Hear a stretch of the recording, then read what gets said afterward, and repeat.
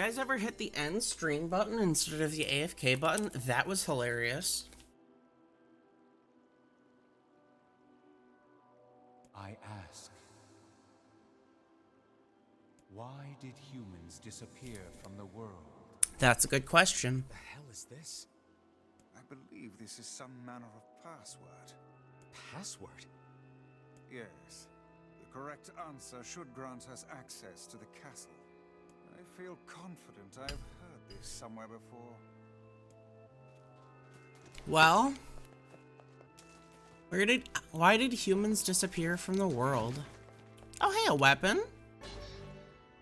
The Phoenix Sword.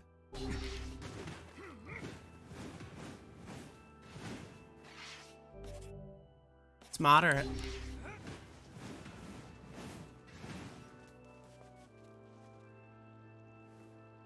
To whom does the true voice speak? To whom does the true form show itself? I ask, why did humans disappear from the world? You must answer. Because of a black disease. I answer, because of a black disease. I ask, how can humans extend their lives? By separating body from soul. I answer, by separating body from soul. Hey, you guys like the name of this game? I ask, what is the destination of souls? They are placed in their corresponding shells. I answer, they are placed in their corresponding shells. Very well. You are acknowledged as master. You may enter. Well then, it seems the way is open.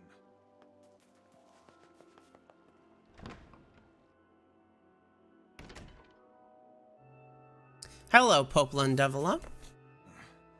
It's the twins from your village. Popla? Devila? What are you doing here? Hey, any chance you'll just go back to the village? You want me to give up and turn around? Leave Yona and everyone else to their fate? The Black Scrawl is extending way past just our village, you know. Soon it could take everyone. This is a very dangerous place. Even if you can find Yona here, you probably can't get her out. My sword says otherwise. How did you get here? Fight me, Crafton. Shh. We're asking the questions right now. We're here to rescue Yona. We're here to rescue Yona. No dice, huh? Well, I guess we don't have a choice then. No, I suppose not. How sad. Thanks, Lycoris Bot.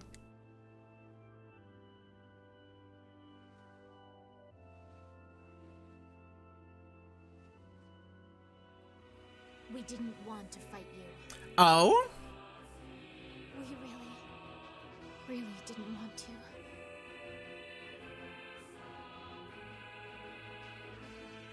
Well then, have at you. Devila, what's happening? Sorry, but this fate was predetermined. Still, we spoke to truth. We really wanted to avoid this if possible. We were hoping to put it off for 100 years or so. Until the next generation came along. What are you talking about? Are they shades? I don't think so. It's a That's lie. not the power of a I shade. don't believe it.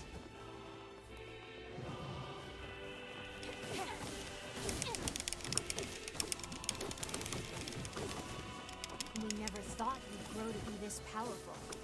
This is madness. Why do you block our path? You have no cause to speak so with us, Grimoire Vice. You are a traitor.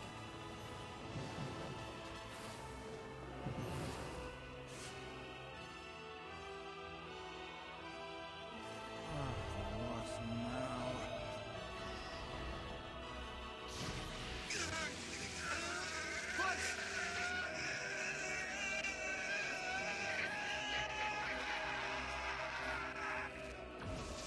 Hey, could you stop that?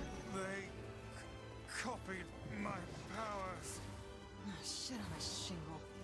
use the sealed verses. Of course we can. The power came from us in the first From place. you? You were simply loaned a small portion of it. Are you all right? Devila, Popola, why are you guys doing this? Why are you siding with the Shades? Yeah, why are you siding with the Shades? Oh my god, this damage. Don't punch me.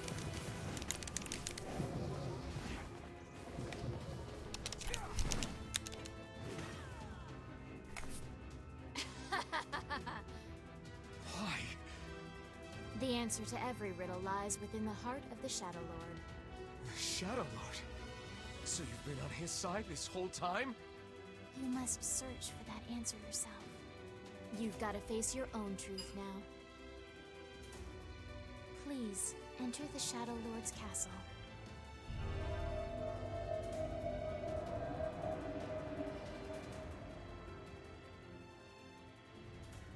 So for those of you just joining us, feel free to be confused. Are fighting us. Yes, they do seem to be putting us through a great deal of... You good? Anyways, How odd. For long years, my mind and tongue have been my greatest assets. But now the latter seems to be... Well, Weiss? do not look at me like that. I am Grimoire Weiss. I am perfectly... Well, that's not good. I think I hear a waltz. Why, you're right.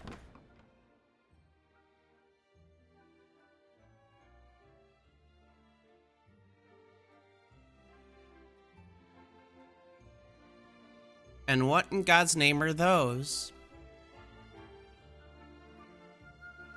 It certainly is a grand affair.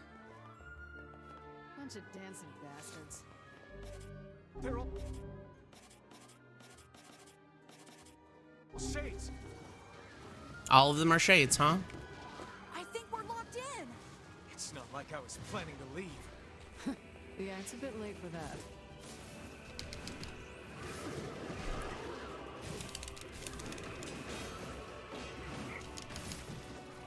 Hey, you can stop that now.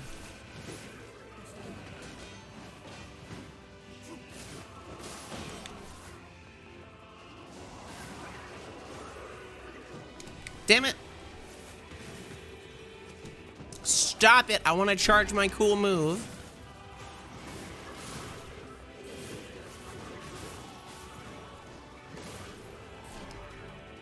Ooh, armor break 30.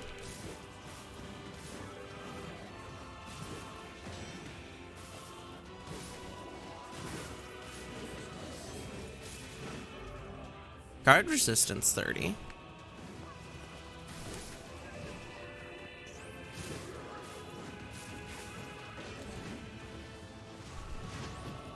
Damn it.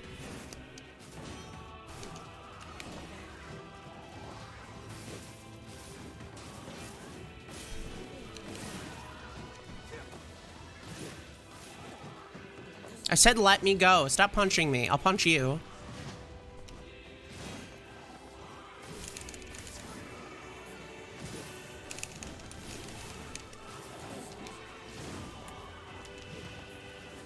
Oh hey, another broken wristwatch. That would have been useful like 3 hours ago.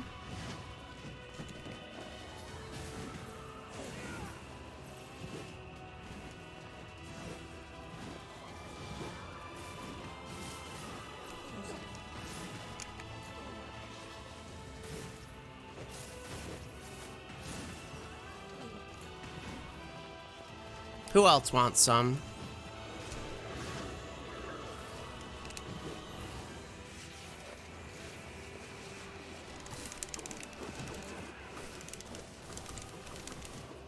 Oh boy.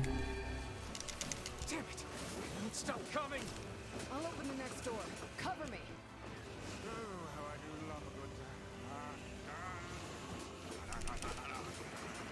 good... Weiss, are you okay? say yes. Good plan. Let's go. Protect Kaine for us. Kaine, hurry! It's not open yet? Do I look like a goddamn locksmith to you? No, you idiot. What are you doing? Lock doesn't want to open? Fine. I'll just break it down. Stop, you impatient fool. Goddamn no good bullshit bastard! Open the fuck up already! Ugh! Got it. There we go. Look out! What?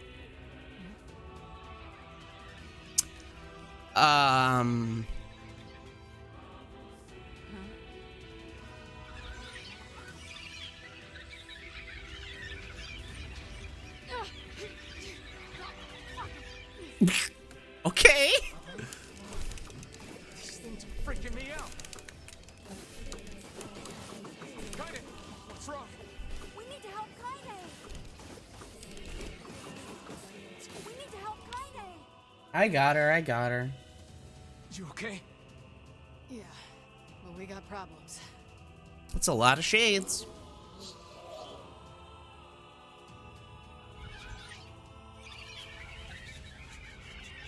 Uh-huh, and what are you doing?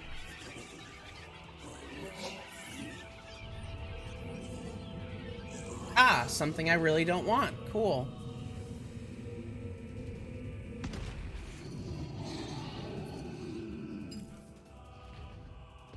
Oh, beautiful asset reuse. We don't need forgiveness, asshole. Huh? Kaine? What are you talking about?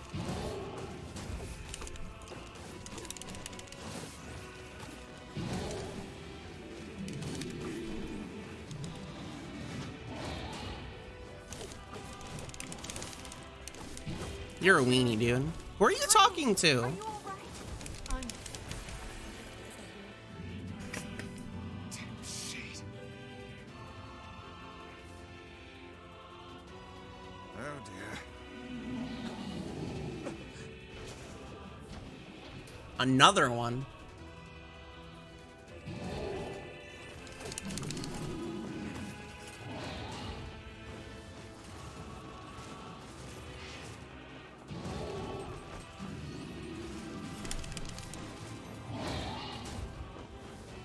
Let me charge up my magic, damn it.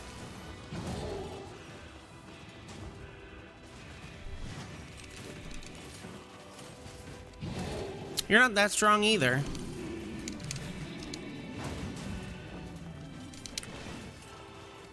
Down you go. Oh, we're not.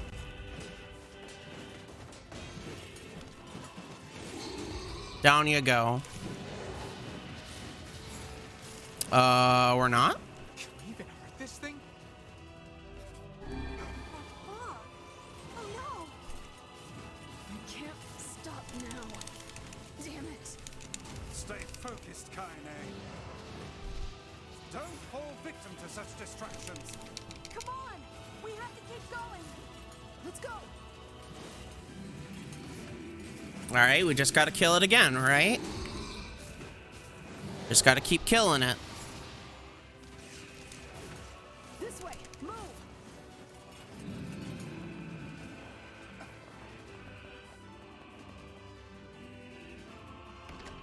Alright, cool. Is that a weapon?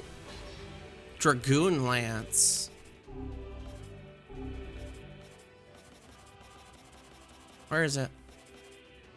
Eat your heart out, Judge. Up here!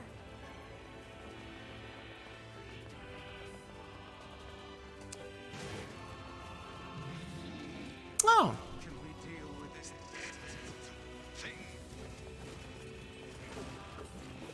Please, hurry! Don't fucking touch me. That's not good. I died. Yes, that is an instant kill. You're a baby? Thank you, Misha. How can we deal with this thing? Move fast. Please, hurry! Wait, did we get the Dragoon Lance?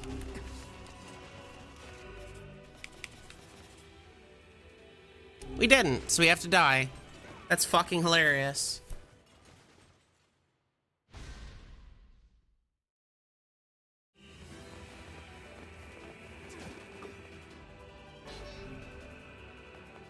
Up here! Alright, gotta go fast.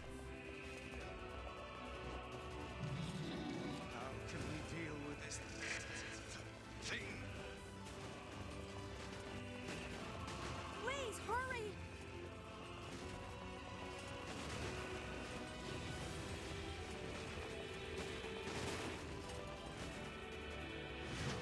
I went very fast. How many weapons do I have? 87%. Damn it, I can't get it open. Attack incoming!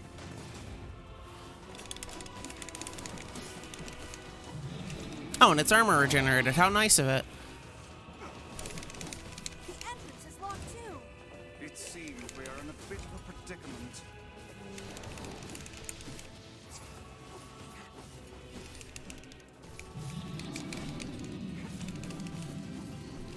Just have to keep killing it, I guess.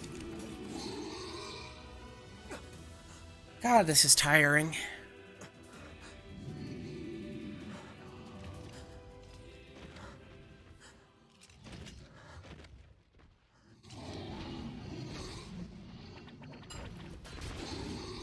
Hmm?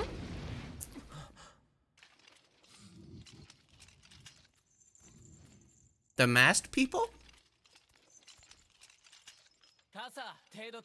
Tang!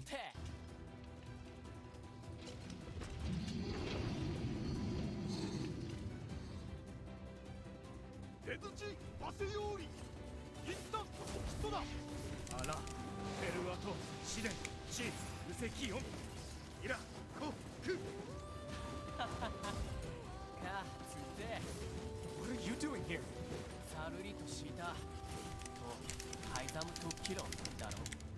You are correct.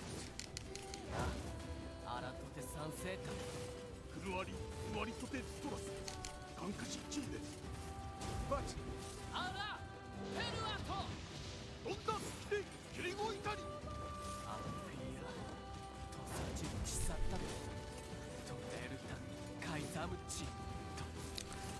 Did you do the second ending, Lukiro? Alright, let's get the fuck out of here. hey, stop! Let me go! Stop it! Damn it! King, no!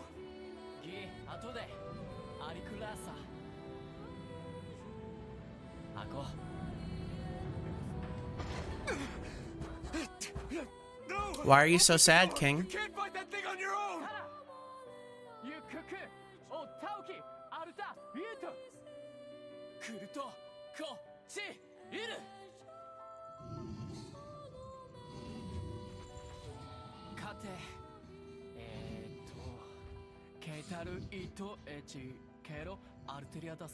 Guilty.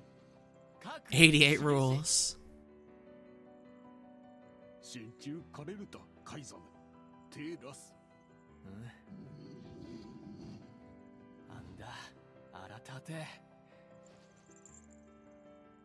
Wait, you play as Dad NieR on the second route? I didn't know that. That's kinda cool, but I'm not a fan. But I guess we get to see all of the cringe that comes with Dad NieR.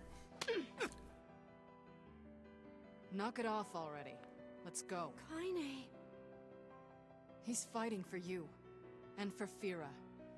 Don't let him die for nothing. Alright. Oh, yeah, that was the DLC. What is that outfit? Holy shit, it's amazing. He's wearing short pants with giant thigh highs. He's got chains everywhere. He's got a chain on his head. Yeah, in the DLC, it's called 13 Shadows or whatever. You play as Brother NieR in the English version. And I bought that thinking that you could play through the entire game like that. But no, you just play as the other one. Yeah, but he's still fucking 50. And not a bishy boyfriend. So I know it's annoying that I'm like breaking every box, but there are weapons here I do not need to miss. Oh, the girl outfit? Yeah, Kaine's outfit's amazing. Girls?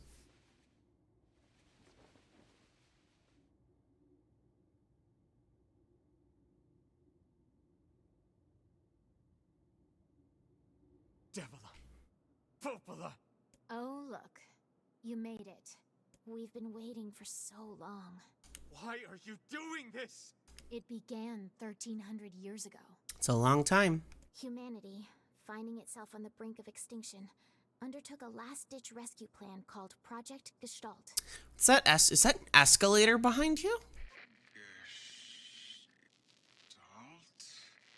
Do you still not remember, Grimoire Weiss? Then let's give you a refresher. We're gonna look at those in a minute. Vice! My mind.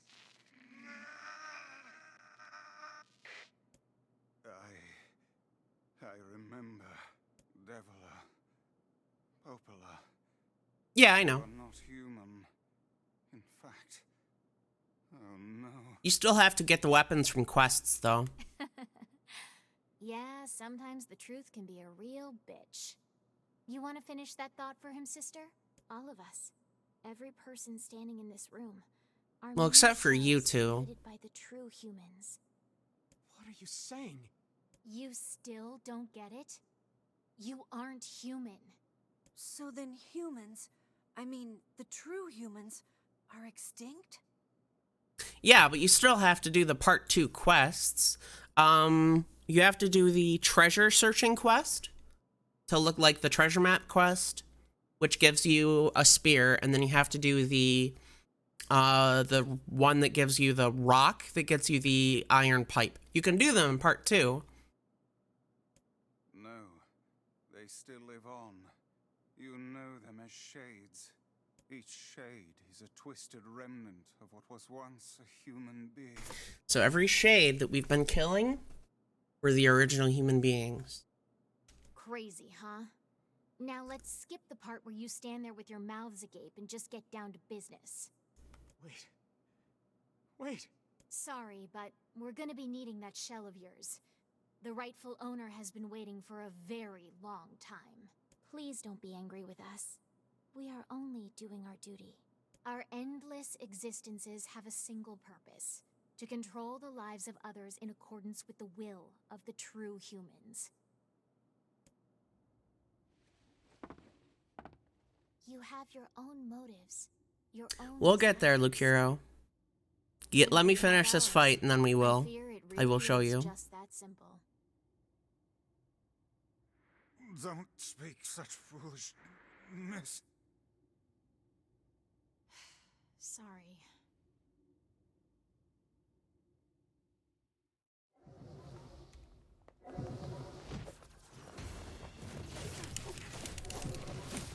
You and us, we're the same. Tools in the hands of a master. No. You are a little different than me, buddy. Nothing like you.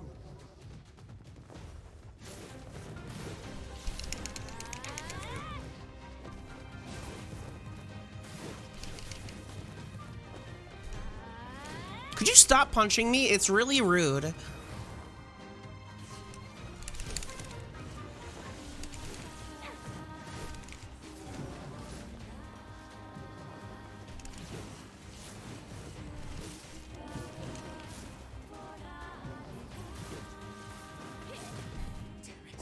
Die already. Oh, that missed? Sit the fuck down. Devila? Devila? I'll show you why in a second, Lucero.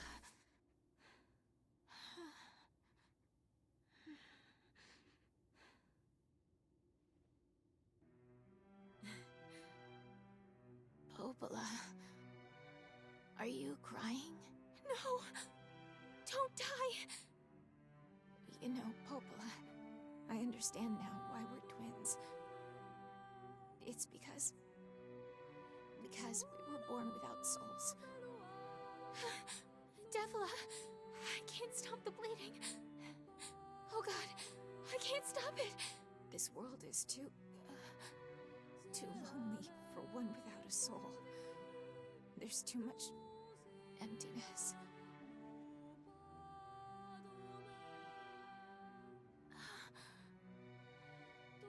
Our souls are missing. And yet somehow our tears still work. It's kind of weird. Sorry, sis. I love you. Devila! Devila! Don't you go! No, I can't be alone! Devila!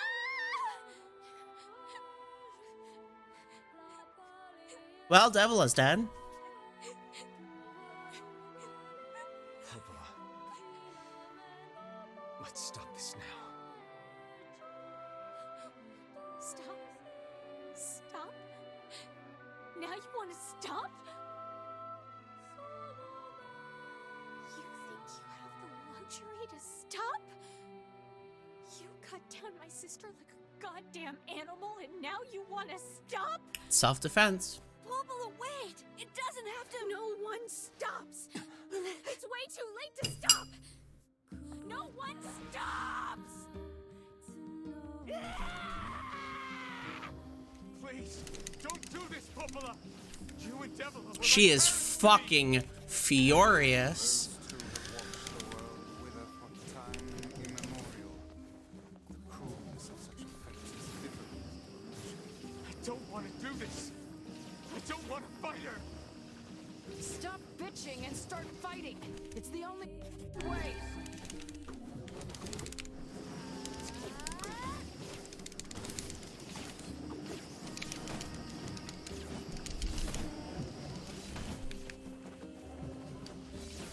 Down you go.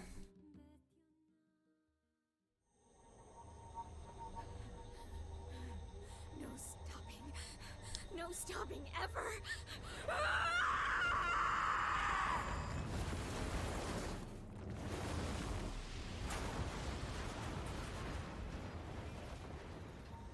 The bridge! Blast!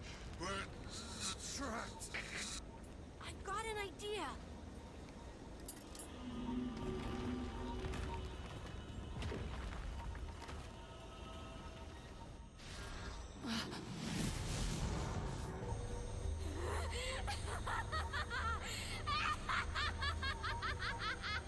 I fear we're done for. It'll be all right.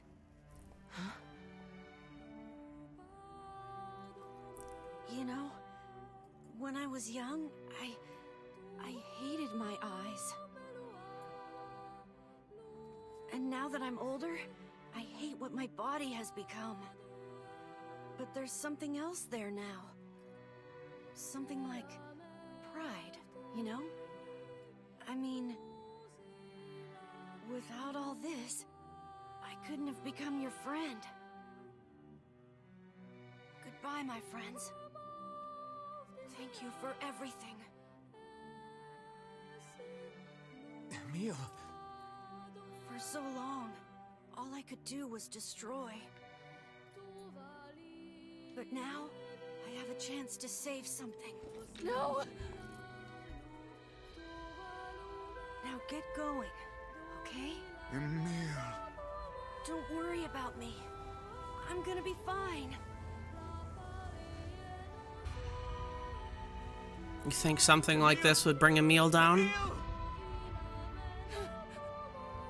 Emil, you jackass, get back here! Emil!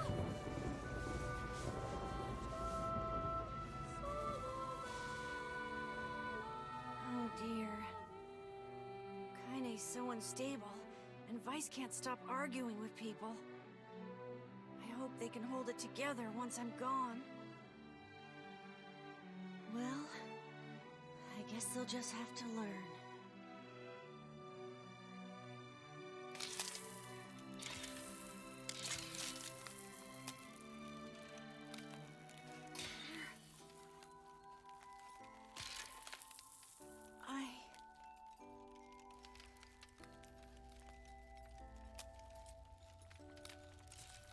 want to see you again. Did he say NieR? I want to see all of you again. Just one more time.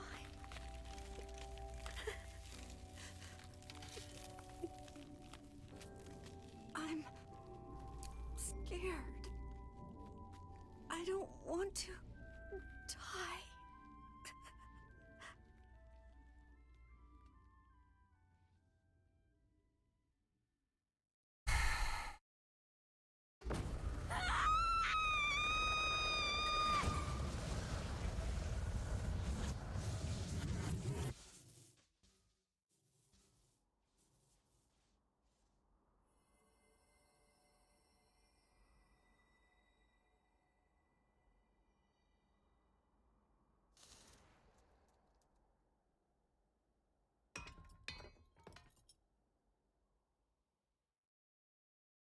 And so the end of a meal.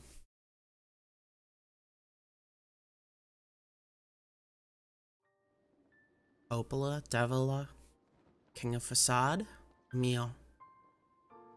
Have many friends left, do we?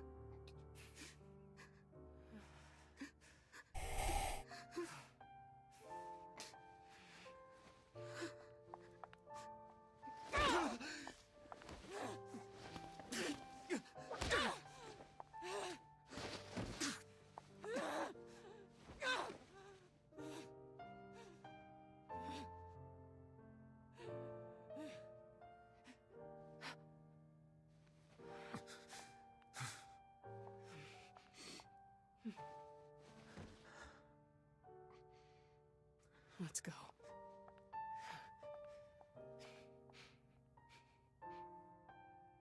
Yeah.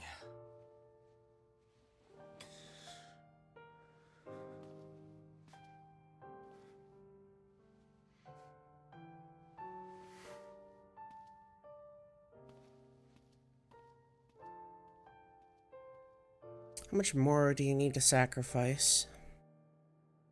What else will we lose on our journey to rescue one person? At what point does it stop becoming worth it?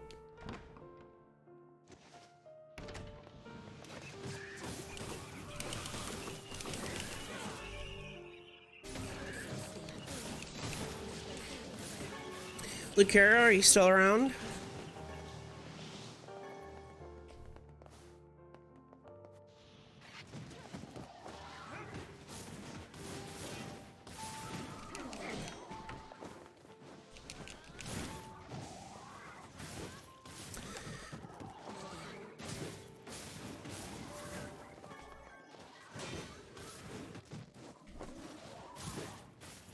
After this pack of shades, we're gonna stop for a moment.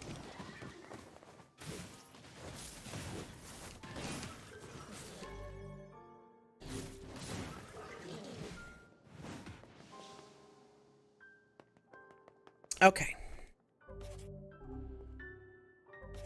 No. So the first things first. Lucero asked why I'm so strong.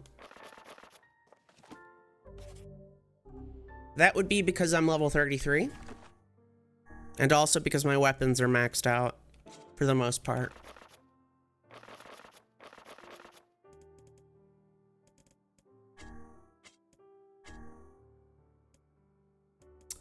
So this is our new stuff.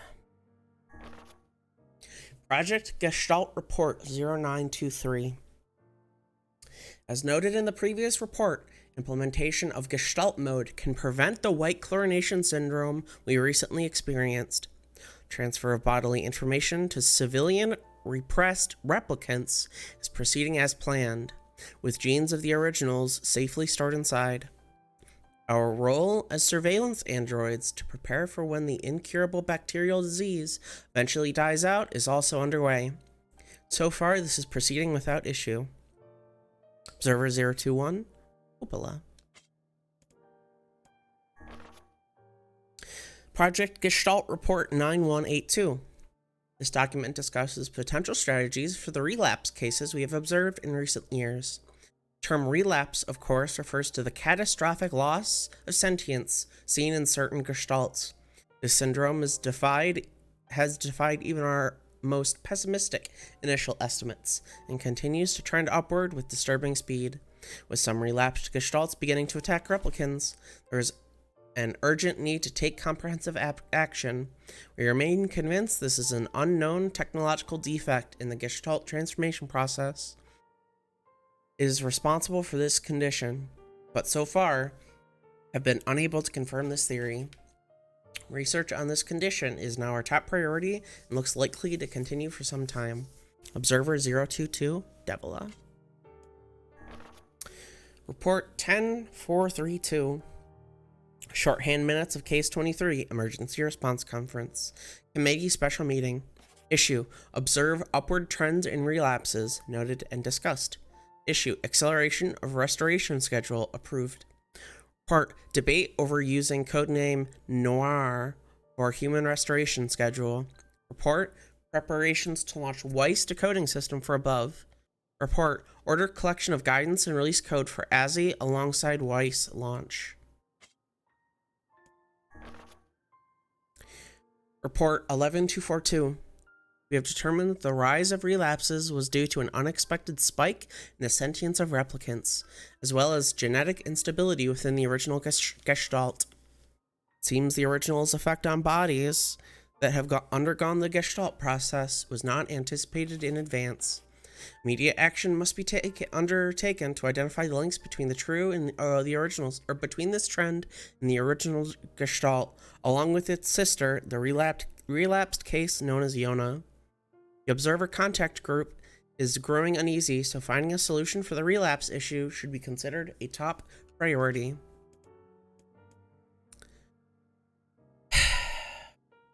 So, let's go over this really quick. In the year 2004, three beings emerged from the sky. One of them was a ginormous statuesque being called the Queen Beast. She sang a song that would sing the end of the world.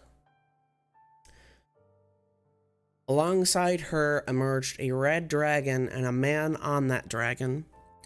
That dragon's name was Angelus, and the man's name was Kayam. Together, the dragon and the man defeated the Queen Beast and stopped her song forever. Upon her death, she started to crumble into salt. Not knowing who the dragon, the man, or the Queen Beast were, the Japanese Air Force shot down the dragon and Kayam. This salt that the Queen Beast started to break down into had a very strange effect on human beings. When they came into contact with human beings, they were essentially forced to make a pact where they either followed the Queen Beast's rule and grew red eyes, or they slowly deteriorated into a statue of salt, which is why it's called the white chlorination syndrome. The world did not like that the white chlorination syndrome was affecting Japan, so they nuked Japan. This caused the fragmentations of the white chlorination particles from the Queen Beast to go to China, and from China to everywhere else in the world, eventually basically ending the world. Meanwhile, the remnants of the dragon were collected and experimented upon, and they found a new element out of this dragon, which they called Meso. Meso eventually was refined into what we know as magic, basically. That's why all the magic is red, because that's the same color as Angelus. There's quite a bit more to this story, especially what the heck the grimoires are, but we'll get into that later. As for the replicants and the gestalts, because the White Chlorination Syndrome was basically killing off the entire human race, we needed a way to stop it. So human beings banded together and created the Gestalt project, whatever you want. This basically involved all human beings separating their souls from their bodies, and also they created basically artificial copies of themselves, which are the replicants. So the original souls of humans are the shades, and when they go rogue, basically they go berserk, they attack humans. That's because they lose the sentience that they have. However, some shades do have sentience still. Meanwhile, the replicants, which were originally just supposed to be bodies, eventually also gained sentience. So as the Gestalt, the former humans, were losing sentience, replicants were gaining sentience.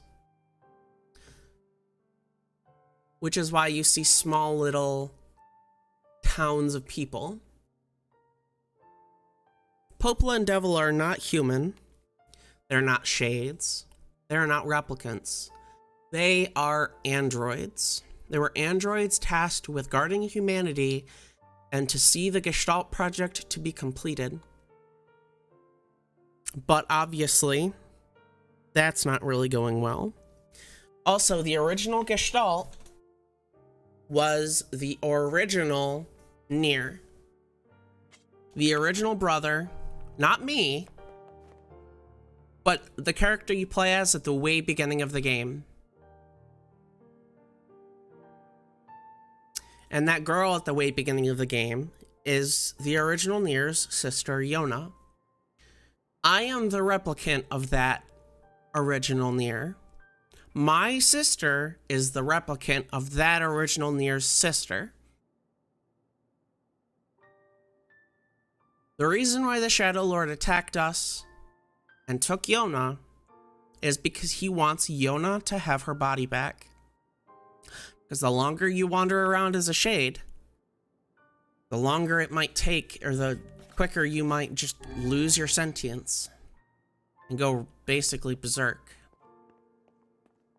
This is why shades attack replicants, because they're basically mindless.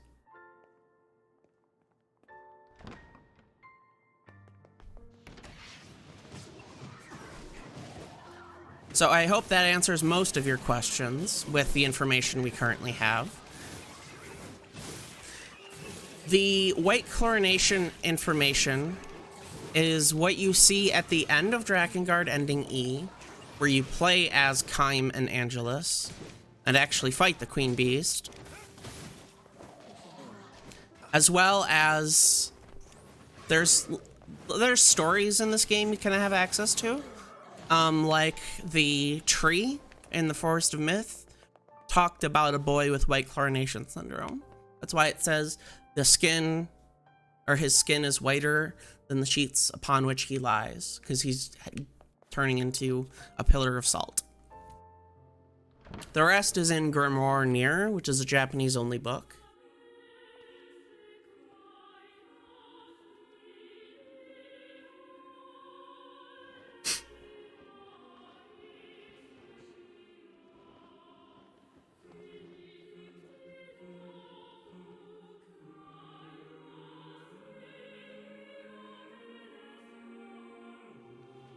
Yona!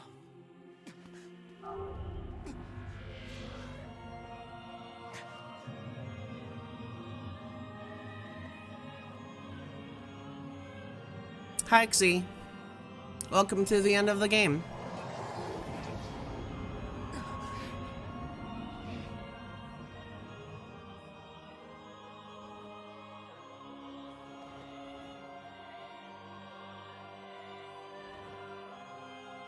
So this is our shade, our gestalt. That's why he looks absolutely identical to us. This ends here. Strike hard. Hold nothing back.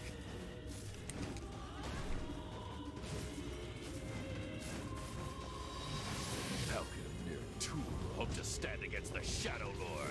Very easily. Man, a fool. I am nothing like you. Welcome to the stream, Xy.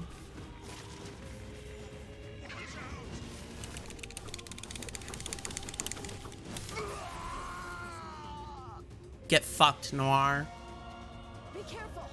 I know.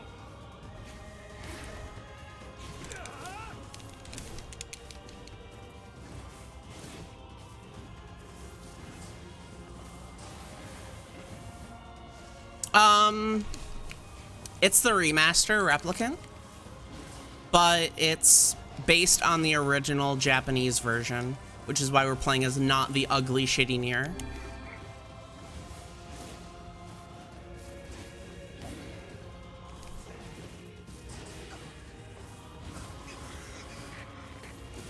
Vice, you alright? Naturally, I am as fit as a flint.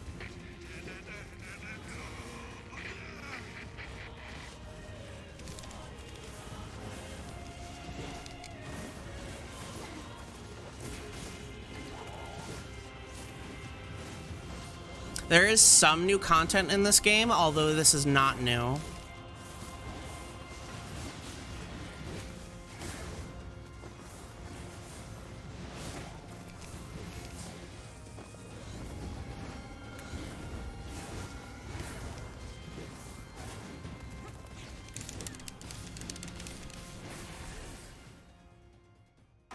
Nice try, Shadow Lord. Wait. Yona. She's awake.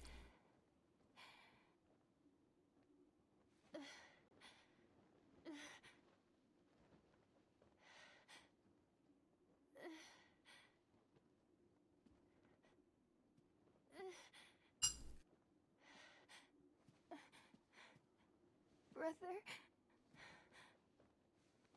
Yona.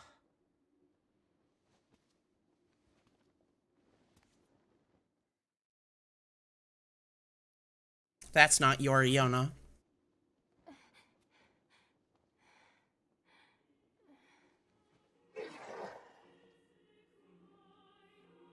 Please just... Not very different. I don't want to do this anymore. I don't need someone else's body. I don't want it.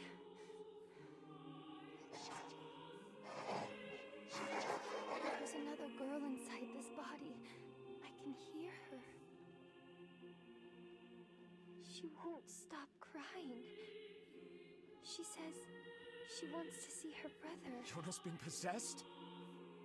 This girl loves her brother too, just as much as I do. It's not right, you know? It's not right that she can't see him.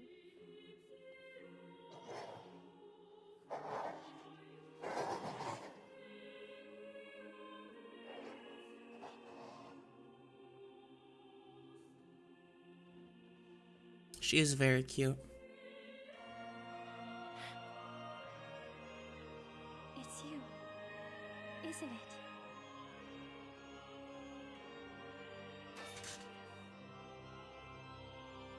Yes, it's me. Let's go home.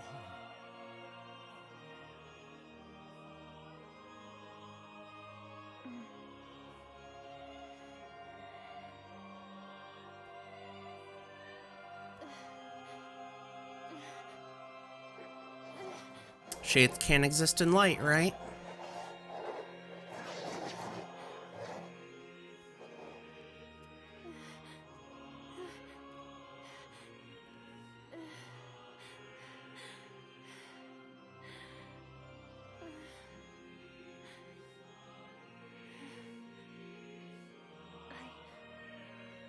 I'm really sorry.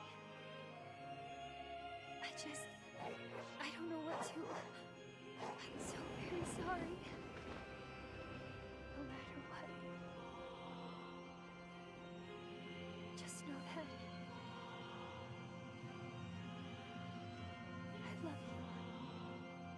There she goes.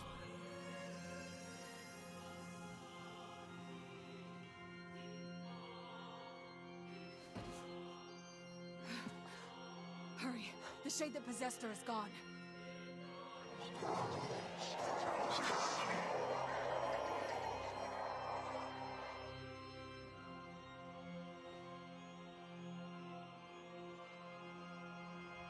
Hun, watch over Yona for me.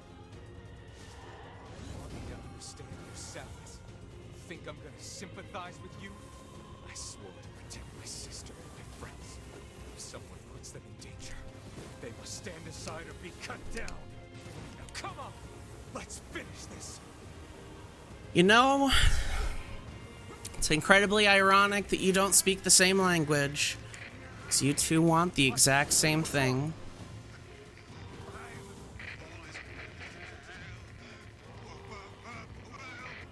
You're freaking me out here, Vice. What are you doing? Come so... Do it. Strike the killing blow.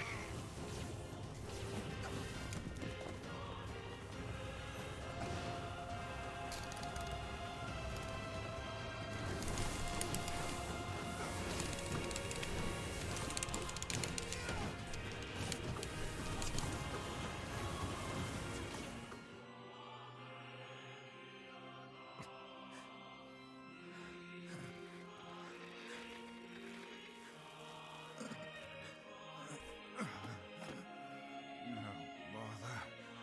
One moment, please. You okay?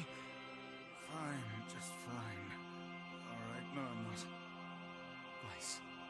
It seems some headstrong idiot has decided to push me beyond my limits. I should have taken that job as a cookbook when I had the chance. Vice. I'm sorry. I'm sorry. Only joking. I hate cookbooks. That it does, see. Let's go. Out of the way. I have one final task to fulfill. Where are you going? Why, to stop him, of course. But after that, it's up to you. Only you can see this battle to its conclusion. I wish you luck, my friend. You can't. I swore I'd always fight by your side. You are an exceedingly stubborn lad. You know that, yes? Perhaps that's why I've so enjoyed our time together. Two stubborn This idiots. is where our journey ends. Vice! Oh, and remember what I told you about using my full name? Well, forget it. I've grown rather fond of Vice. Vice. I knew you'd come around. Don't let it go to your head now.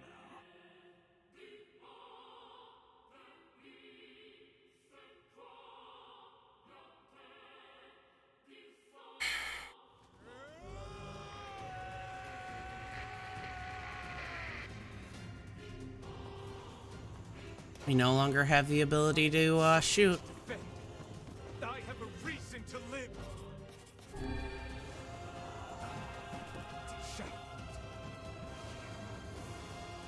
They rebound my friggin' dodge button!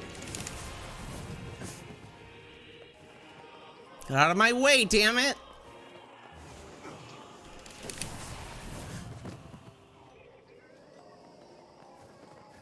Oh yeah.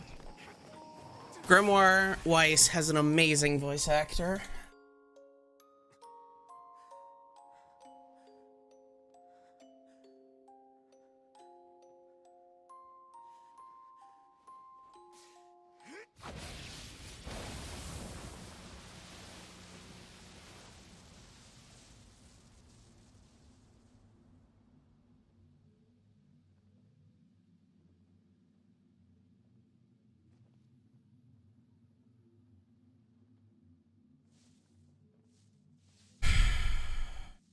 it's over.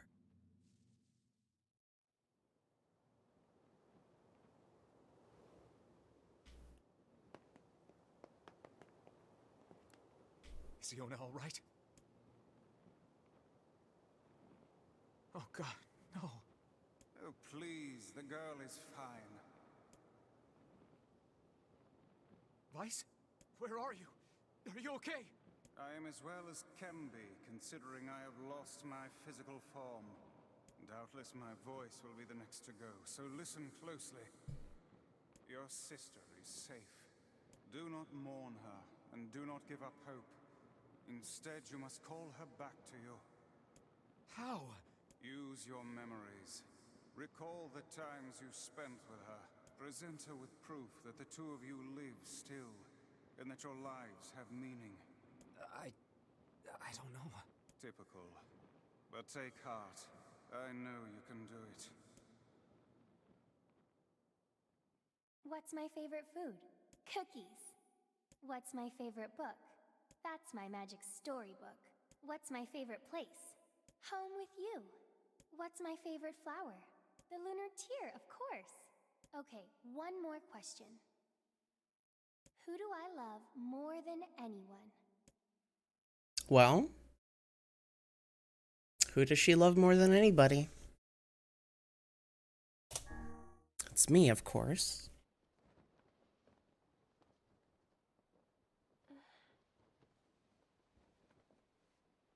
Is that you?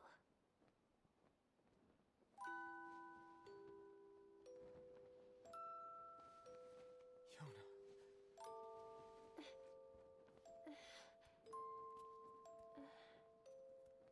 Is this my body? Yes, Yona. It's yours and yours alone. You look bigger than before. Like you've grown up. Well, yeah. I guess you haven't seen me for a while. Have I been asleep this whole time? Something like that. It's almost like I'm a princess from some fairy tale. Oh, Yona. I'm so happy to have you back. Me too. Kaine. You and your sister, you have a good life, Kay? Where are you gonna go? Guess You could stay with us, you know. Thanks, but I'll pass. You know how it is. I got my own shit to take care of. What do you mean? Personal shit, alright? Anyway, take it easy, yeah? Kaine. Hey, look. It's beautiful.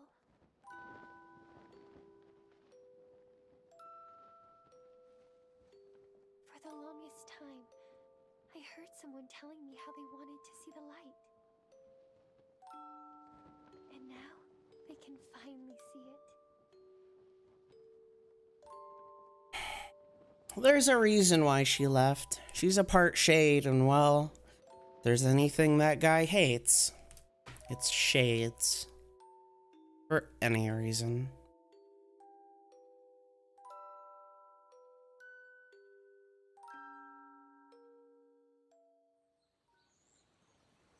The end.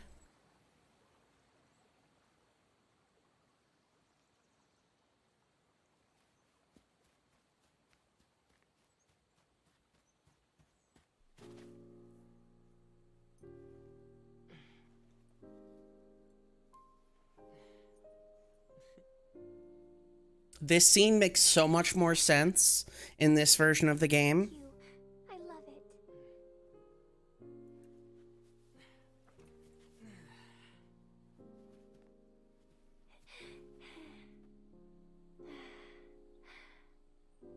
It's so sunny today. Yeah, it sure is.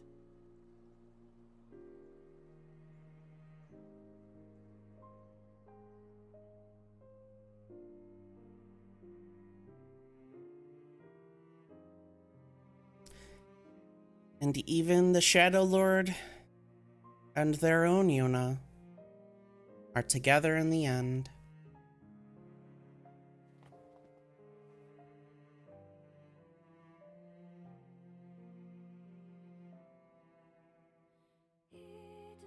And they all lived happily ever after. What a good game. Don't you guys agree? I love happy endings. Well, now that there's no loose ends to tie up, that was an alright game. Well, I think you should stick around anyway, see? There's still lots more to do. As we can see, I have 30 more achievements to get.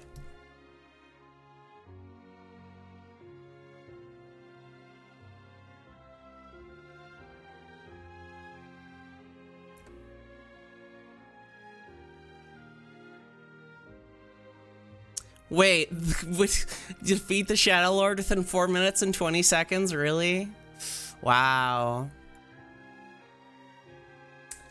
Wow. Amazing game. It's good to see people are as mature as I am.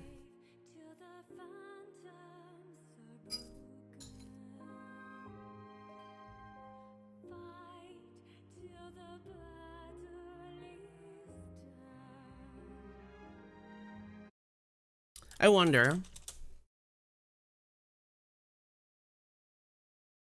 Yes, the credits are all nice and fine.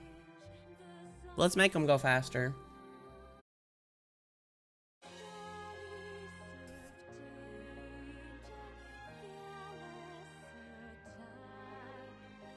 Let's just say I'm a little impatient.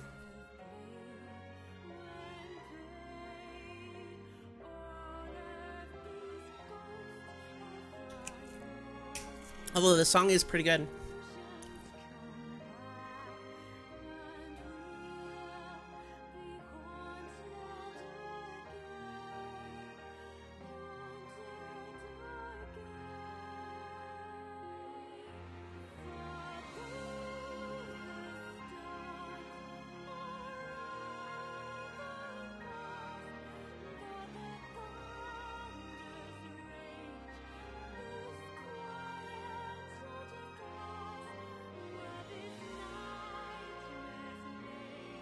These are some long-ass credits.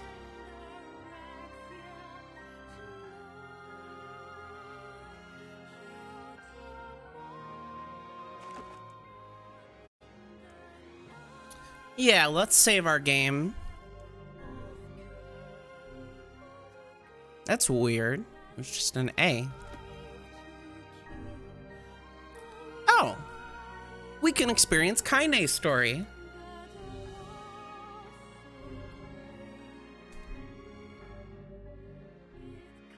Well, that's cool. Well, what do we have for our wardrobe?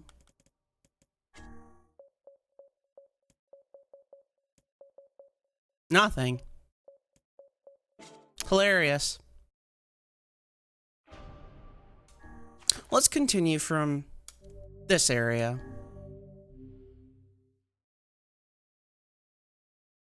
Let's see Kaine's side of the story, shall we? Whenever I interacted with Kaine, I was reminded about something from my past. Maybe my mind has been confusing her with my sister this whole time. Anyway.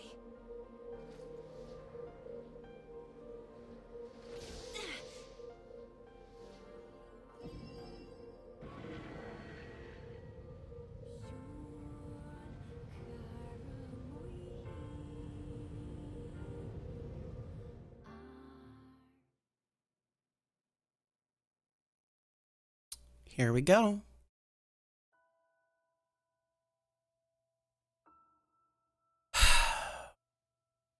The sound of rain filled the village. The steep cliffs that surrounded the area magnified sound, causing even the slightest drizzle to rattle like a thunderstorm. Thin wisps of smoke streamed from huts as the villagers huddled in their homes and waited out the rain. A single child, however, had braved the downpour and was now wandering slowly towards the hawk-shaped weather vane at the center of town. The wanderer reached the vane, which had existed for as long as any could remember, and stared. The child's face was simultaneously delicate and fierce, like a teacup that had survived a shipwreck. Those traits combined with the pale white skin to give the face an almost sexless quality. If the beak turns east, I go home. If it says west, then I... Child blinked. Rain slowly dripped down the young one's short hair and began its descent to the ground. Come on. Come on. The child felt a slight breeze and watched as the vein slowly creaked to life. Spinning this way and that for a moment, it finally settled with the beak pointing firmly towards the east. East? Really? Before the vein could move again, a jagged rock came spinning and tumbling through the air, striking home against the child's head. The force of the blow dropped the child to the ground as a hail of stones began to fall all around. Oh no, they found me. A heartbreaking smile crept across the child's face as the stones continued their assault. Through the rain, the sound of multiple footsteps grew louder before a voice rang out. Yoo-hoo, Kaine. The voice belonged to Demo, worst of all the bullies in the area. As Kaine struggled to stand, a final stone came skittering through the mud and bounced against her foot. Blood oozed from the cut above her eye and blurred her vision. She could make out the shape of Demo, and his usual gang of idiots. The boy seemed taken aback for a moment by Kaine's seemingly indifference to the blood dripping from her face, but quickly regained his bravado. What's up, freak? You like the rain? You like getting all wet? Or did you finally decide to run away from home? Though they knew it was futile, Kaine turned to leave. Before they could get more than a few steps, the other children scrambled to surround them, cruelty burning in their eyes. Kaine knew those were not the only eyes on her. The tormentor's parents watched from the safety of their homes. She was attuned to this sensation. It was one they had experienced many times before. While some villagers simply turned a blind eye to the actions of their children, many encouraged it openly. In a society ruled by superstition and fear, Kaine was something to be hated, and if possible, destroyed. I didn't say you could leave, freak. Demo's words chewed at her like a worm through an apple. You can't hurt me, they lied to themselves. Be strong, be brave. You can't hurt me. You can't hurt me. You can't hurt... Oh look, the little freak is gonna cry. What's wrong? Are you sad that everyone hates you and wants you dead? Kaine prayed for the rain to flood down and carry them away from a world that seemed to have no place for them. But if there were gods, they chose to ignore them. As Demo crept ever closer, the clouds began to thin and the rain slowed. Even the weather hates me. I'm useless. A failure. I wish Demo's rock had taken my head off. Kaine couldn't meet Demo's leering gaze. They lowered their eyes and stared at the muddy ground below. The bully moved forward until he was inches away. They could smell the scent of old meat on his breath. The boy grabbed Kaine's face with thick fingers and yanked it upward. They tried to turn away, but he forced their gaze back and jammed his thumb against their eyelid to pry it open. Show me. No. Did you just say no? Demo grinned evilly. You don't say no to me. No one says no to me. Not even taking his attention from Kaine, he called to his cohorts. Come on, guys, let's give the freak what she deserves. As soon as Demo finished, kicks and blows began to rain down upon Kaine. Demo paused, still grinning, as Kaine curled into a ball and tried to make the pain stop. I don't get you, freak. What you acting like a girl for, huh? Everyone knows what you really are. Kaine ignored the question, choosing instead to stare at the weather vane. continued to point east, as if supremely confident about the future it had chosen for them. Go home? Yeah, that's a funny joke for someone with dead parents and no home to go to. Freak, chanted the children. Freak, freak, freak. Kaine closed their eyes and listened to the rain, waiting for the pain to start again. As the clutching hands of the village children closed around her, they bent their mind to the sound of the rain, letting it become their world entire. The rain fell. Pain never came. Only when the laughter of her tormentors turned to the terrified cries did she dare to open a single blood-caked eye. Kaine was shocked to see Demo sprawled on the ground, holding his head and screaming in pain. She could see blood welling from the spaces between his fat, twisted fingers. Oh my God, he's crying. He's actually crying. Deprived of their leader, the older children glanced back and forth between themselves, as if waiting for someone to step forward and take charge. When no savior emerged, they began an uneasy shuffle away from Kaine. But the young girl was the least of their concerns. Instead, their attention was wrapped on the ancient woman standing a few feet away. After struggling for breath for a moment, she finally spoke in a voice thick with rage. Hurts like a bitch, don't it?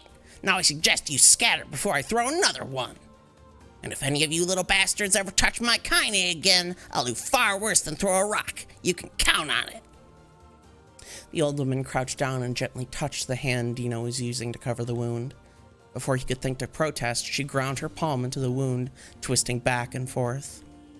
Ow! He screamed, leaping to his feet. Stop it! What are you doing? Quit whining. Ain't no one ever died from a scratch. Hi, LGP. You hit me with a rock, you stupid bitch. A big one. That thing could have killed me. The old woman shrugged. Death is the best cure for stupid. Demo's face twisted with rage at her words. Locking his eyes on Kaine, he took a step backward and spat on the ground. Get out! Leave this village! No one wants you here, either of you! Seeing the old woman grab another stone, Demo and his companions turned tail and ran. As they fled, the old woman grabbed her side and barked out a single laugh. Ha! Look at the fat boy go! Guess he's healthy enough to run from a fight! The woman's smile faded as she turned her attention to Kaine. Kneeling down, she removed her shawl and placed it around the young girl's shoulders, then produced a cloth from the folds of her dress and began blotting at the blood on her forehead. Oh, Kaine, why didn't you fight back? You're stronger than that lot, she said. The words of her grandmother stung Kaine, and she turned away. Don't be nice to me, she said. I don't deserve it. Nothing matters anymore. Her tears, held in check for so long, finally began to fall on the muddy ground below. Everyone hates me. They think I cause bad things to happen. They think I'm a freak. I wish I was dead. As Kaine's tears turned to sobs, she felt her grandmother's hands on her shoulders. Despite her advanced age and diminutive size, she is a woman of surprising strength, and Kaine found herself unable to turn away. Don't talk like that, girl. It's a river wide and deep that flows between the realms of this world and the next, and it grants no mercy to anyone that attempts the crossing. You've got a duty to fight until your last breath. Understand? The old woman tightened her grip and tried to still the tremor in her voice. You know the pain of losing someone close to you, Kaine. You know because you survived it. As the words hit home, Kaine was struck by the force of love for the old woman. As a young child, she didn't even know of her grandmother, but when her parents died, the woman quickly accepted her as her own. Grandma, as Kaine called her, was cunning, vulgar, and quick to violence, and their first few years together had not been easy. But with each year that passed, Kaine and her grandmother had grown closer. However, it was only now, sitting in the mud with tears and blood caking her face, Kaine truly understood the depths of her affection. Here was a woman who had seen hard times, who had seen death, who had fought through all of these things, and somehow emerged on the other side. If anyone could understand Kaine's pain and loneliness, it was her. Do I make you sick, Grandma? Course not. Don't be an ass. Kaine drew her grandmother's moth-eaten shawl around her body and shuddered. Thanks for the follow, Tionak. But my body, it's not normal. If I was normal, then Mom and Dad wouldn't... Hush, interrupted Grandma. I'll not hear another word of this nonsense. You're my granddaughter and I love you. And if folks have a problem with that, then they can just go to hell. With that, the old woman reached out and placed a wreath of dried flowers in Kaine's hair. The skill it took to bend the flowers without breaking the stems, or losing a single petal, was remarkable, and the beauty of it made Kaine want to cry all over again. Oh my gosh, these are lunar tears.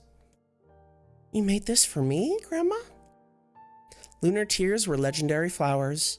Most people could live their entire lives without ever seeing one, and yet her grandmother had somehow collected a dozen or more. Kaine reached up and touched the wreath as if she couldn't believe it was real. Where did you find these? Just stumbled on them when I was out doing the shopping. The old woman turned away as she spoke, leading Kaine to suspect that the search had been more difficult than she was letting on. The pains she took to construct the ornament, let alone track down the flowers used in its construction, made Kaine's heart hurt. She reached up and gently adjusted the wreath, admiring the way it felt between her fingers. Didn't quite turn out right, said her grandmother as she squinted at it. These old hands have trouble with delicate work, but it sure looks good on a pretty girl like you. Kaine blushed and turned away. You think I'm pretty? Course you are. What a fool thing to say. Thank you, Grandma. Her grandmother smiled. We're gonna be fine, you and me, she said. Long as we got each other, we'll do just fine. Kaine took her grandmother's hand in hers, and the two of them struggled to their feet. As they began the long walk home, Kaine gripped the hand with all of her might, as if trying to stop smoke from drifting away on the wind. The rain had stopped. Kaine stood beneath the weather vane, watching it spin in lazy circles, no longer caring about the direction it faced and when it stopped. I don't need to escape. I have a home now. Grandma loves me, and that's enough, even if it's us against the world. Kaine let her gaze drift up past the weather vane and into the cloudy sky. The last faint hints of a rainbow were slowly fading. As she turned and headed for home, the light scattered into a million particles and vanished, seemingly taken away on the breeze.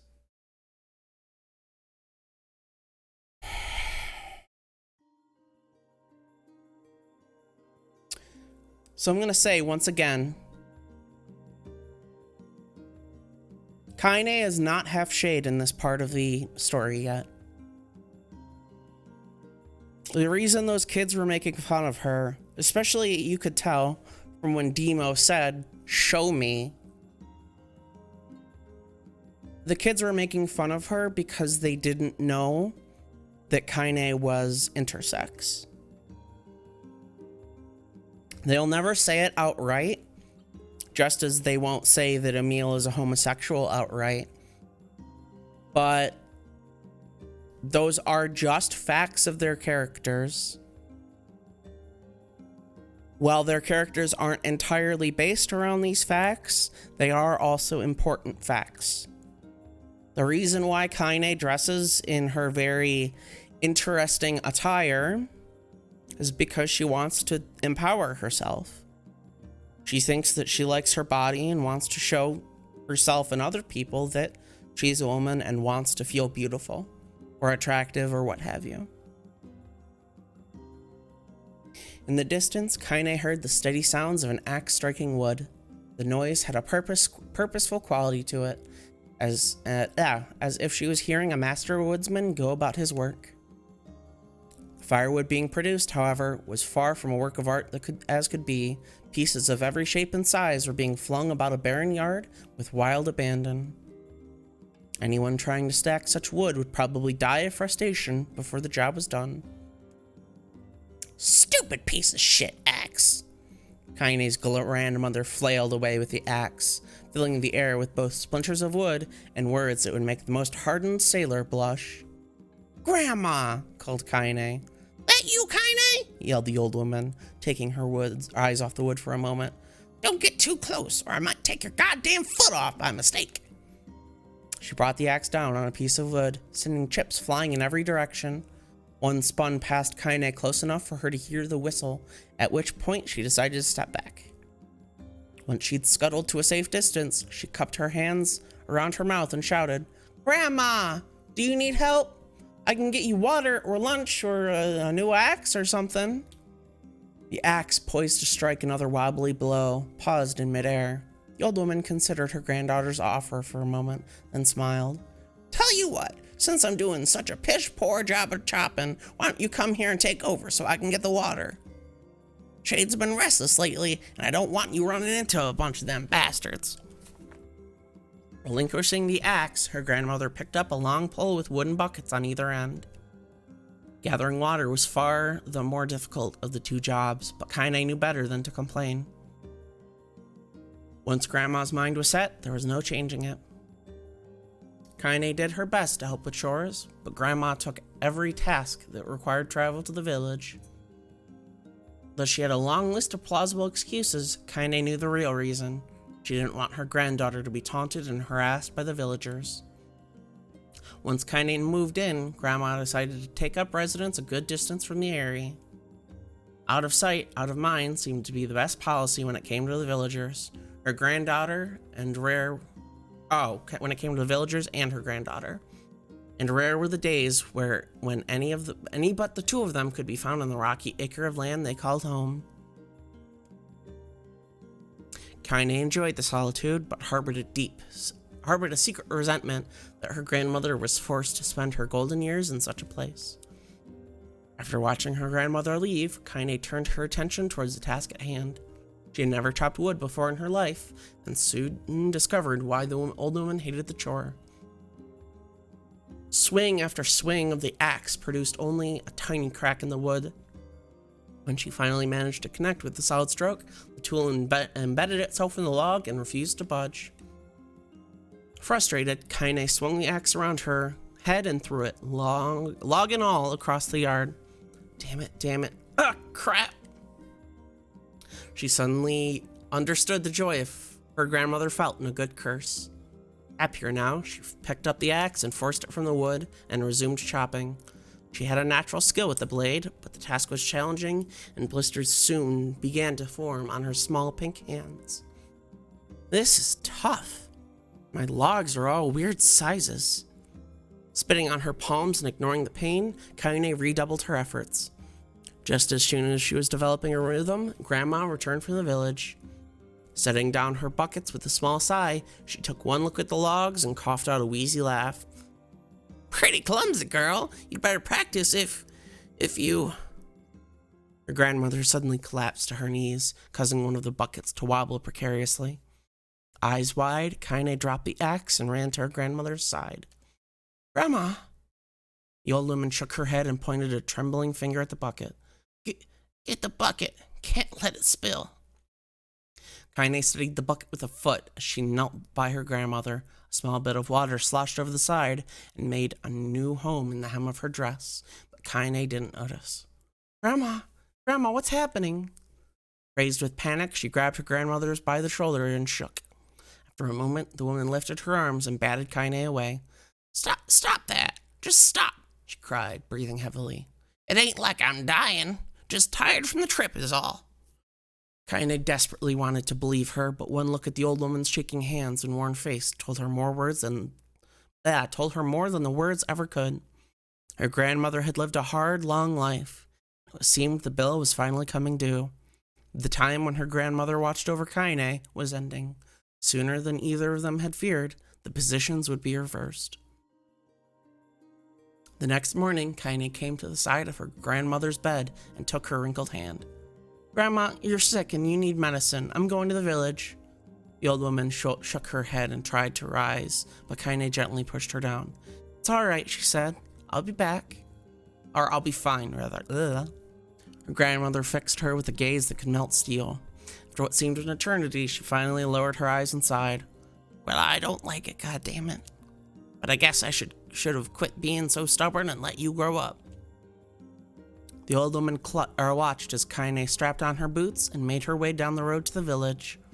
Hours later, an unseen sun made its way across the dark and rainy sky.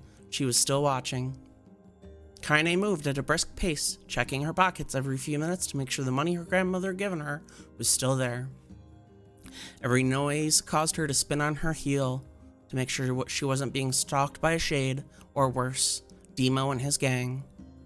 She encountered neither tormentors nor shades, and Kaine finally found herself at the entrance to the village. The few adults she could see glanced sideways at her, then muttered to each other behind raised hands before slinking away in the shadows. Her heart racing, Kaine took a series of rapid, shallow breaths and tried to calm herself. I have to prove myself. I have to help Grandma. I have to be strong. She chanted those words to herself over and over.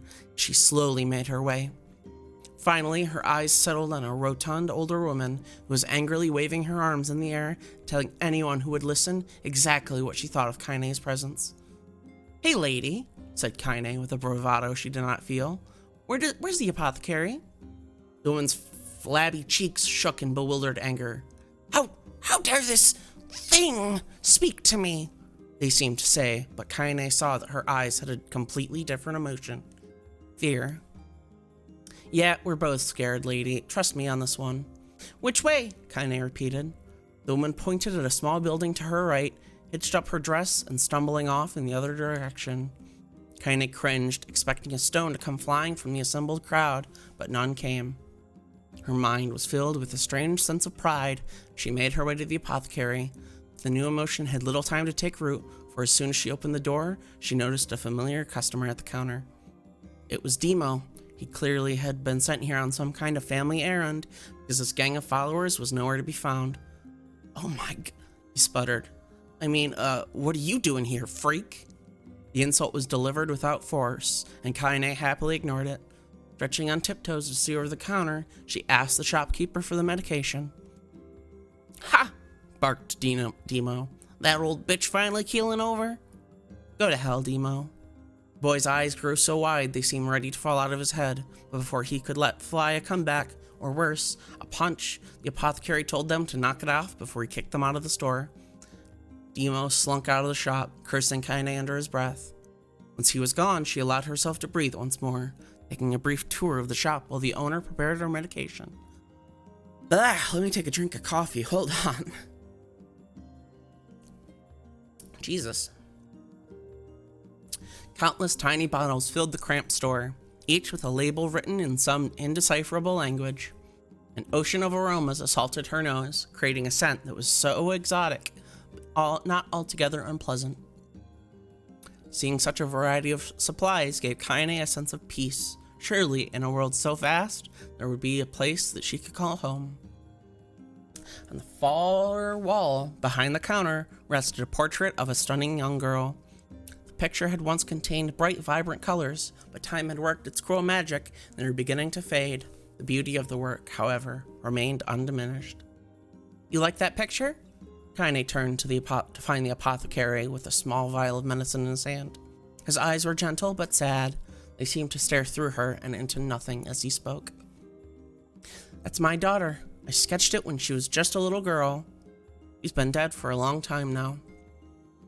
Kaine didn't know how to respond. She just stared at the portrait and tried to come up with the right words. Pictures are wonderful things, continued the shopkeeper. They let the ones closest to you live on forever. He shook his head slightly, then looked down at Kaine and smiled. Handing her the medicine, he reached into his sizable green apron and produced a handful of old wax crayons. You should have these. There's no one left that I wish to draw. Kaine took an instinctive step back, causing the shopkeeper's face to darken. Yes, I've heard the rumors about you, he said. It's a small village and word travels quickly. Between you and me, I'm not sure which of them to believe, but I also don't think they matter much. I know your grandmother, Kali, and I think the way she was driven out of this town is just deplorable. Grandma's name is Kali? Thought Kaine suddenly. She was still muddling this new fact over in her mind as she reached out and gently took the crayons from the apothecary's hands. Your grandmother is an old friend of mine, he said as Kaine scooted away again, and I owe her much. I'd wager she would like it if you drew a picture of her.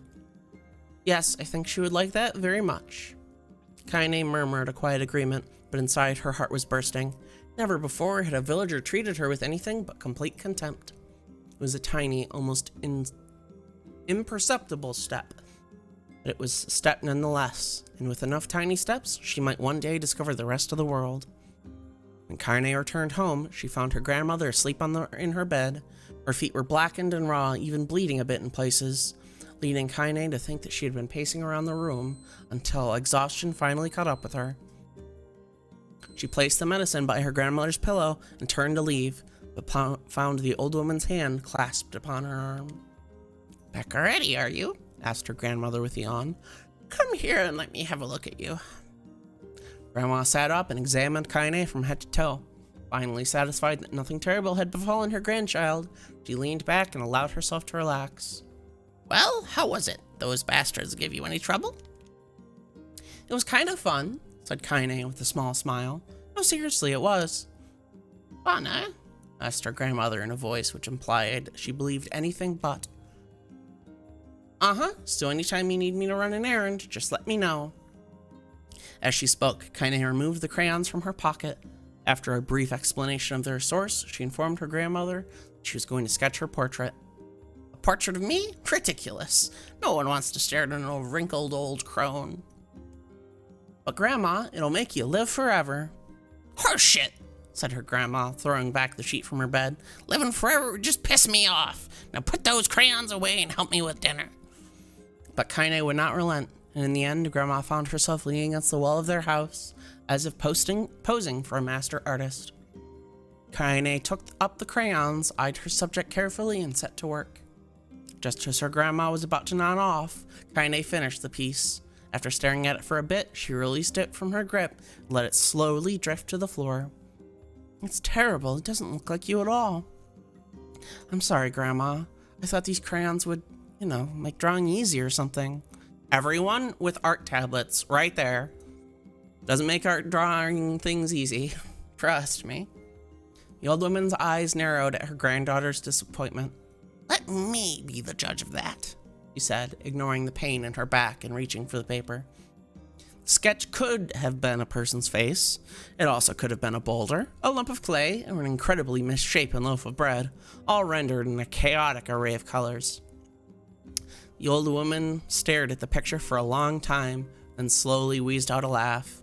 "Oh, Kaine," she said between laughter, "you truly are my blood. You're as clumsy as me, and I love it." "But..." "Hush! I won't hear about any more bull about how ugly you think it is. It came from the heart, and I'll treasure it always."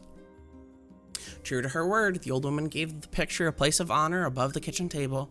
In the days that followed, Kaine would often catch her staring at the portrait with a strange smile on her face, an action she interpreted as a silent, mocking laughter.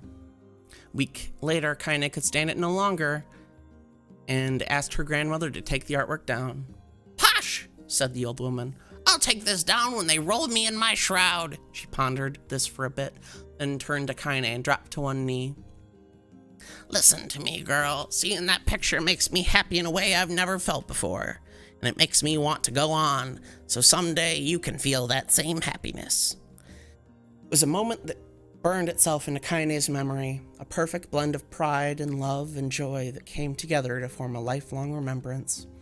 She swore to never forget this moment, to never forget the old woman who had made her place in the world possible.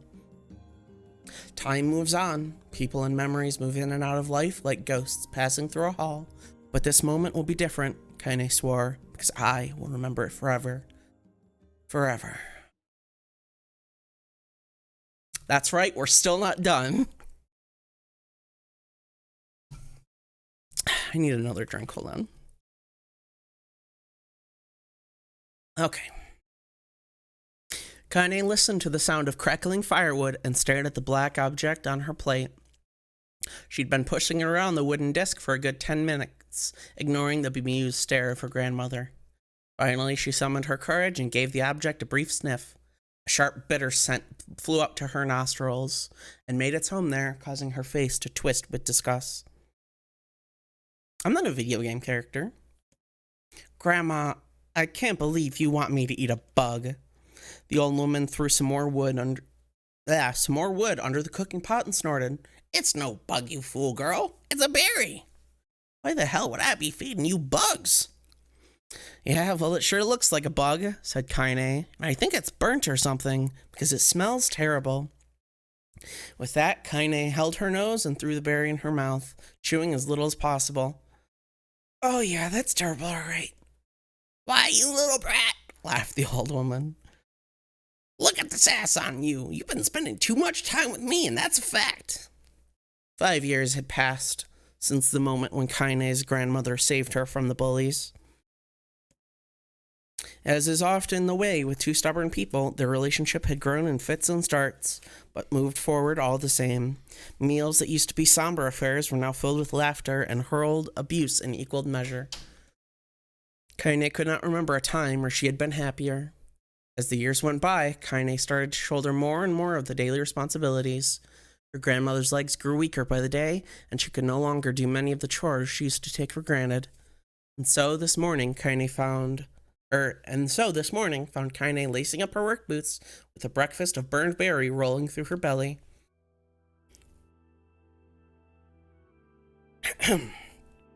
Where are you going today? Asked Grandma suddenly. Kaine looked up surprised. The old woman rarely asked for specifics anymore. Well, I was going to check out the kelma trees and see if they're right. Thought we could make some jam or something. Oh, and I'm going to pick up some flagstones, so I need the wheelbarrow. Flagstones? What the hell for? Granny stared at her grandmother and held out an arm and swept it around their home. Constructed mostly of cloth, rope, and rubble, the old place sagged like a boxer in the final round.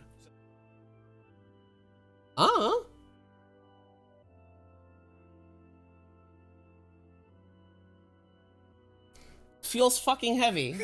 Jesus Christ. Yeah, it's like copper. Thank you for that. Grandma, a dying cat could chew through this house. I'm not going to build a stone wall I'm going to build a stone wall so we have some protection. The old woman laughed, exposing her toothless grin to the world. Goddamn girl, if a bunch of thieves wanted to ransack this old place, let them come. We got nothing worth stealing anyway. I'm not worried about thieves, Grandma. I'm worried about shades. People saw one west of the village yesterday. The old woman tilted her head and stared at her granddaughter. Well, shoot, I don't know why you have to do it today. We can worry about some other. Grandma, no.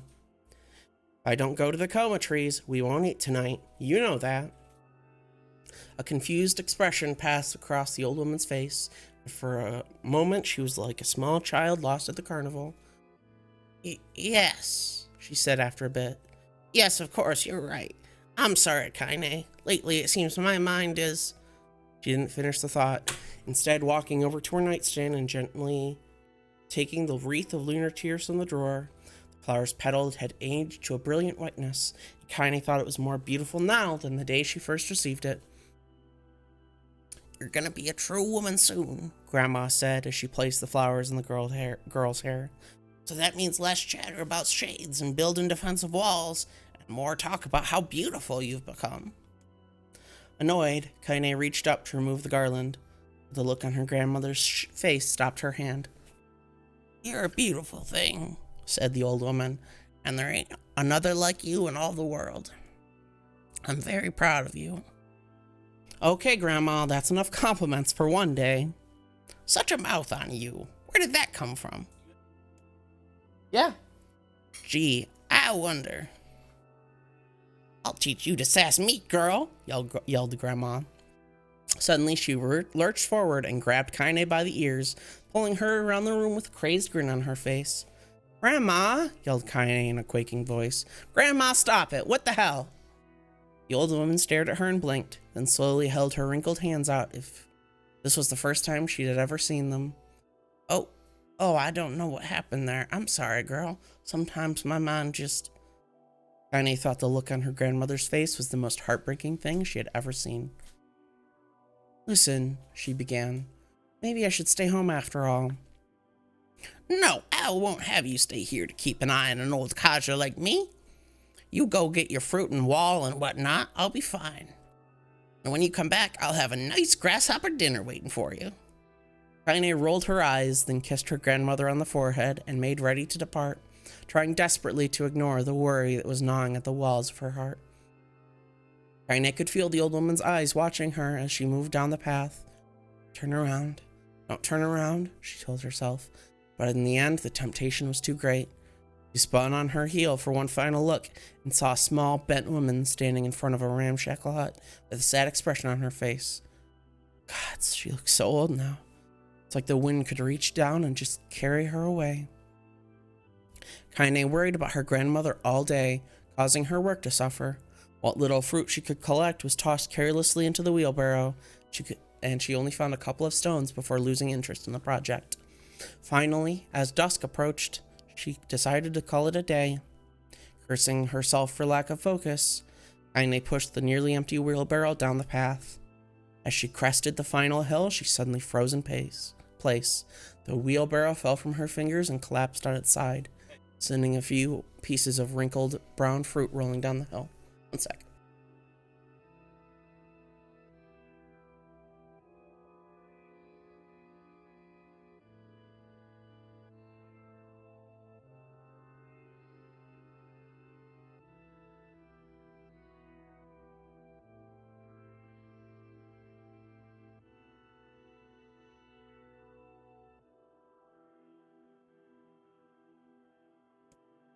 Her gaze was transfixed by a thick black cloud that had hovered just ahead. Tracing its path with a finger, Kaine suddenly felt her stomach knot in on itself. It's in my room, I think. No. Oh gods, no. Her grandmother's house was ablaze, the flames licking up as if trying to touch the sky itself. Grandma? Grandma! Kaine ran faster than she thought she'd ever moved in her life. Once she tripped on a stone and went sprawling into the rocky ground. She leapt to her feet and continued running, unmindful of the blood that spilled from her wounded hands and knees. As she got closer, Kaine's mind began to race in time with her footfalls. It's too dark. It's too dark, not just fire. Can't be fire, too much smoke. Gotta save her, gotta save her. She burst into the front yard and came to a sudden halt, her worst suspicions confirmed. The smoke from the fire was mingling with the thick, inky blackness of an enormous shade. The massive creature supported itself on 3 twisted feet and achieved balance through means of a large armored tail. Scales, horns, and claws sprouted from its body in a random, chaotic pattern, giving it the appearance of a lizard designed by some insane god. Seeing Kaine, it let out a roar and flicked its tail, sending small whirlwinds spinning across the yard. For a moment, the creature retreated into a shimmering, inky blackness, as if her mind was unable to comprehend that such a thing could actually exist. But then the smell hit her, a blend of rotten meat, excrement, and the horror became real once more. The creature bellowed again, and this time Kaine responded with a scream of her own. All right, you bastard, she thought as her scream echoed off the high hills around them. It's you or me, let's go. The shade eyed Kaine with bemused interest. Then it began looking from her to the house and back again, as if urging her to look at the destruction it had so gleefully wrought. With dread building in her heart, Kaine glanced towards the house. Through the smoke and flame, she spotted a small figure trying to escape the ruins. Grandma!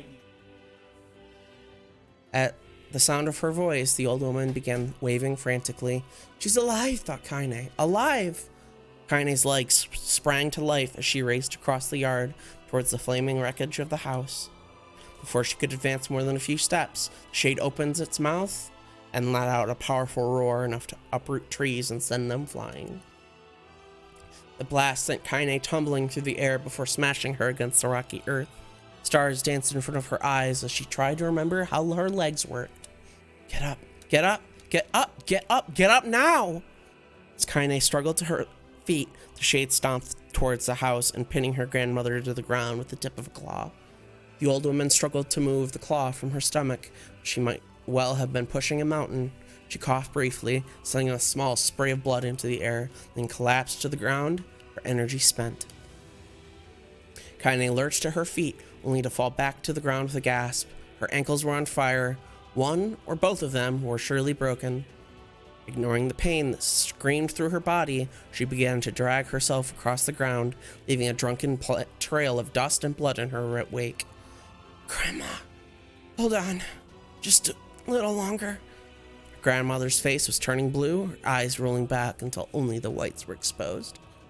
Kaine pulled herself across the ground with maddening slowness. The distance seemed to increase with every second that passed.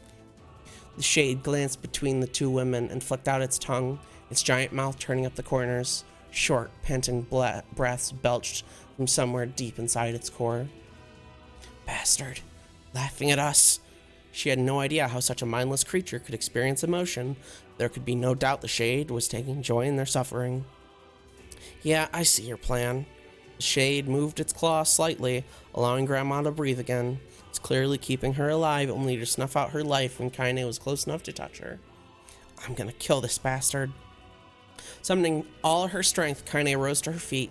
There was a sickening snap from her right ankle as the foot twisted backward. She forced it from her mind and began to hobble towards the monster.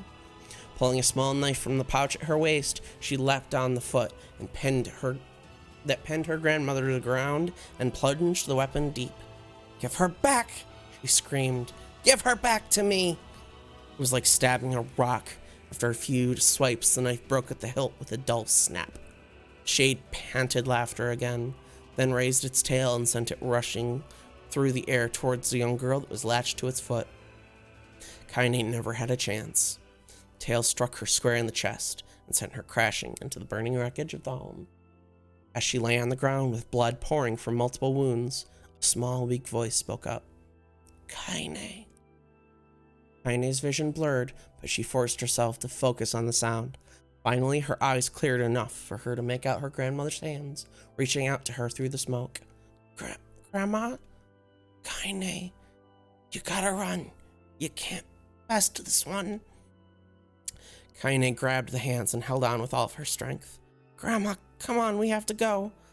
The old woman coughed loudly. One of her hands, slick with blood, slipped from Kaine's grasp and thumped to the ground below. Grandma, no, no! I said run, goddammit. You have to live. You have to get through. The thought would stay forever unfinished. Before she could say another word, the shade-clawed foot descended, smashing through the remains of the roof and down upon the shattering figure of the old woman. Blood oozed from the gaps in the creature's toes as the terrible putrid smell assaulted Kaine's nose once again. She stared at the foot, dumbfounded, convinced that what she was seeing could not possibly be real. The creature finally lifted its appendage. All that remained underneath was a twisted, unrecognizable mass of rubble and red. Her grandmother was gone. Kaine blinked, trying to feel the hands which had been in hers just a moment before. For a fleeting instant, she could remember the warmth of that embrace, the trembling of the fingers, but then the sensation drifted away on the breeze and was gone. Memories flashed through Kaine's mind, one after the other, faster and faster, until it became a meaningless jangle of noise. Kaine screamed then, a thunderous sound that echoed off the cliffs and seemed to roll away forever. The shade eased forward, black ichor pouring from its mouth and dissolving into smoke on the ground below. The earth shook with each step as it crept towards its prey. Kaine's body slowly rose, as if controlled by a mad puppet master. Her arms and legs were bent at impossible angles, her head lolled dangerously to the side, yet somehow she managed to stand. Staring at the shade, her eyes began to glow with a deep red fire. The creature, so confident just moments before, took a slow, hesitant step backward, trying to discern if the broken human could possibly pose a threat. Kaine seized the moment. Laughing like a madwoman, she leapt into the air and plunged the shattered hilt of her knife deep into the leg of the shade. The shade shook off Kaine like a fly, sending her crashing to the earth once more. What do you mean, no? Fair enough. Her chest rose and fell slowly, as if a great weight was resting on it. Moist sounds of pain echoed through her mind. Something warm and thick oozed from her ears. Is that blood? Think it is. Think I'm bleeding to death. No, can't die. Grandma told me to live. Deep inside Kaine's mind, something finally broke. The sound, the pain, the smoke and flames, all of it faded away until all that remained was a single incantation repeated over again. Kill it. Kill it. You fucking Kill lose it. those. I don't ever lose my keys. They're in my If bag. you just hang them there, you'll always know where they are. I guess. What if they fall off? Huh? What if they What fall off? It's fine. Oh yeah, she's fucking lost it. Kill it now. As the spark that was Kaine slowly began to flicker and die, she felt her desire to kill and her desire to live blend into one. Okay, I get it. Chill. Fine. The distance between her heartbeats grew longer and longer and longer. And so Kaine died.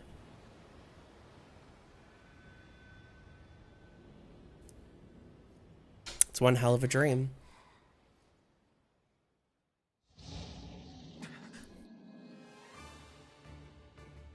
The beast approaches.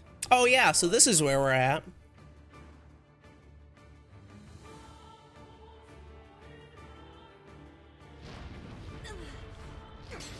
Remember this thing?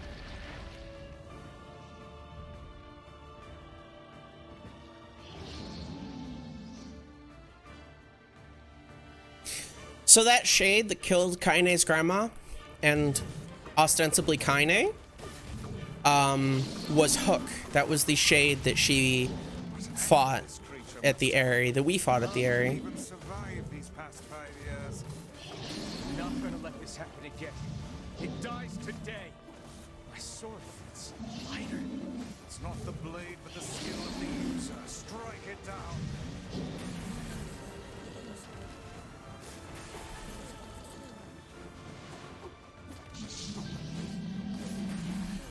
Remember this boss? We just fucking like beat its ass.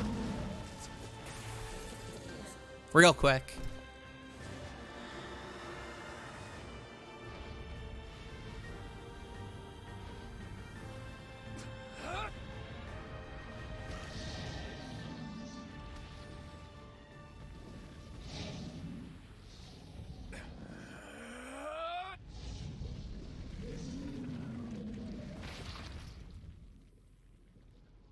That's not blood, that's magic.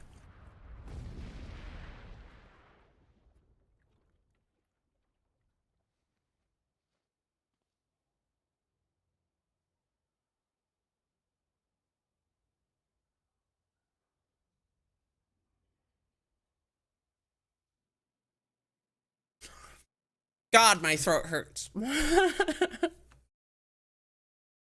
Gently, weakly, softly, the shade, sure that its tormentor was dead, turned and stomped off towards the horizon, stopping along the way to bellow one final roar.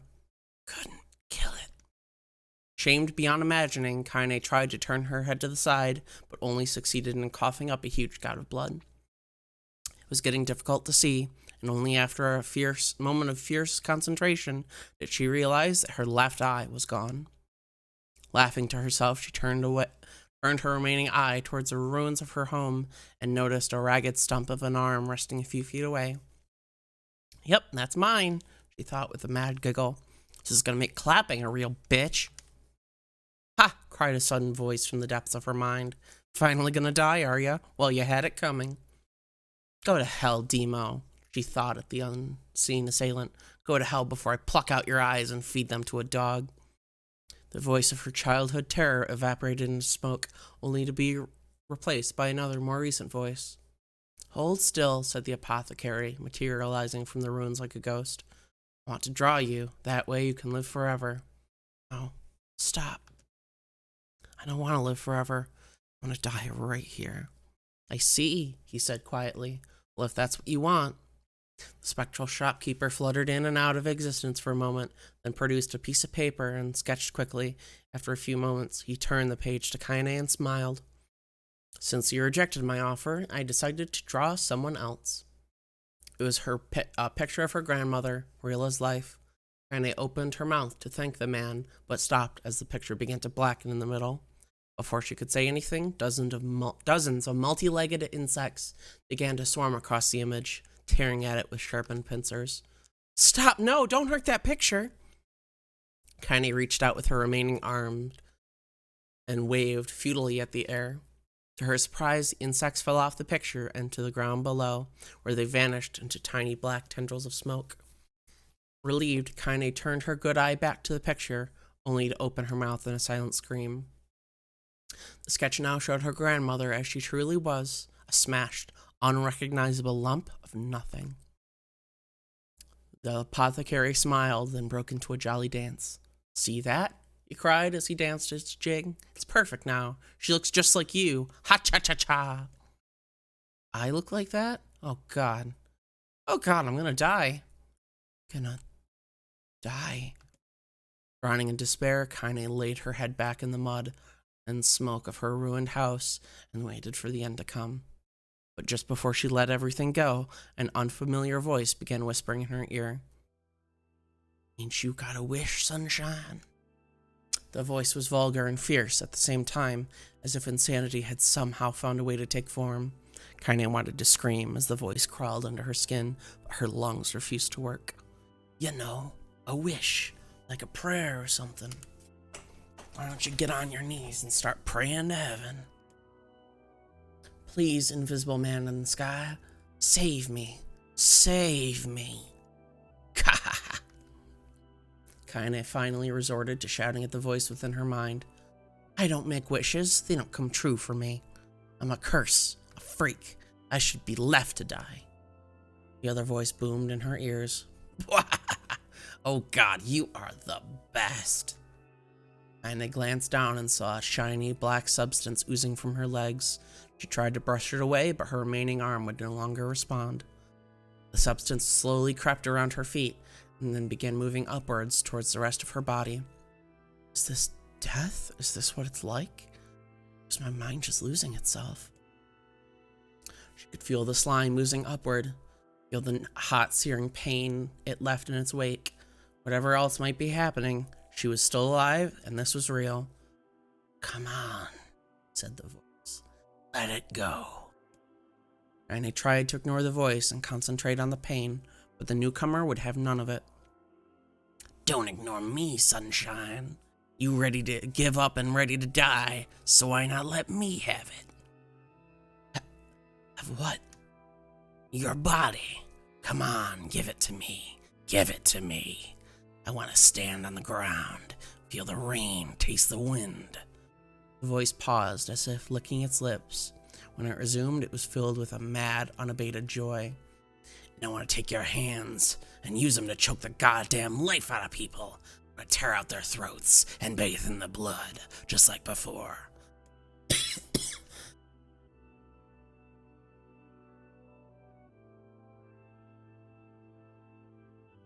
Ow, that hurts. In response, Kaine shifted her head and vomited. The warmth of it crept down her front and mingled with the pain of the encroaching black ooze. "Are you a shade?" "Yeah, maybe. What of it?" The slime reached her face, crept up past her nose, and slowly oozed into the socket of her missing eye. The moment it touched her brain, Kaine was struck by the most powerful sensation she'd ever felt in her life. It was ecstasy. She wanted to scream with delight, but all she could manage was a small, whispered moan. "Feels good, don't it?" asked the voice with a chuckle. "Yeah, what can I say? I know how to please the ladies. Now give me that body. Come on, give me the body. I'll give you more of this feeling. It's a fair trade." Black lump began to protrude from Kaine's side. As she watched, it grew longer and thicker, eventually taking the form of her missing arm. "I can see better," she thought. "My eye must be growing back too." The slime reached up to envelop the rest of her face, but she managed to brush it away. "Stop," she whispered, marveling at how she had regained her voice. "Stop." The black ooze hesitated, as if considering this request, then quickly shimmered down her body, disappearing in a cloud of smoke. "Ah, what the hell, sunshine?" screamed the voice. "We had a deal. I thought you wanted to die." "Grandma said, can't die yet." A brief image of her grandmother, bloodied and broken, flashed before her eyes. She saw the shade that had killed her, and heard its mocking laughter, and closed her eyes and forced the image from her mind. Her whole body was quaking with rage. When she opened her eyes again, they burned bright red. That thing took my grandmother. I have to kill it before I die. Kaine glanced down and saw a mysterious pattern, the pattern of the shades, burn itself into her left arm. Well, I'll be damned, said the voice cheerfully. Look at that, Sunshine. I think you and me are going to be good friends now. Kaine stared intently at her arm. The more emotional she felt, the more the letters seemed ready to puncture her skin and begin infecting the rest of her body. The arm clearly had a will of its own now. Stop. Gotta stop. Holding her left arm in her right, Kaine took a deep breath and tried to calm herself. Come on, don't fight it, pleaded the voice. Hate's my favorite dish, and I'm hungry. Let it go.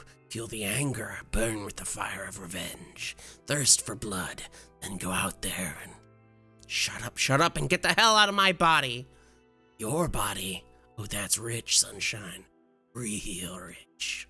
Look, why don't you just up and die so I can have this body all to myself? What do you say? I bet those buddies of yours in the area would love to see you dead. Kaine grabbed a nearby shard of glass and tried to saw off the shade-infected portion of her side. Before she could, her darkened left arm grabbed her right wrist, crushing it. Kaine screamed and dropped the shard as the sound of bone crunching on bone filled the air. Ha ha ha! Stupid idiot girl. You're possessed now, Sunshine, and there ain't no going back. The voice laughed again, a loud, long wail that seemed to go on without end. Possessed? Whispered Kaine. Yeah, possessed. You and me, we got what you might call a timeshare arrangement. Remember how folks used to think you were a freak? Oh, wait till they get a load of you now. Kaine looked up, tears in her eyes. The sky seemed smaller somehow, darker. Is this because of that shade?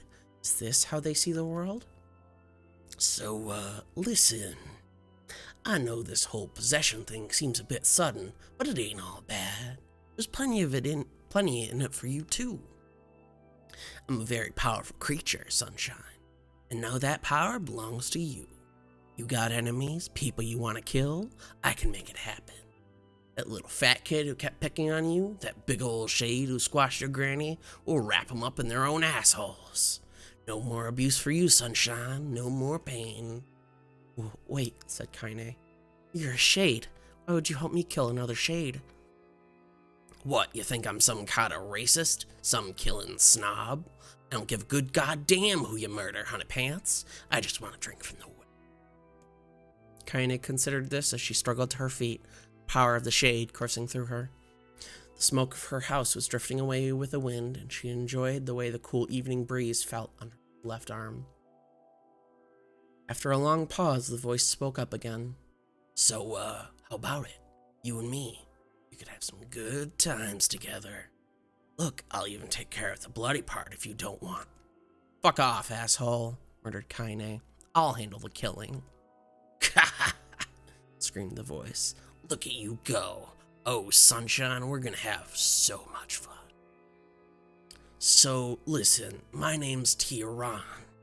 If you ever need me, I'll just be hanging out in this piece of meat you call a heart. Now get to it. The more you kill, the more your heart turns rotten and sour. And I like rotten and sour. Kaine found herself nodding at the voice. Yeah, she said. Yeah, I think this can work. I'm gonna find that shade. I'm gonna strangle it with its own guts. And when I'm done, I'm gonna do the same to you, NieR. Count on it. Ha! Laughed NieR. I've got shit bigger than you, so good luck with that. Oh, and hey, one more thing. Right now, you and me are sharing this body. But if you ever run out of hate, if you ever, go soft, then I'm gonna take over everything. So keep on killing, Sunshine. At your back. Voice grew fainter and gradually faded away, fading to somewhere deep inside Kaine herself. Kaine waited until she was sure the voice was gone, then waved her new left arm around a few times. It's perfectly normal, thought. Feels like mine. Desperately, she began poking and prodding at the new limb, determined to find something wrong with it. She didn't want it to feel normal. That would mean the creature inside her had already won. I'm not a shade. Kaine. Repeating this mantra inside her mind, she slowly began digging through the rubble of her house, being careful to ignore a certain red-stained spot in the corner. Finally, after what seemed like an eternity of heartbreaking work, she found what she was looking for. It was the wreath of lunar tears. Though it had been through hell and back, the garland's petals were as bright as ever. Kaine started to place it in her hair, then slowly lowered the wreath and stared at it. Sorry, Grandma. I'm so sorry. I don't deserve to wear this anymore. Possessed, corrupted, a freak. And this time, I don't think there's any going back. Holding the flowers to her heart, Kaine fell to the ground and sobbed. As night gradually lightened to dawn and the people of the area arose to their daily lives, she remained in this position, as if tears could somehow wash away the horror that now infected her world. Alive. Stay alive. Stay alive. Grandma. Kaine, you gotta live. You gotta come back to us. Good morning, Kaine. You sure slept fucking long time. Oh, hey.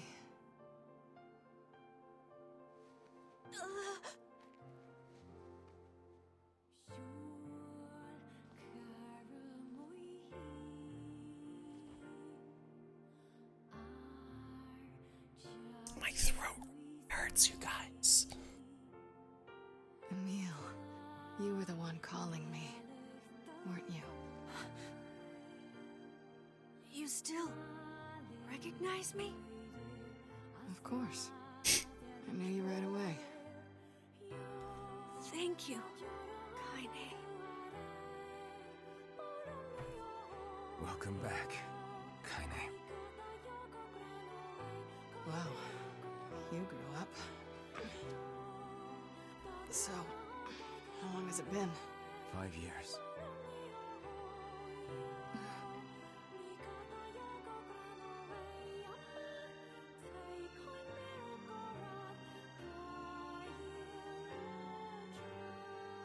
Shit. That's a long time. Any luck with Yona? We are still no closer to finding her. We need a way to locate the Shadow Lord. By the way, this is for you. Is that a lunar tear? It's not as good as your grandmother's, but I tried. No, it's great. Thank you.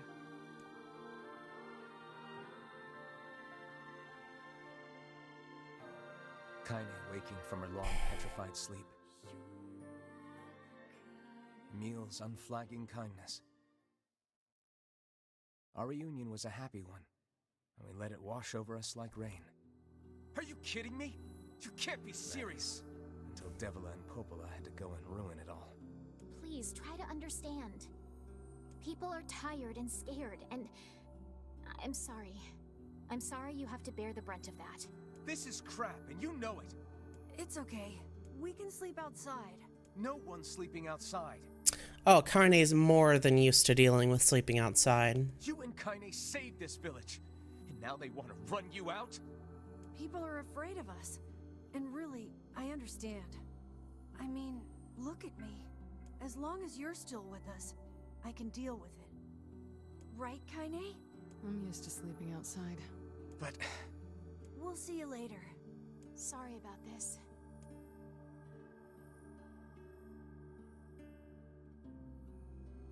What is the matter? Kaine always sleeps outside. I never thought about that until just now. Never even occurred to me. Damn it. We should turn in. Oh, man. I didn't get much sleep that night.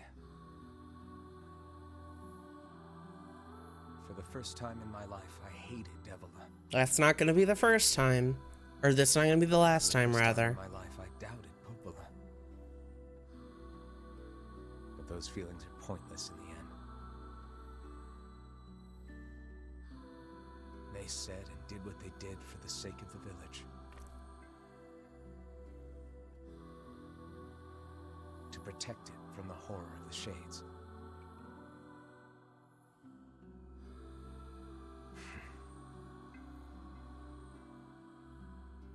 Really, how can I blame Devila and Popola? In the end, I'm just as bad.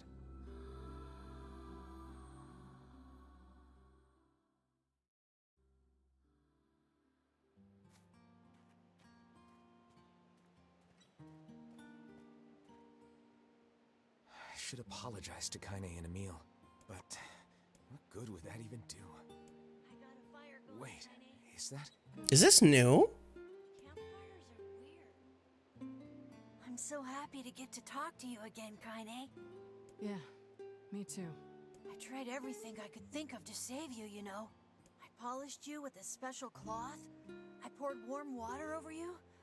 Wait, you poured water on me? Yeah, but it didn't really do much except make you all shiny. Hey, Emil. Thanks for saving me. I guess you noticed how I look different now. I'm sorry, Emil. I'm sorry for all of it. Well, I mean, this new form isn't all bad, you know? At least I can look at you when we talk, right? Hey, so why don't you tell me something about yourself? I'm not very interesting. Sorry. Come on, I just want to know you better. Please? Fine. This all happened when I was a kid. Before the whole shade possession thing. My body is different. And when the villagers found out about it, they started treating me like a freak. There's no way this isn't new. But one person, my grandmother, accepted me just as I was, no matter how bad things got. She gave me the strength to keep going. She's really special to you, huh? Yeah. Oh, hey! That gives me an idea. Since we cured your petrification, we should start looking for a way to cure your possession and my body. I know we can do it if we all work together. Heck, it'll probably be super easy. Let me guess. More warm water? Okay, can we just forget I told you about that?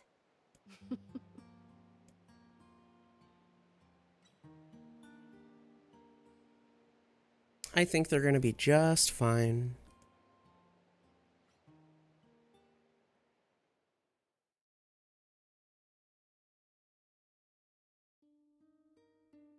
Sleep well? Sure. And yet your red eyes tell a different tale. Don't be so hard on yourself, lad. I need to go see Devila and Popola. Very well.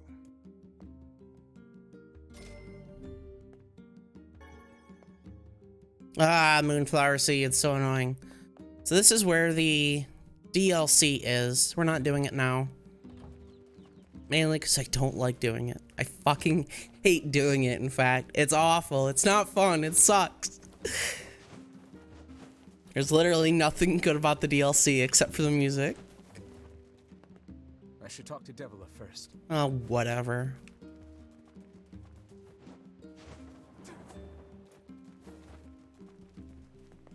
Hey, Oh, I kind of I understand. pretty much. Okay. We've done this conversation before.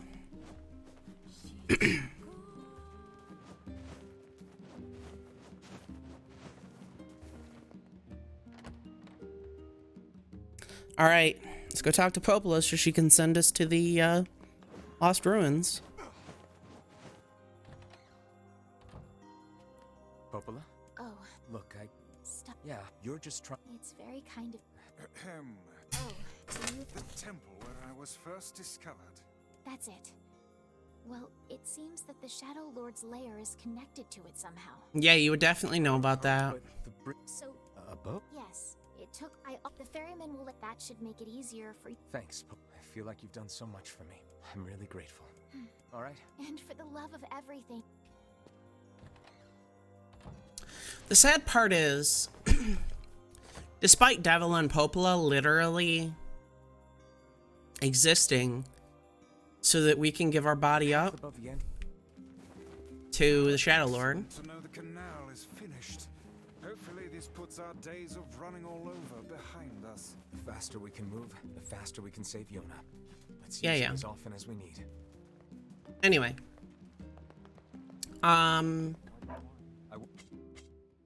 Yeah. Shop here more. What was I saying? I forgot. Oh yeah, so they still seem to care about Everyone seems to NieR and Yona and such. Welcome. Do you have new weapons in stock? I didn't think you did. Alright.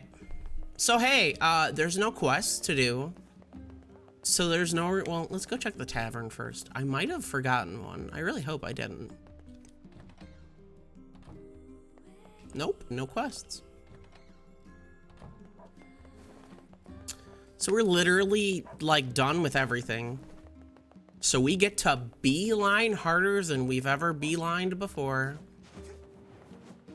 Hey, it's Bagman, you're alive again. Hey, look who it is. Remember me? That red bag. Hey, shh. Oh, thanks. Anyway. So there's one quest I did fail to do. The Lost Shrine. Let us make. Let's see what it is. Okay. I have to go do something with Bagman because he wants something for his wife. And I have to do that before he gets fucking murdered. Oh, this is new. Hansel. What do you want? Go away, dirty. Oh, damn, defective. I'm not like you. I'm different. So it turns out these stupid, mindless shades, well, they're not exactly mindless.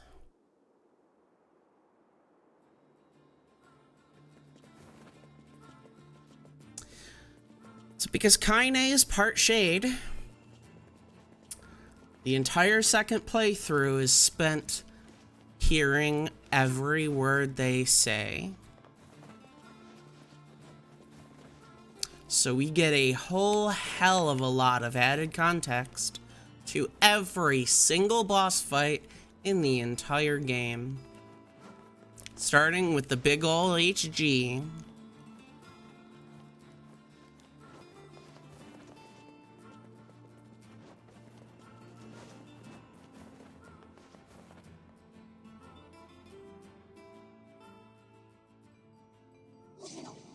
You again? Stop bothering me. Grimoire Weiss has been taken away. Hansel is dead. There's no reason for me to exist anymore. My life is over. Just leave me alone. What? Ain't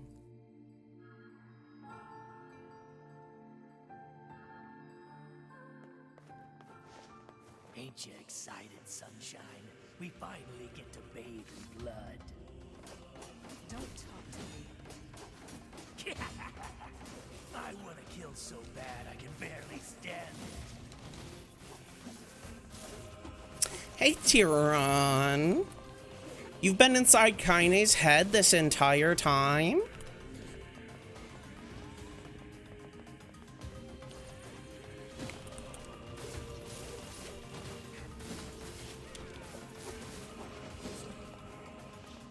So in addition to hearing shades, we also get to hear that fucking jackass. So yes, playthrough 2 is a little different than the first one.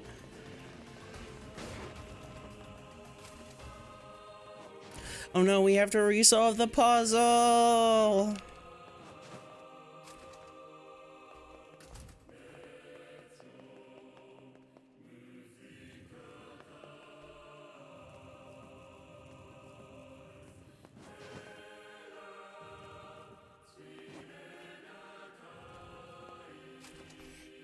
This is all too easy. Y'all like block pushing? Dude, I have a massive migraine. This sucks. Oh well.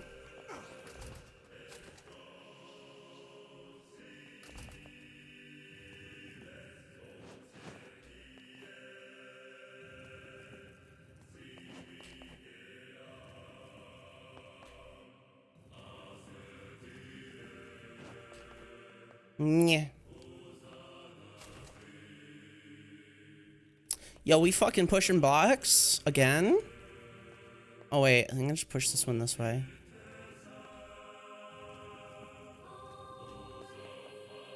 How you doing, Kazee? Oh my god.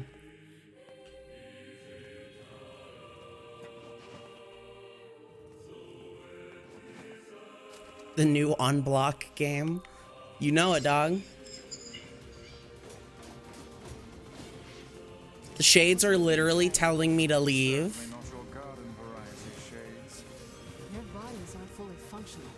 Say, I've heard of this. A cursed area where incomplete shades gather.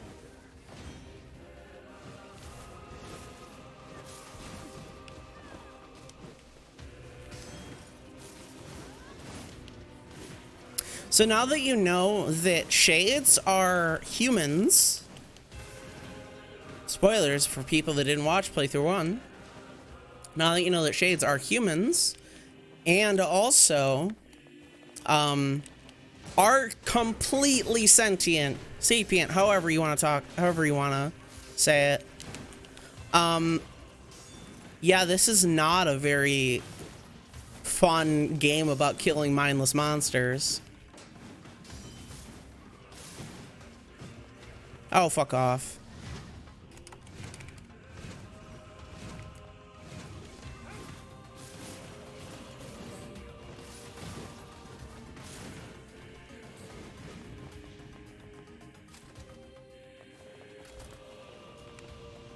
God damn, there's a lot of shit. Oh, these are all like the babies.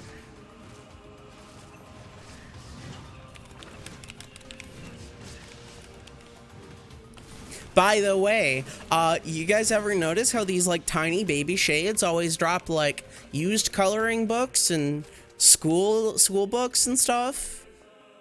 I think that a little interesting. Why do you think that is, do you think?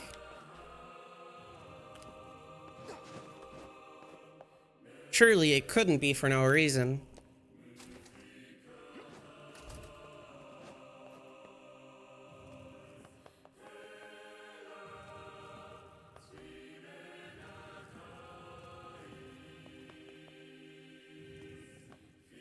Bush and blocks.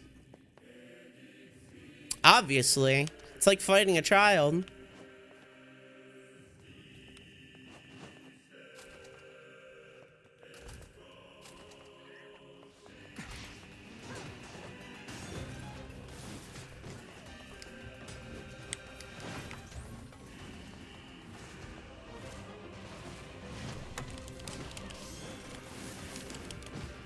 What is the heavy sword that has the most magic damage? Well, Phoenix Dagger is pretty fucking good.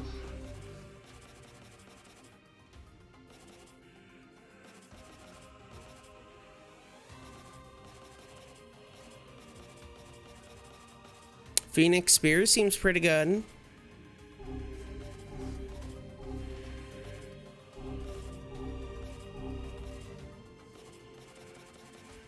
Well, it looks like our light sword is going to be used for magic.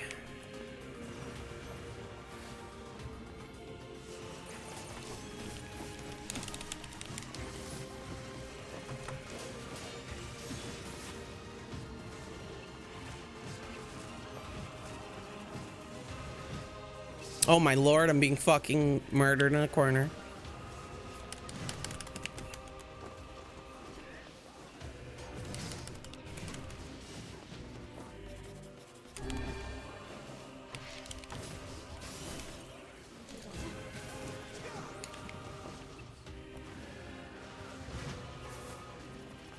We need to fuck with our word edit here in a little while.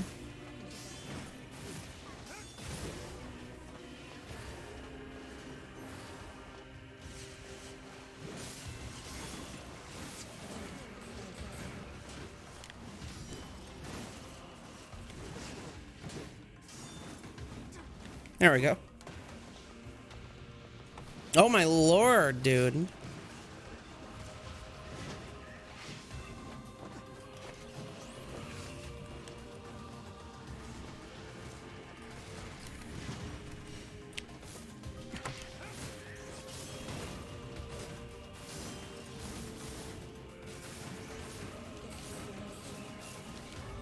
Hey, more fucking words.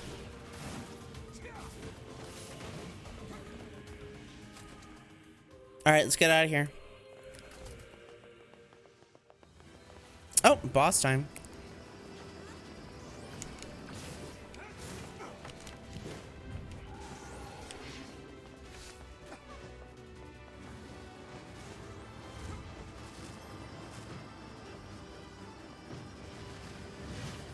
That did no fucking damage. Let's switch up our magic for this playthrough, shall we? Let's do Lance. Let's do Lance's here.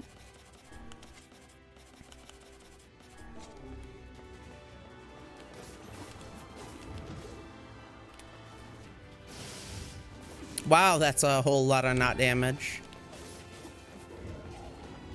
But our lances should do a fucking hefty amount. Or not.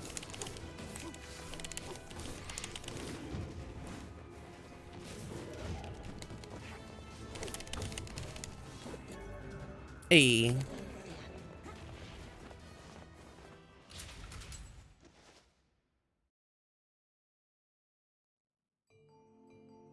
I've treated you all poorly. I mocked you, betrayed you, all because you went Gestalt before the change was complete. But after all this, I think I can understand you. I think we can speak as equals. This makes me very happy. I hope we can spend the rest of our life. What was that?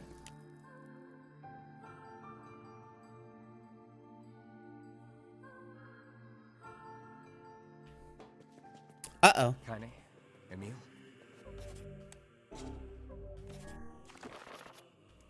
Weapons. Let's see, where's our physical defense? Sure.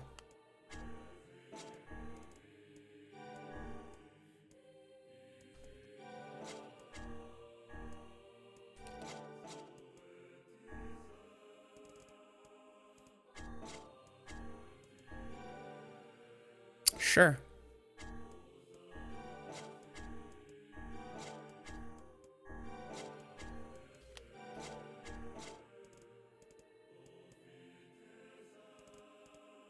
That didn't actually take that long. Alright. Weapons that we're using. Phoenix Dagger.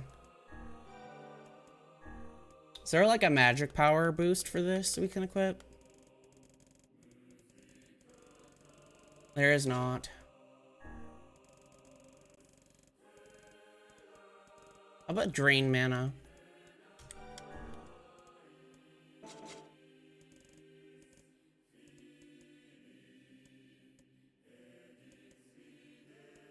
These are one-handed weapons we're not using.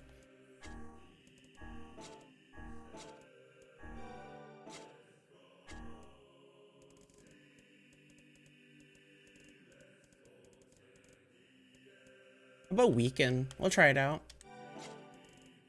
And then virtuous dignity.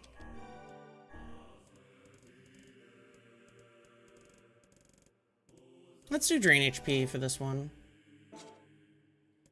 Look, from now on, I'm going to sleep outside with you. Why? I can't accept that you aren't allowed in the village. It's stupid. So you're staging a protest? Have fun. Don't waste your time. But it just feels wrong.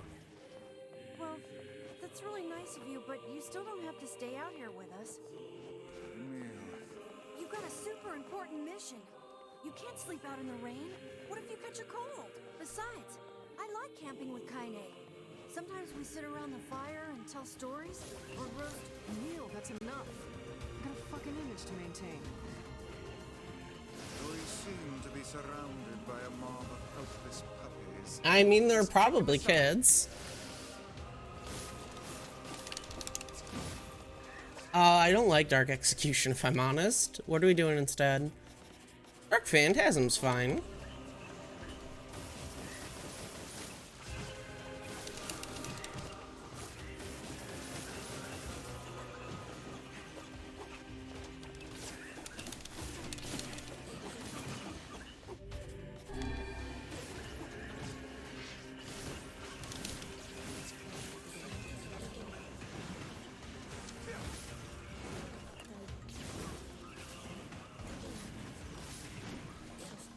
Everyone good? We good? Alright. Let's save, because we did a lot of reading.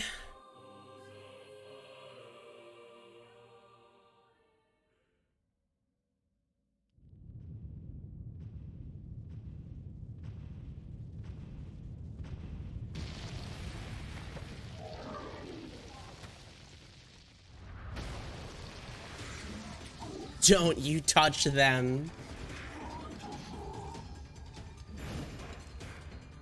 Alright. Have fun, LGP. Gretel's fucking pissed.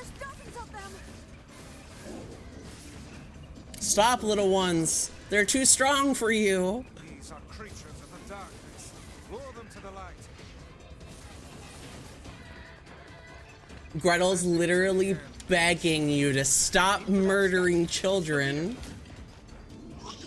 I'm not their leader. It is I who rely upon them. It is they who saved me. Stop hurting my friend. Dude, are we the bad guy?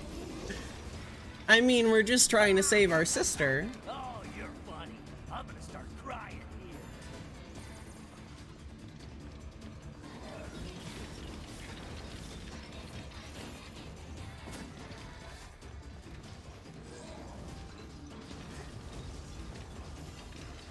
Oh no, it's even worse. It's even worse in the original game because Father NieR just sounds so much angrier.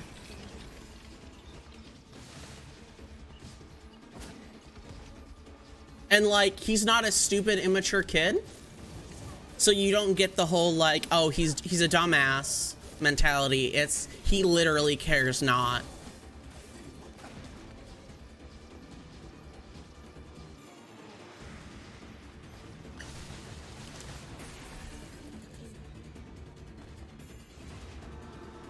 We gonna punch this boy.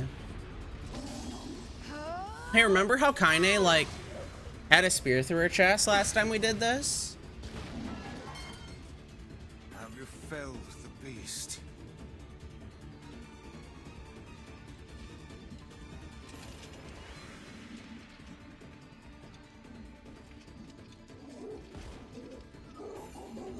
So fucking Gretel here is sitting there fighting for her friends. This is one stubborn son of a bitch. Damn it, damn it, damn it! Hey there, sunshine. You ain't feeling bad for this freak, are ya? Ain't no turning back now. You got a lust for blood. Embrace the slaughter. All we know is the thrill of battle. Ain't that right, Kaine?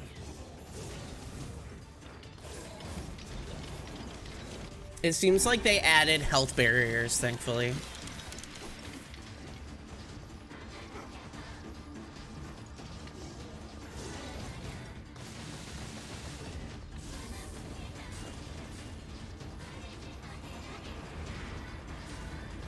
Oh, goddamn. Goddamn! Okay, I get it. Let me go.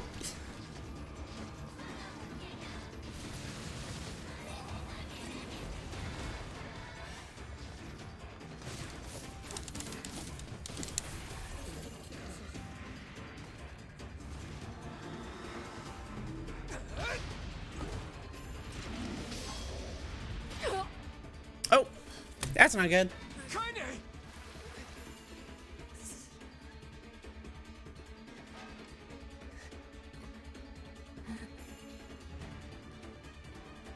Oh, you're kidding me.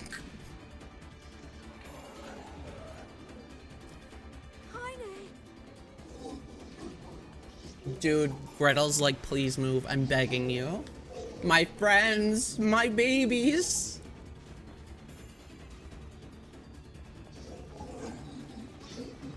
We are the antagonist. This fucking dude sitting here preaching about friendship.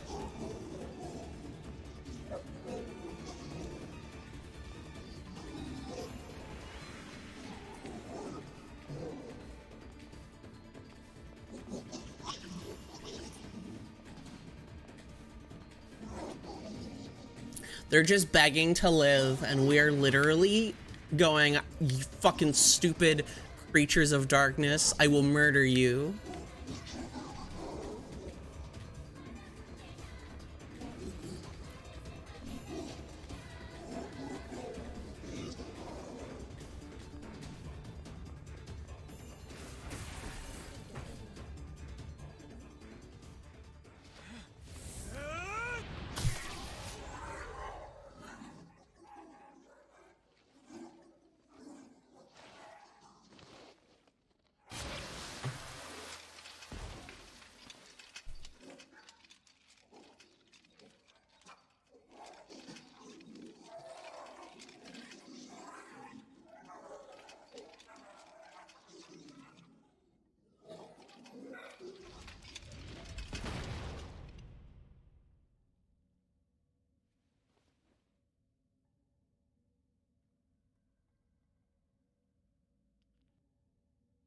Kaine! Are you alright? Kaine! She's taken worse. I fear there is little we can do for her. No! Kaine!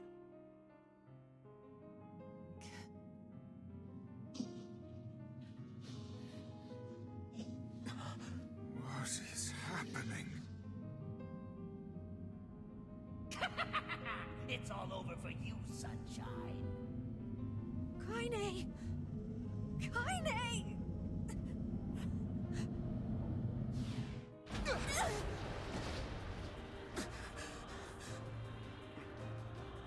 Hey, remember when we fought Kaine? Let's do it again, but from her point of view.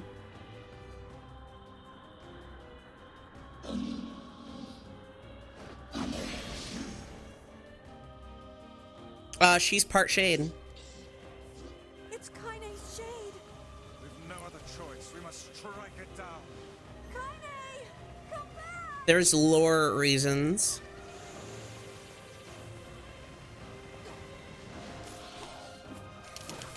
Now, pin her down. Kaine, please! Come back to us!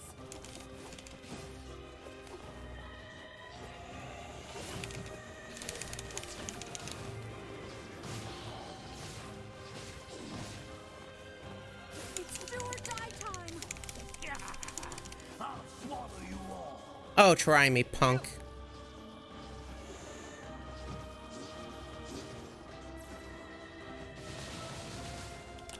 Stop Kaine from acting.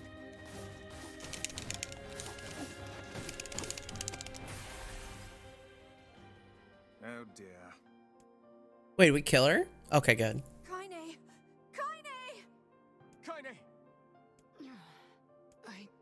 I couldn't hold it back. I can't be with... We're always going to be together, Kaine. If you transform again, we'll just stop it again. As many times as it takes. I don't care how tough it is. We're gonna get you back. I like sleeping outside because I'm with you, Kaine. I'm able to ignore my appearance and keep going because of you. I'm weak, and I'm sad, and I'm lonely. But you make me strong. You're my friend, and I need you. So don't you dare leave me.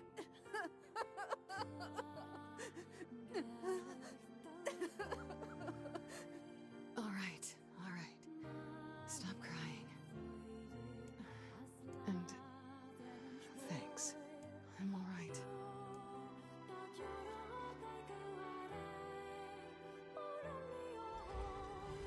Over there. The assemblage time. Oh, no. Emil, the little skeleton boy, he's gay. So it's not love. He just likes to have somebody who's around that makes him feel human. And what is this? It's me. It's got some kind of writing on it, but I don't know what it says. How remarkably useless of you. Well, let's go ask Popola.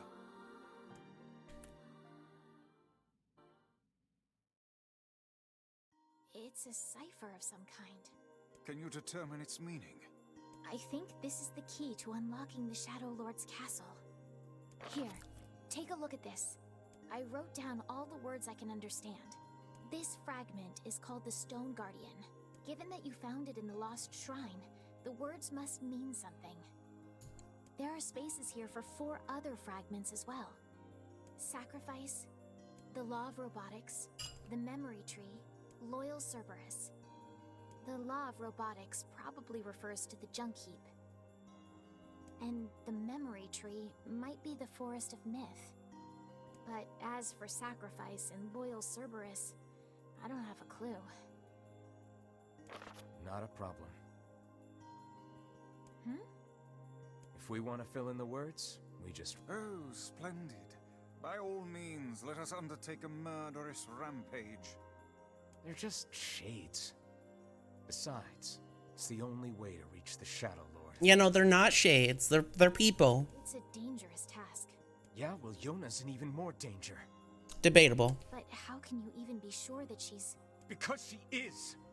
Right? The Junk Heap and the Forest of Myth, yeah? Hi, Azula. I'm doing okay. Please be careful. I read for like 40 straight minutes. Oh. And like, now my throat hurts.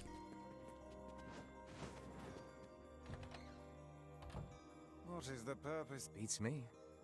Maybe it's Popola's hobby corner.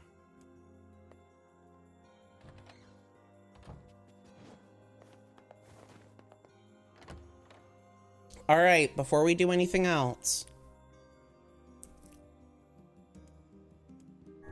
Popola said we might... Perhaps we can... That does not sound familiar. Aincrad.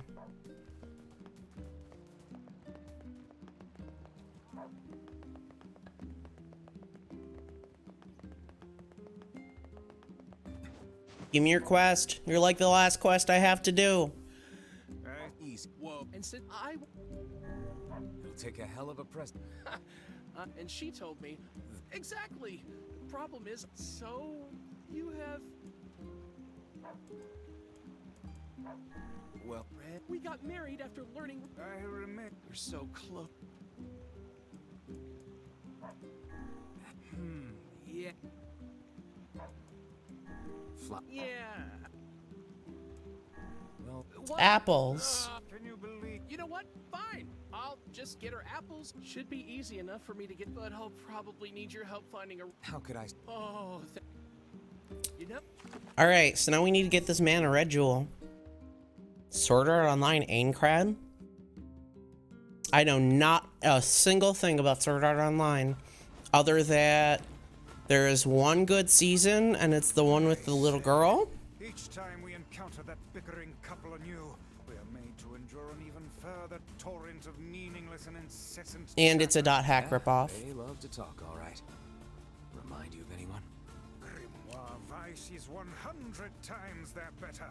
You don't see this old tome flitting about starting Donnybrooks and set twos now, do you? Say what? Aincrad? I see.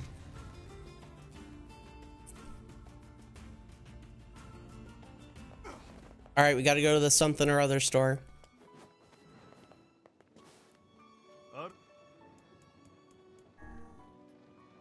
You wanna know a fun fact? You can skip this. I had no idea. Hey, so we're looking for a red jewel. Long story, please don't ask. You happen to have one? This is less a jewel and more... Oh, shit. Gosh darn it.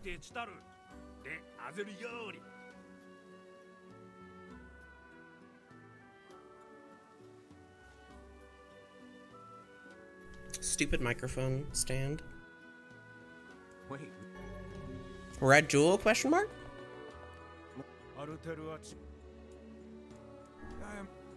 Suddenly no dub. Yeah, no, I muted my mic. Oh, suddenly no dub. No, they speak a foreign language. That is what it is.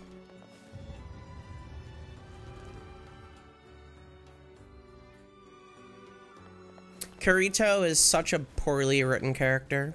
Huzzah to us for acquiring a red jewel. But is it truly alright to make a present of something we received at no cost? I think it's the thought that counts here. And whose thoughtfulness are we speaking of? Might I remind you, the giver of this present is not even here. Yo, I got your thing. Do I have to go to Seafront? Do I have to give it to her myself? Welcome to Seafront. I'll hurry and get the apples and flowers together. So what say you just head on over to my place? See you soon. Where the fuck is your place?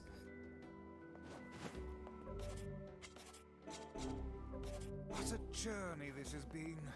Let us make for the couple's home at once. Yeah, okay, but where do you live? Except he doesn't protect Asuna. She gets, like, tentacled, like, 9 times later on.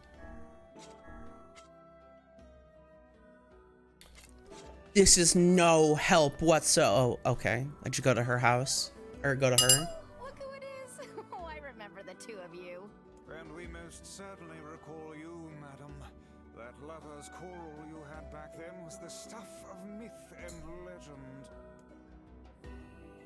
Oh, hey! Welcome home, honey pants. Hey, Snookums. So, remember how I said I was going to make things up to you after that whole wedding anniversary fiasco? Well, I tried and tried, but I had these two gents help me out, and we put together a whole bunch Don't of tell them I helped, like, you idiot. Huh. Well, I'm glad you put so much thought into it, but these are all wrong. Very wrong. Here we go. What? Then we went to all that trouble for nothing. Honey, the only thing I wanted was a nice home-cooked meal. Back when we were newlyweds, you promised to make me a big feast of all your tastiest dishes one day. Remember? Huh.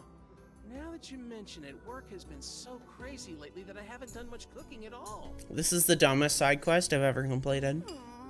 I know how hard you've been working your little tushy off for my sake, Muffin. So, here's your punishment. You're making dinner tonight. And you two are going to join us. Oh, hell no. Wait, us? You sure? Of course I'm sure. It's the least we could do after all the trouble this big lug of mine put you through. This is sure gonna be awkward when he dies in like 2 minutes. I'm at a dining table filled with apple-based cuisine, red roses, and a single crimson stone. Illuminated by candlelight, the married couple fills the room with joyous laughter. The scene fills me with an unfamiliar sense of calm. Just a happy family gathered around the table. It feels so very normal. I never thought I'd feel this way again. So I stuffed my face. What did you with the think great of my feast love before muffins me, cooking? hoping it helps to hide the tears welling in my eyes. was Yeah, all it sure delicious. was a thing. Can't thank you enough. And though it boggles my mind to say it, I greatly enjoyed the company and conversation. Sorry again for all the trouble, but I hope this lets you know how grateful I am. Wow. Be a handful, but I hope you'll continue being friends. Wow. Oh, and we just Would we ever? Oh, I'm sorry. Oh, wait, no. We've been down this road and... Right. Yeah. 3,000 gold? Are you fucking kidding me? That's it? Seriously? Yeah, so if we talk to this guy, he's like, oh yeah, the dude's dead. But he sure seemed to have... Fisherman man's dead. What a shame. You have a quest? Hey, remember that book you found for me? Would you mind helping? Sure. What are you making now? Broiled catfish served over rice. I just need 10 giant catfish and 10 bags of rice. Oh, I think I already have that. I need 10... Oh, or not? Vice, are there any recipes written inside you? How dare you compare me to a common cookbook? There is no room within my pages for such trivial matters.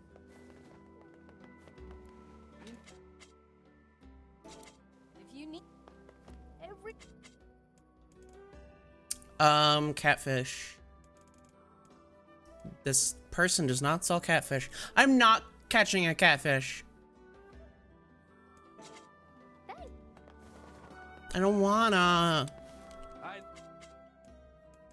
Shit. I'm gonna have to catch catfish, aren't I? Are you seriously not have it?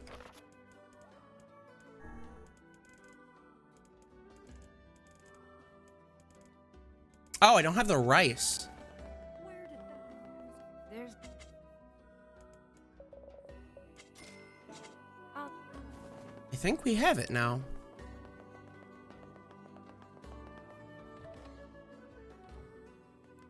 I have your ingredients. There we go. Right then, here's your payment. And now let me whip this up. La-da-dum. All right, dig in. How is it? It's delicious. I just wish I could share it with Yona. Woo! We've got another item for the menu. I'll definitely try to stop. Look at how much that guy paid for catfish, man. Really? All right. Quest completion, 94%. We are scraping at the barrel for quests to do.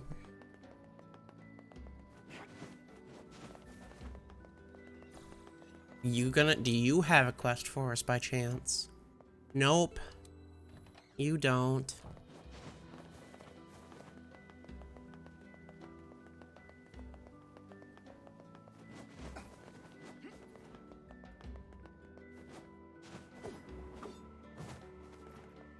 Hell yeah.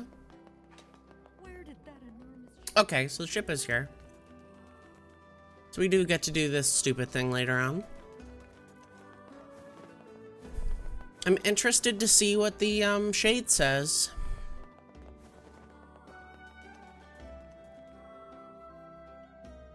Wicey. So cute.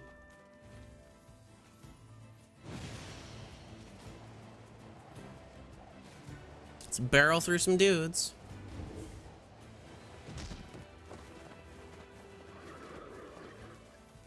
Hell yeah, boars, dude. They're awesome.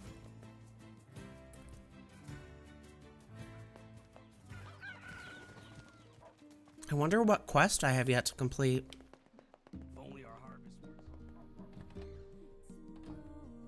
Haha! Which job should I give you first? Apparently the manor's butler has a unique shade he wants. I wrote down the... Southern Plains? Oh, it's in Seafront. Oh! Emil's house.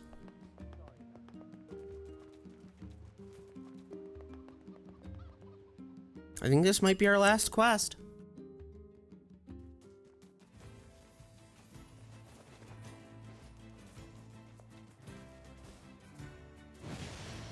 Where's Hila so we can get the Euro beat?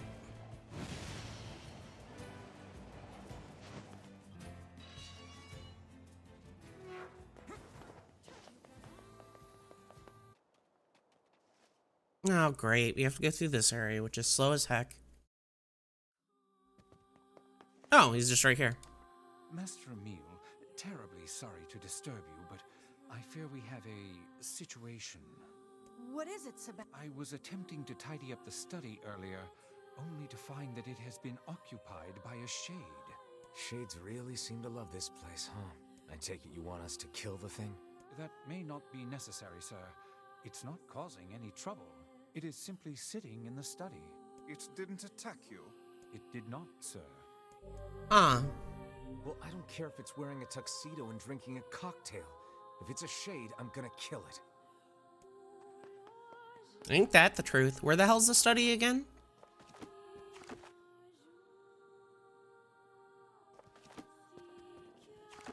Okay. Right. Obnoxiously obtuse because of spooky.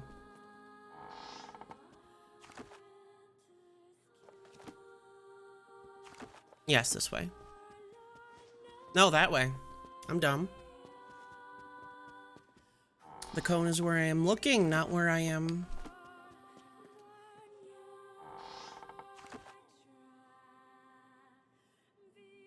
Yeah, this way. This is so needlessly confusing.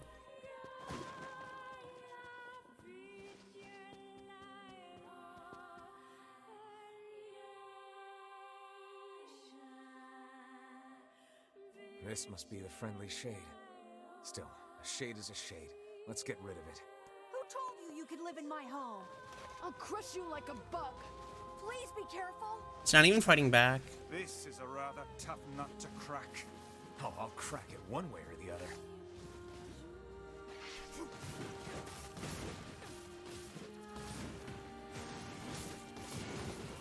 God damn, he's strong.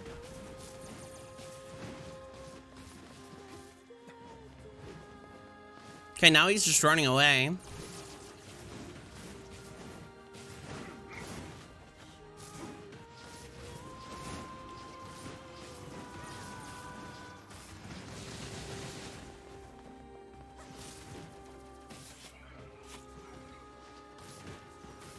I did a finisher and it did not die.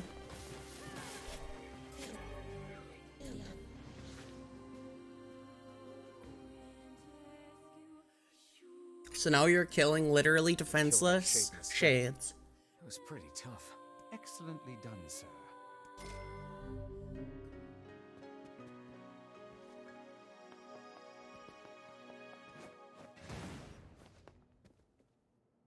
That should be it.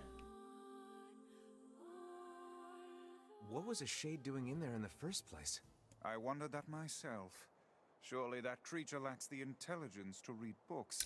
We know that's not true now. What else it hoped to accomplish there?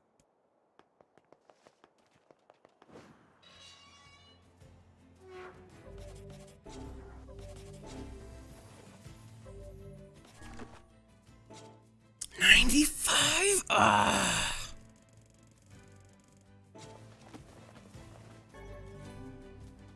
What are we possibly missing?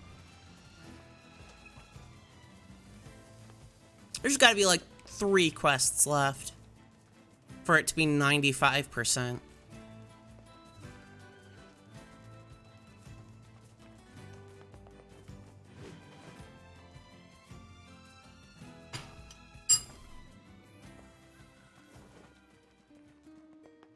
I guess we'll check with Devila. Hey. Which job should I... That butler from the manor needs your... Come back. Which job that... I wrote down the... I know where the butler lives.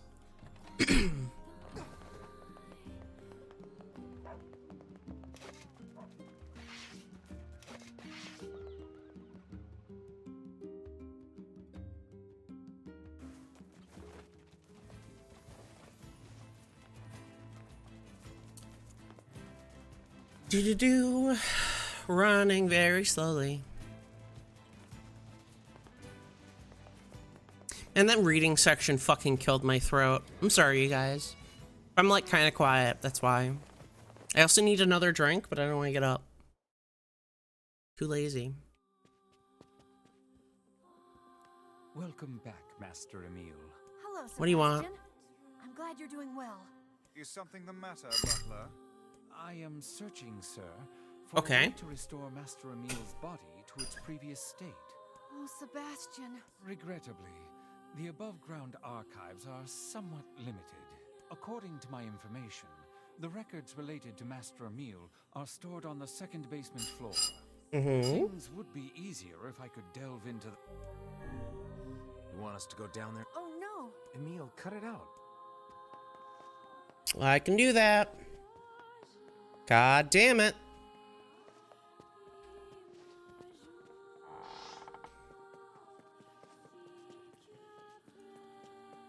This is why tank controls were invented.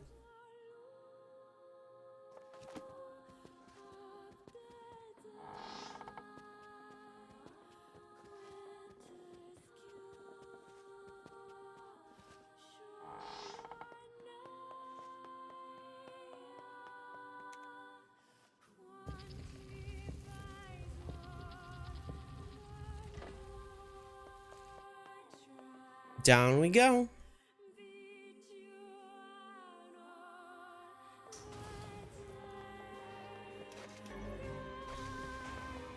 Thankfully, we still have all the key cards.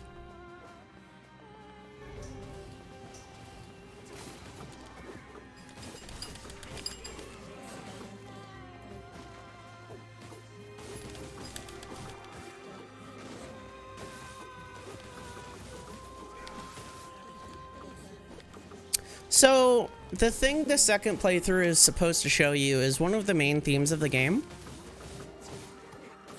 Which is, everyone's a good guy in their own story, blah, blah, blah, blah, blah. But it's literally only a language barrier that separates two separate factions from even, like, talking and, like, discussing their motivations. So both sides see themselves as heroes in their eyes, which is supposed to make reference to a thing that happened in America in the early 2000s, which is why the character Yona has the birthday on the second week of September.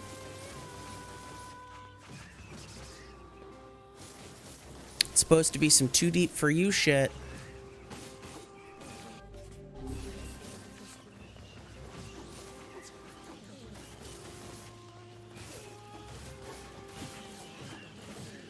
But obviously this part's fiction, so. And then NieR Automata just fucking ran with this whole, like, everything. NieR Automata is such a baffling game. Has more references to Drakengard than it does this game.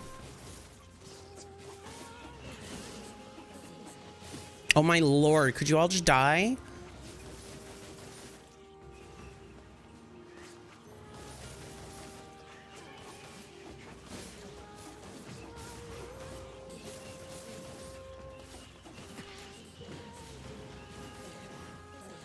So many of these guys. There we go.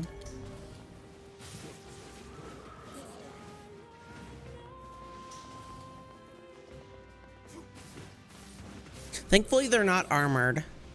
Otherwise, this would take forever.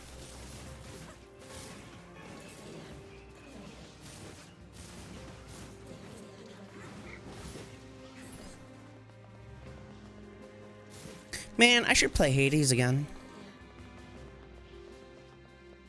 It's a good game.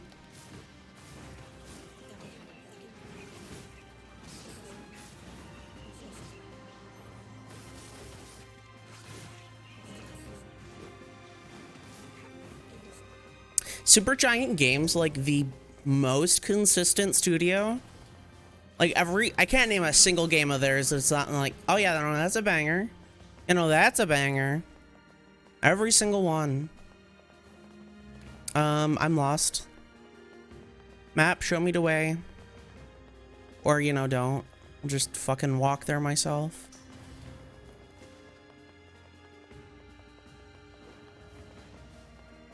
Oh my lord!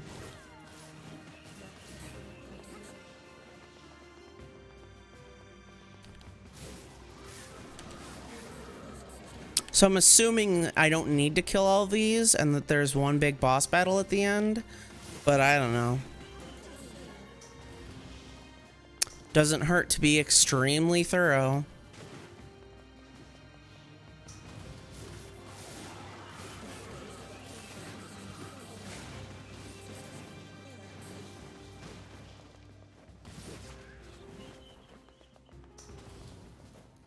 Excessively what is? What's that? It appears to be a list of names and addresses. Perhaps they were employed at the laboratory. The text is half faded, but I see one woman used to live in a coastal town. A coastal town? They must mean seafront. The woman is most likely dead by now, but... Huh? Maybe we'll learn something about a meal. Wait, is this part of the quest? Oh, okay.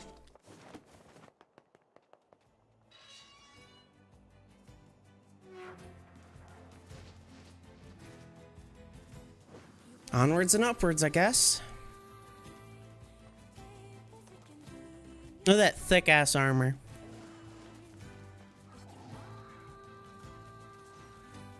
It's a thick fucking boy.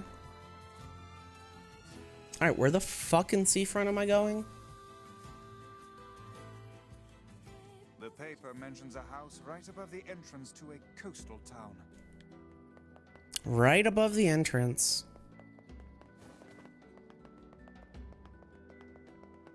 So, like, right here?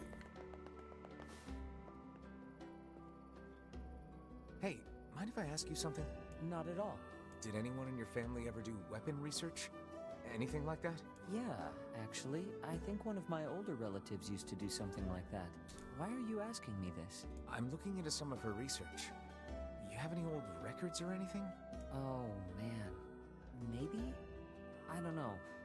If you hold on, I'll go take a look.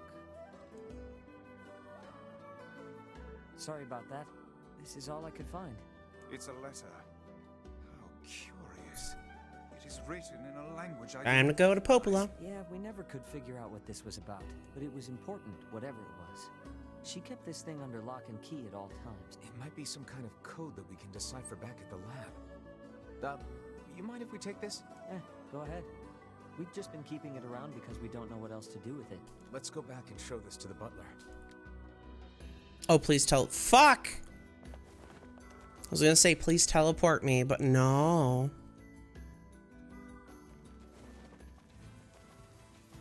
Video game doesn't like me, I guess.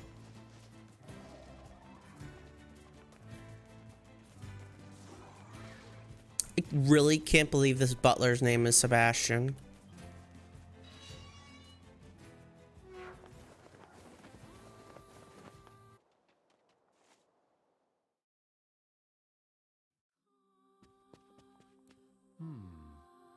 It appears to be encrypted. Oh, yeah? No shit. It begins with dearest Huh? Emile, and then... Why, this appears to be a message for you, Master Emile. A letter, is it? To me? Dearest Emile, you do not know me, but I know you. My research has twisted your life in unfathomable ways.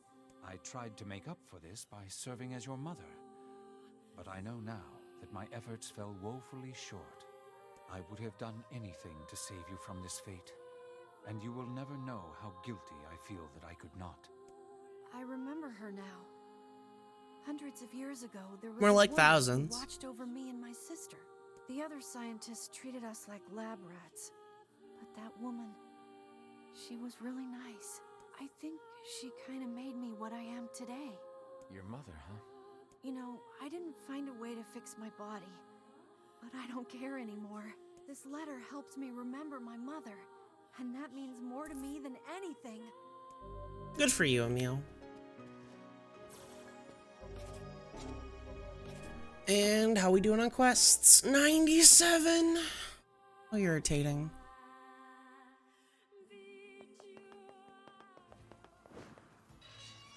Couldn't that be like 99?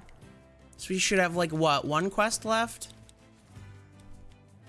Given by that percentage increase? There's no way we have 2 quests left. That would mean that, like, I don't know.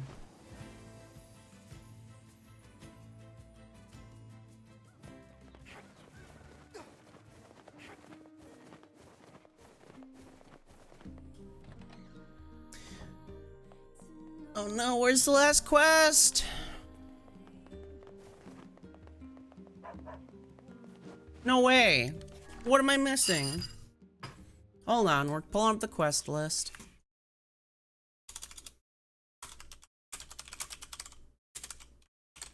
Okay.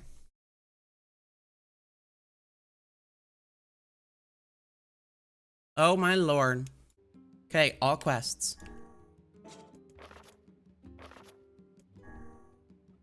Oh, this is not a list.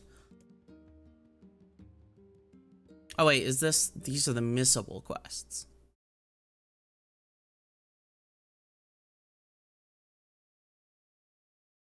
There we go.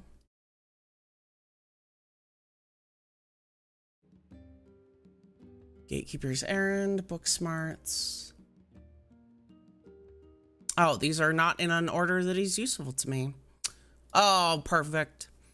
Old-fashioned home cooking, shopping list, book smarts. Tavern keeper's grandmother. Return to shopping, boar hunt. Yona's cooking. On the wings of eagles. Fragile delivery 1 and 2. Fisherman's gambit 1 through 5. The Ballad of the Twins, A Dog Astray, New Merchant in Town, Postman's Request. Lighthouse Lady's Wrath, Closure, Yona's Gift. Letter to a Lover, or The Belated Letter. A Signature Dish, Bon Appetit, Fragile Delivery 3, The Tangled Message, Item Unknown, The Runaway Son, Apology from a Fool, The Littlest Hero. We're missing The Pride of a Lover? What is this? Did I miss a quest as a child?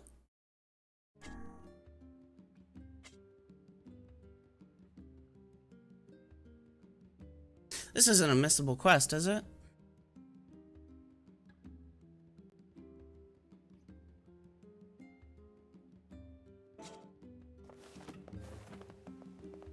It looks like it's not. Well, I'm not sure. I really hope we didn't miss a single freaking quest. As a child, I will be furious.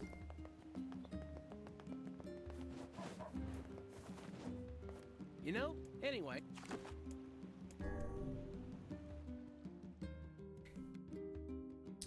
Dude, I'm gonna be so mad.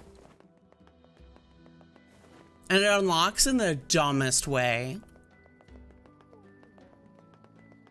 Given where it is in the quest list, I think I missed it. And that fucking sucks. The way things are, the way. Okay.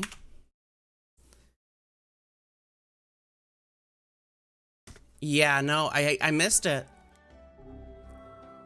I missed it. Fuck. I'm so mad. Oh, it doesn't matter. All we get is money, but I'm so mad. You just give him a fluorite.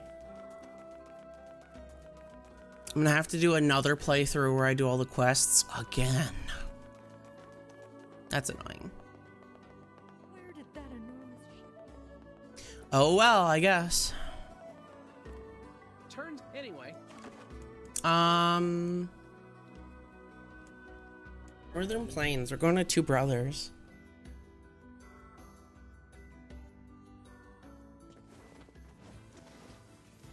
Man, this sucks.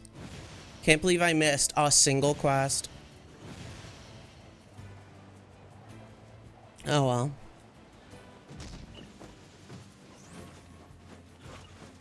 I'm gonna need to redo the game anyway, right? Because of reasons.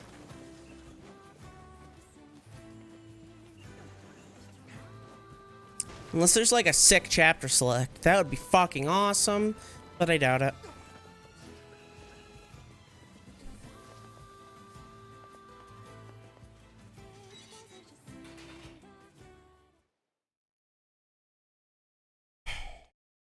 All right, let's go talk to... Oh, we get context for this scene. Where'd they go? Get him! Don't let him escape!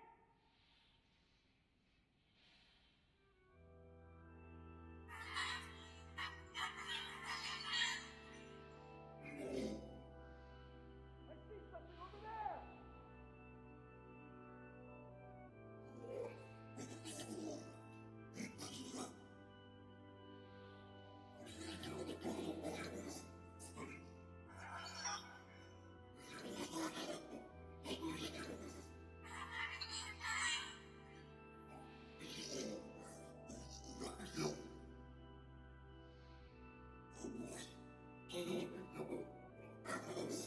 Oh, it's not even sad yet, see?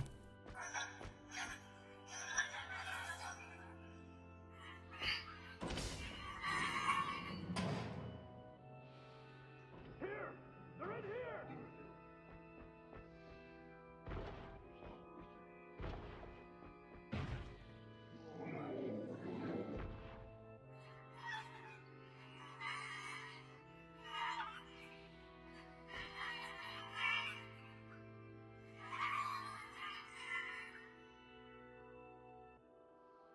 Oh, yeah.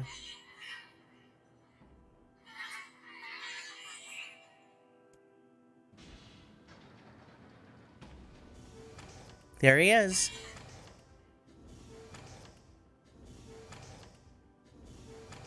Who are you? Khalil. Military defense robot, P-33. So they can speak to shades. You are an intruder. You must be eliminated. Error. There is something leaking from your eyes.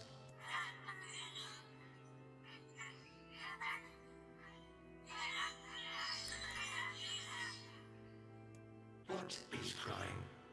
Who is Mom?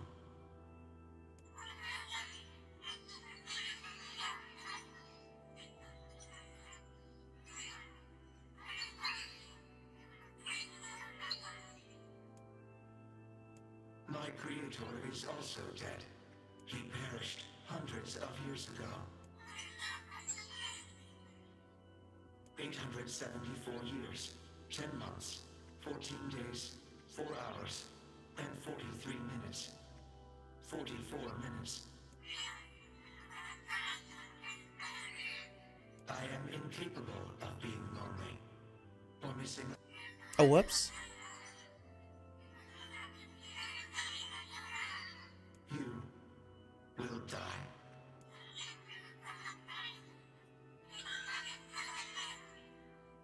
I like how the shades call them humans. Not replicants, humans. Why will they kill you? I guess there really is no answer for it, is there? I will not permit the humans to kill Khalil. Military defense robot P-33 will protect you. Yes, shades are gestalts. They used to be the real humans. So basically, a long time ago, there was this virus that was killing all of humanity. So they separated their souls from their bodies and created, like, mindless clones called replicants. The souls, which were gestalts, became shades because they didn't have a body for a long time. And the bodies, the replicants without a soul, gain sentience over time. P-33 is charged with defending others. P-33 will defend Khalil.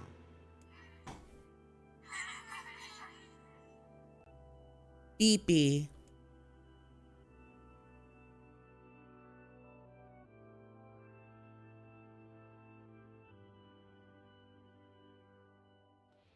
Man, there's gotta be tons of machinery here. Yeah, but I don't know how much we can actually use. Oh, wow. Check this out. It looks brand new. Hey, be careful, all right? This place is dangerous. I'll be fine. Oh, no. Huh? Look out! Huh?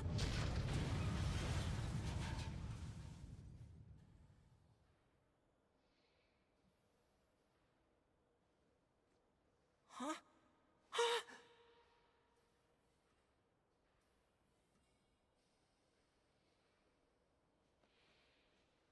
Jacob?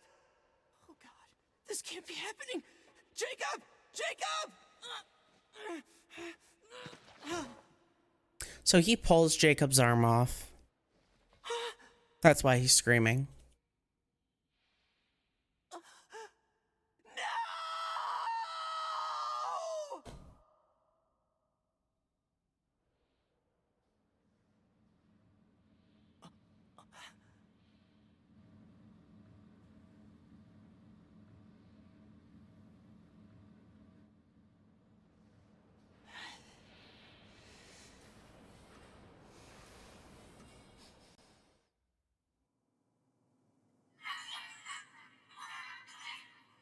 The noise of the intruders caused the structure to fail. They should have proceeded with more. Hi, Faye. So P-33 and the Shade had literally nothing to do with Jacob's death. It was just Gideon being a fucking dumb shit kid. One intruder has perished.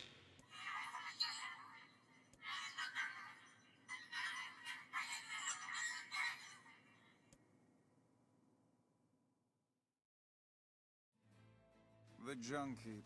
Perhaps we should speak to the brothers. They might know something about this. Oh, hey there. You're the... My bro... I need to ask So Gideon has a robot arm because he was so fucking traumatized by tearing his brother's arm off. And deep down, he felt like shit because A, he tore his brother's arm off. He also knew that it was his fault that his brother is dead. So he literally like chopped his arm off for some reason. You heard me. Not the... No, never... I thought... Someone... I already have this weapon. I can... If you'll... I'm only... Also... Alright, murder robots time.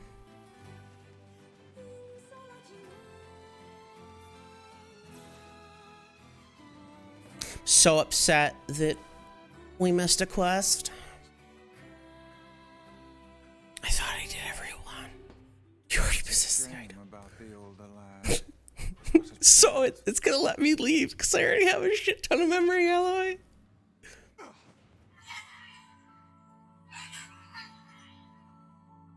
A large seagoing vessel that carries freight and passengers over bodies of water.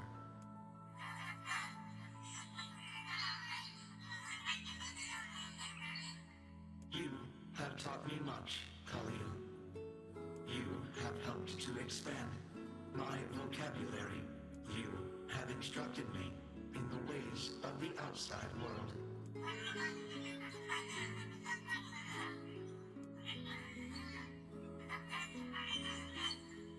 Because we are friends.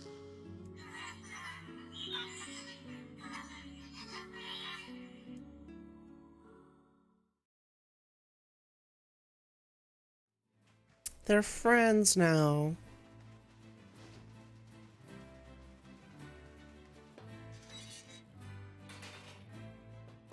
That's some pretty impressive stuff you found. I'll start upgrading your weapon right away. And since you did me a favor, I won't even charge you for it. Cool. Well, this is no... Alright, let's go see Popola. Let's go do the new shit again.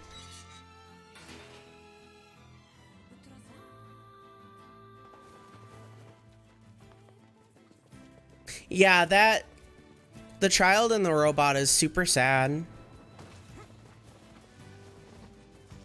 There's like a short story about P33 Khalil. That's pretty cute. P33 like eventually like, I don't know, he like breaks out or something and like, oh wait, I'm going the wrong way.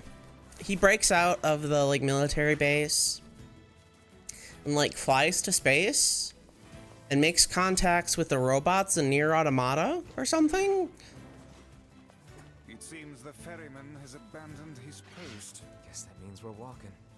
That's irritating. I don't remember the exact details in the short story, although, like, yeah, there's like an army of P33s or something.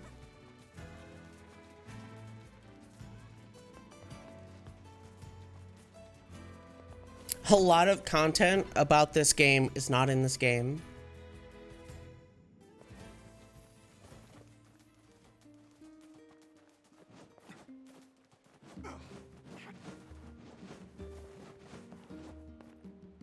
So tilted at this quest, dude.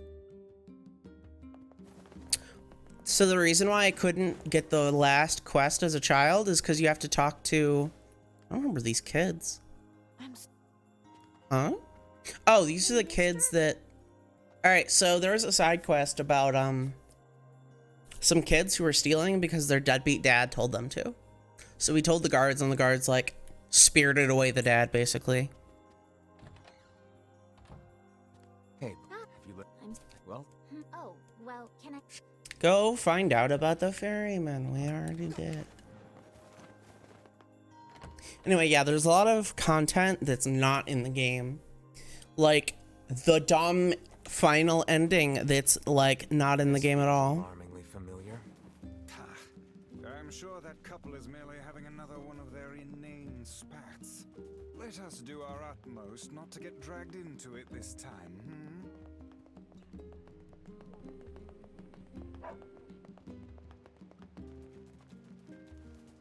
Onwards and upwards. Once again.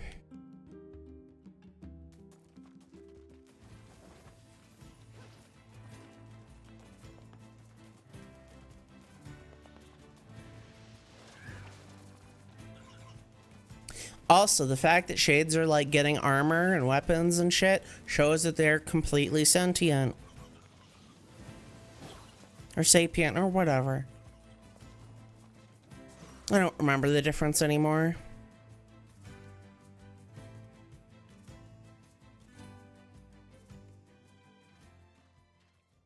Yeesh. I don't think I've ever seen fog this thick before. Huh? What's that?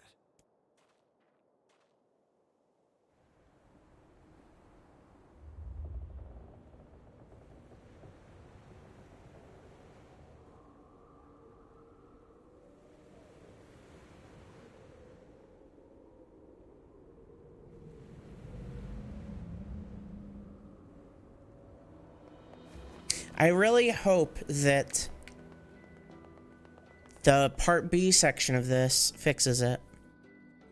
Oh god, it's so... You had a fight with your husband. Yeah, apples. And here we go again. Shall we begin by asking around at the tavern like before? Hey there. Yeah. Anyway, I think... Thanks. Say...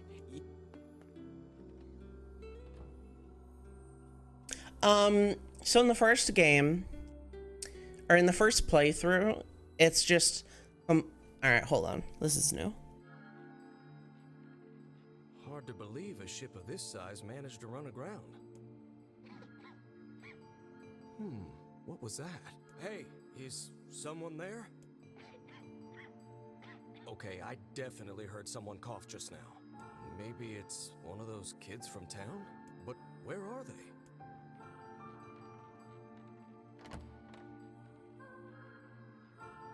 There you are. What are you doing here, kid? And who are you, anyway? Were you a passenger on this ship, maybe? Hey, it's okay. You don't need to be scared.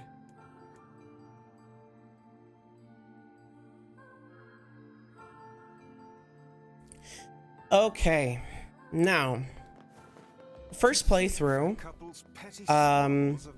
you just play the game through normally, and then you beat the game, as you saw, and then we start again from the halfway point, where we rescue Kaine.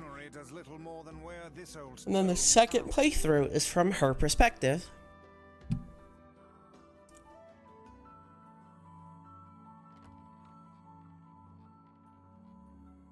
Hey there. How you feeling? Well, your cough seems better at least. Check it out. I brought you some bread today.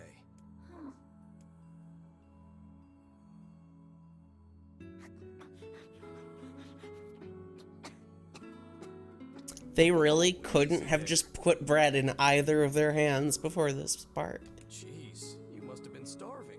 Well, look, no one's gonna take this from you, so just take it easy so you don't choke on it, okay?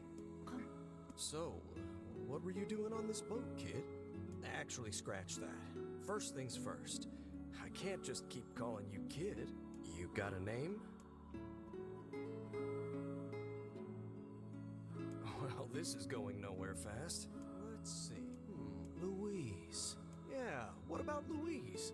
I mean, it just sort of popped into my head, but what do you think? Guess you're okay with it. Well, it's nice to meet you, Louise.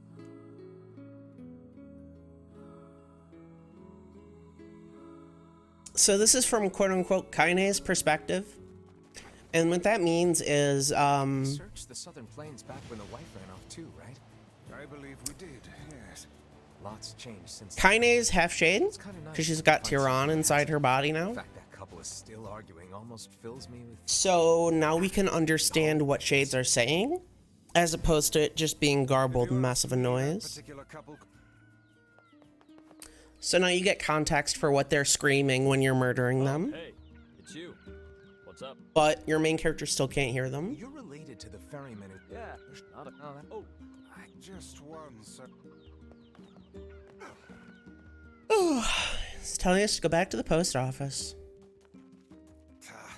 I cannot believe how many trips we have made simply to track down a single man. It's all right to do this kind of thing every now and then.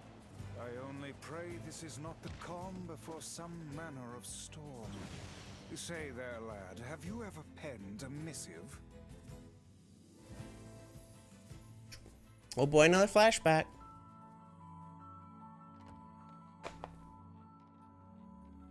Hey there, Louise. Say, where'd you get that red bag? Oh no, she murdered the post, or not the ferryman. I'll bet she didn't murder him at all. Did you? You kids are so darn curious about everything. Anywho, it's good to see you. Here, it's a ribbon. Let me tie it in your hair for you.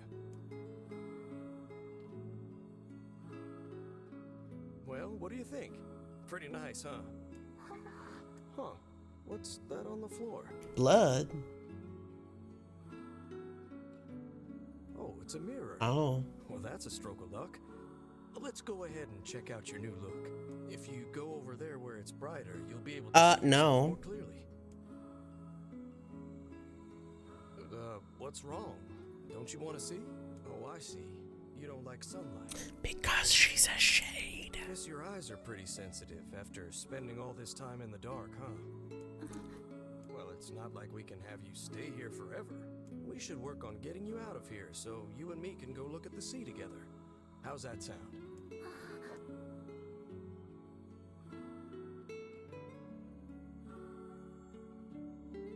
So the reason why she is not talking to him is because she's a shade. Obviously.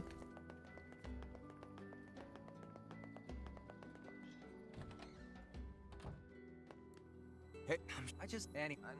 Still, that's pretty. Annie, actually, not often.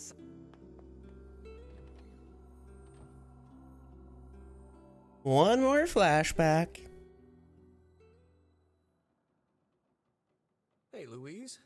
I brought your food for today. What's wrong? Aren't you hungry? Huh. You haven't been eating much lately. Are you okay? Well then, let's try this.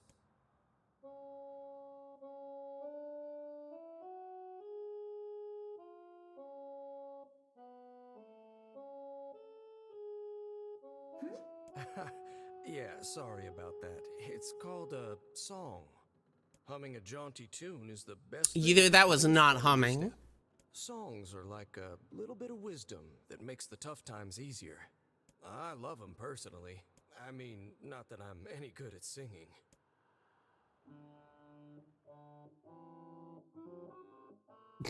Whoa, your voice is a bit rough. This isn't singing at all. But you're actually pretty good. Shades can sing? You know, I knew someone who lived in the town lighthouse before she died. She used to hum this same song a lot. I heard it every time I stopped by to deliver something, and I guess it just kind of stuck. We both know you haven't delivered shit. Of course, that was quite a while ago. Hey, you are a kind soul, Louise. I can't. That song's on the tip of my tongue. Is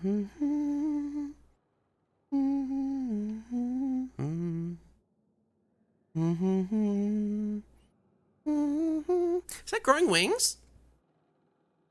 Is that Growing Wings? No way that's Growing Wings.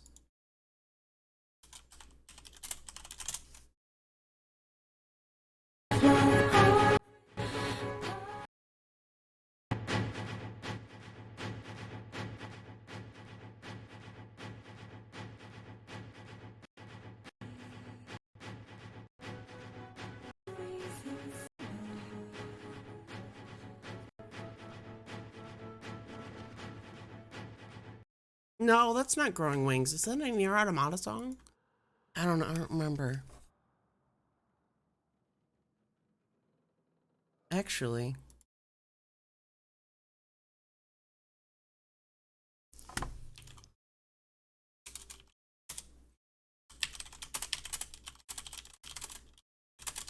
It might be the Song of the Ancients. Yeah. Is it a shade? Are you actually trying to think something through rather than just jumping in and killing? What's wrong, Kaine? Nothing. It's just... I'm sensing a presence from seafront. Something like a shade. A shade in the town? That's not good.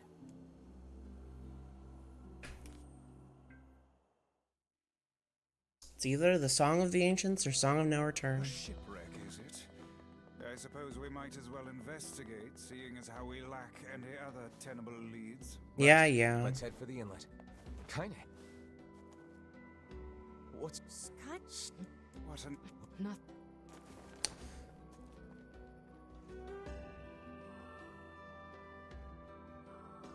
Voice of No Return, excuse me. We're gonna need to figure out some way to get inside that thing. This ship is in a... These... Let's roll.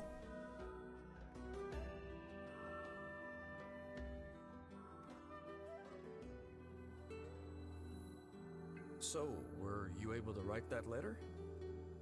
You know, now that I've taught you how. Not yet, huh? Well, there's certainly no reason to rush. You know, it makes me happy that you've taken You've such a taught step. her to read in less than a week? First time we met, I didn't have the foggiest idea what was going on in that head of yours. So, hey, I've been thinking, how about you come live with me? It might be kind of nice to have a daughter around. Not into it, huh? Guess I should have figured. I'm sad to hear it, but it's your choice, of course. Huh? The floor's wet. Wait, is this blood? This part I still don't understand. Oh dear. Are you... Is he just assuming? Or is that blood from the people that she murdered? Oh, baby, that is one hell of a smell. We got something real nasty nearby, eh, sunshine? Okay, is this why she suddenly needs to leave? Come on, don't tell me you ain't picked up on it yet. You of all people gotta know what this smell means. This ship is in poor condition indeed. Okay, that makes a little more sense. You really shouldn't. Hey, I've got an idea. Sounds good. The meal is on the... This place is pretty gloomy. I'm having a hard time imagining it. Well, as we've no other leads, let the search begin. Look,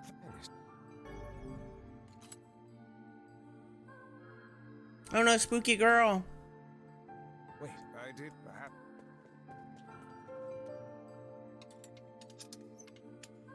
Weird. What is with this ship anyway? There may be clues somewhere that tell of how it ran aground. Then Apples! perhaps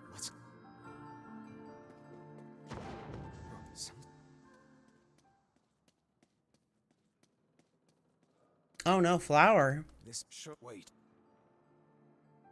A lot of the writing in this seems very strange. Man, it would wreck until what the we've no Like, I understand trying to make something dark, but do they really need to add slavery to NieR? Did you see that? a shame we can Hang on. it There's a... that one Give it a nudge. a hidden room. How delightful. These chests... And what? I wish. Those are known There don't seem to be any shades around, at least. fortunate for us. Now let no more time be wasted in our search for the townsfolk.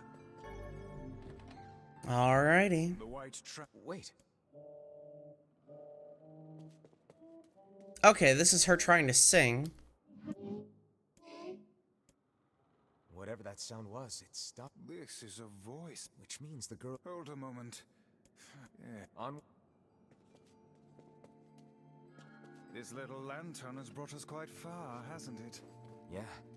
And the light it gives off makes me feel... Looks like some... It says this... See, do you think that... I cannot say. Wait, did we not read this?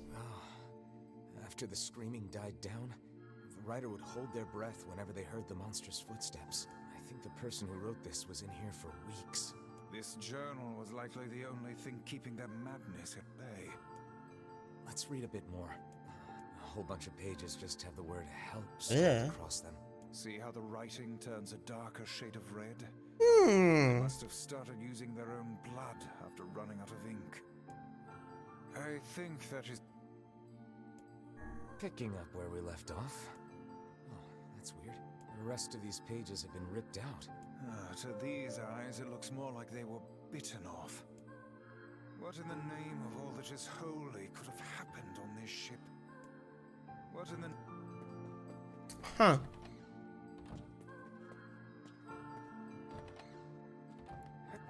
Extra right. Think, tell me once we must prep.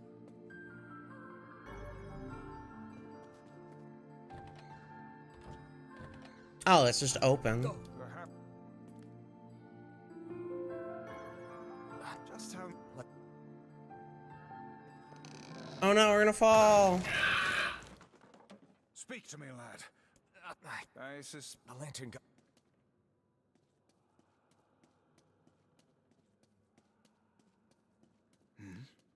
Is that... What? About...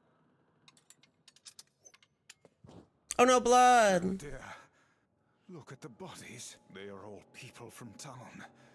And I fear... the missing ferryman. So we still don't have a decent explanation as to why she just murdered everybody. Oh no. I guess self-protection? This can't be real. Why? Why did everyone have to... God damn it.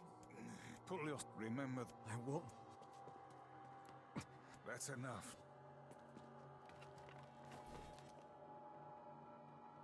Alright, show me the context.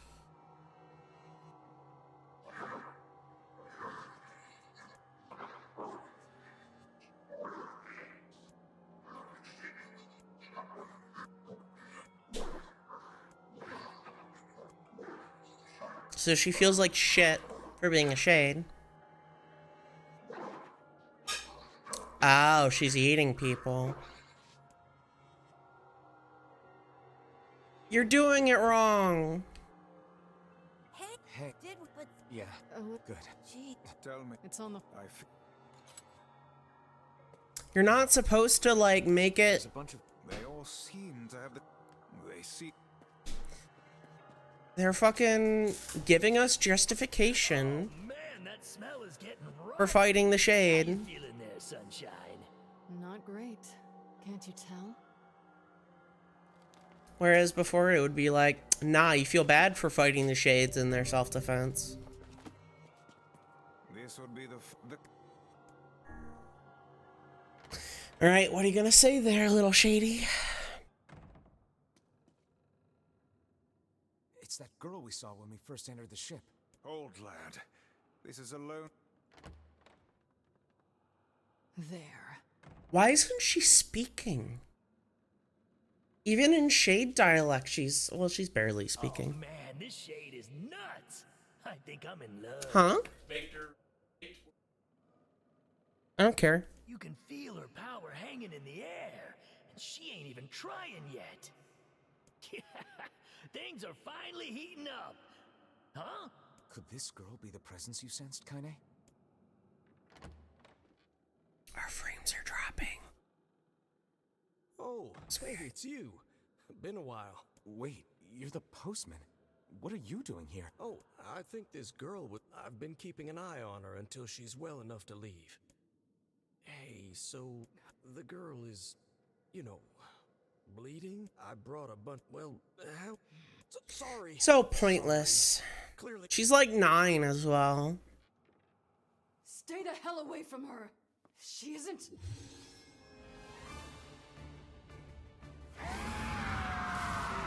And this is kind of also...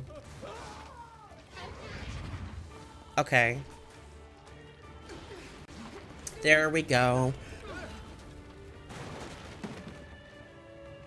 We'll figure something. Two of them. The ship very much. Shades! They're in the way. Looks like we can get out through that hole up there. Alright, let's go fight this boss again. Please be begging for forgiveness or something. I want to like this section. But so far it seems very silly. What's up, gamers? Glad you two Yeah, we're good. We'd better go. No shade. We should use the opportunity. Okay, well, she can look at the sun.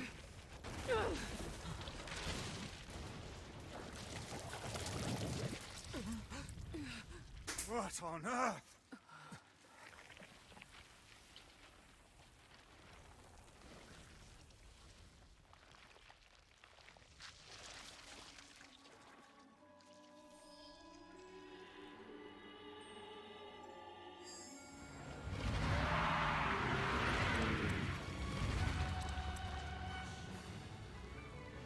Shade design isn't even all that inspired.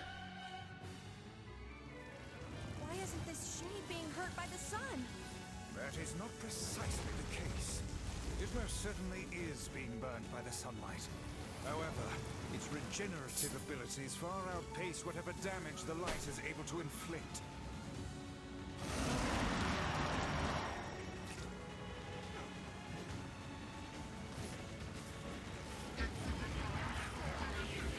Oh, no, she feels bad for eating people. That's still not a fucking good way to go about this, their friend.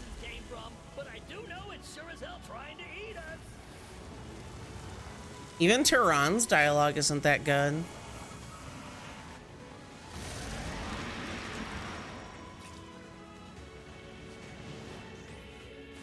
Aim for the tentacles with faces on them. Don't stop now. Focus on the next one. The postman that you literally, like, injured? Yeah. Yeah. Okay, wait. Wait. The girl who's on the haunted ship, who literally kills and eats everybody who enters this ship, is going, nobody but him helped me. What the oh, come on.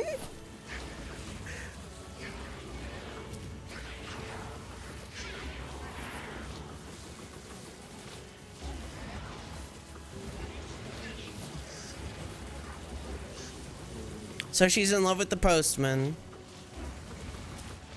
This is really dumb. You're doing it for him? How sad. How precious.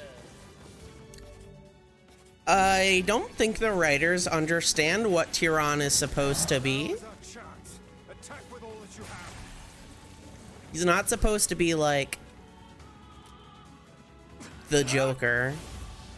He's supposed to be like crazy dude who likes the killing and stuff.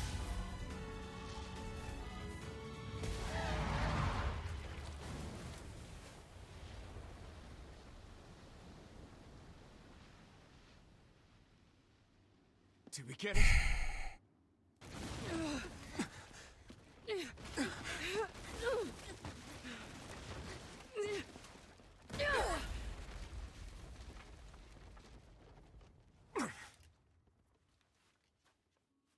Oh hell, that thing's huge.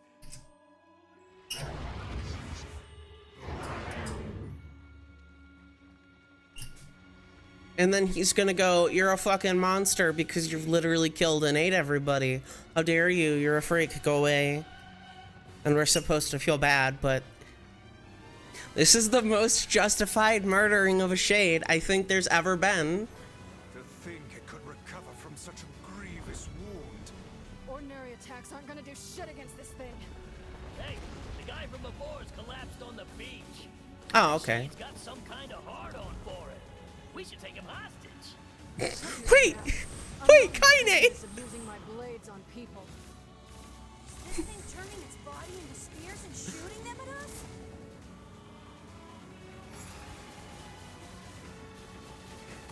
Bad writing does not justify cool set-piece boss fight. In a game that was only good writing and music. We'll just sit around a campfire and sing songs until we get murdered. God damn it. Huh? A little. 6:30. Mm-hmm. Cool. The number of spears flying our way is increasing. Marinade is such a fun word. My word, if this continues. Hey, over here. Okay, she literally did what Tyrion told her to do. This guy's important to you, isn't he?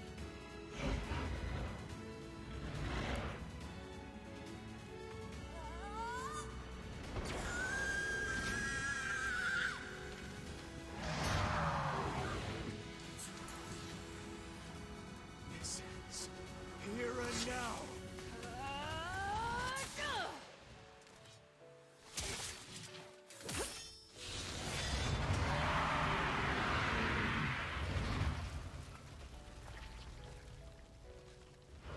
Okay.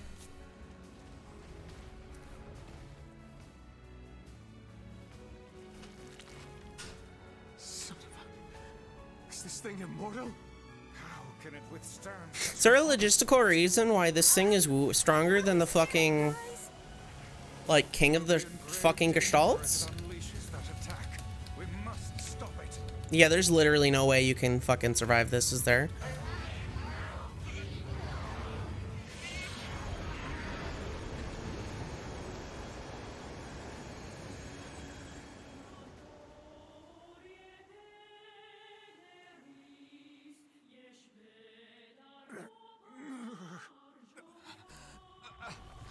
I think we're in trouble. What the hell are you doing? Stop him already! My body won't. Damn it. Fuck.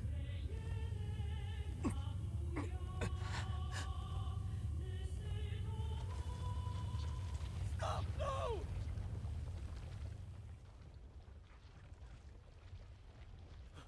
Okay, so he's appealing to her humanity by begging her to stop.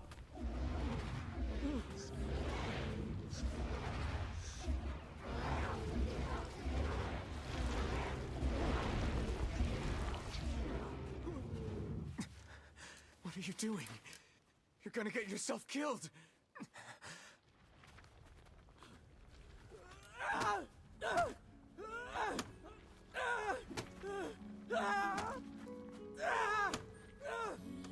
Stop!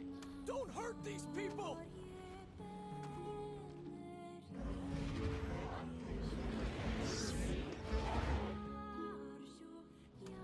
So you've been lying to me this whole time? Okay.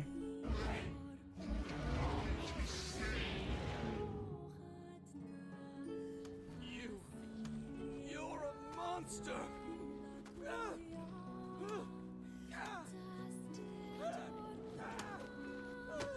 It stopped. Focus on the source of its magic. Aim for the head.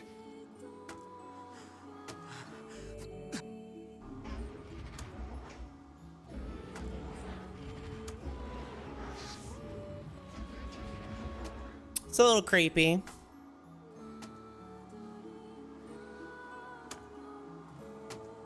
Nothing. We can never be together. You just...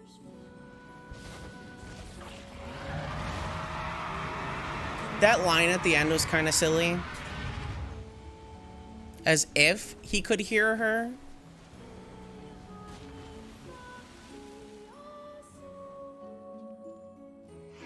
Dude, double the value.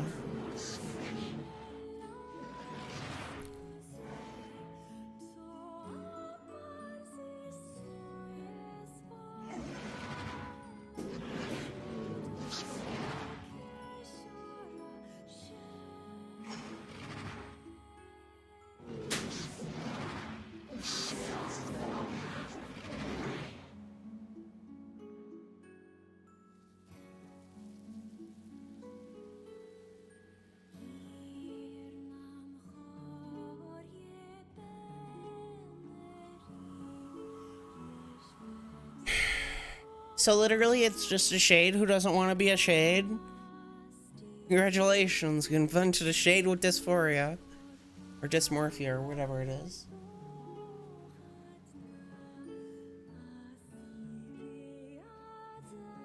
It still doesn't make me feel sad for it.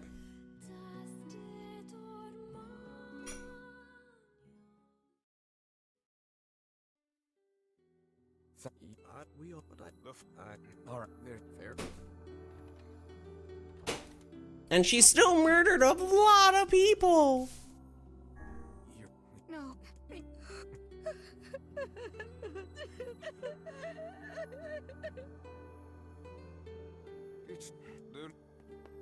Well, that was that.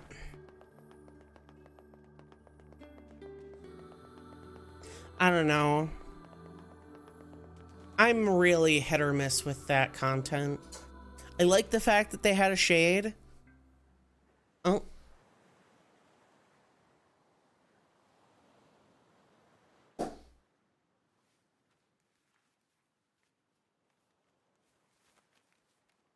Is it the letter she wrote? The hell's this, Sunshine? A letter. That thing wrote it for the postman. Man, that is some grade A chicken scratch. She probably copied the letters as best she could. So, what's it say?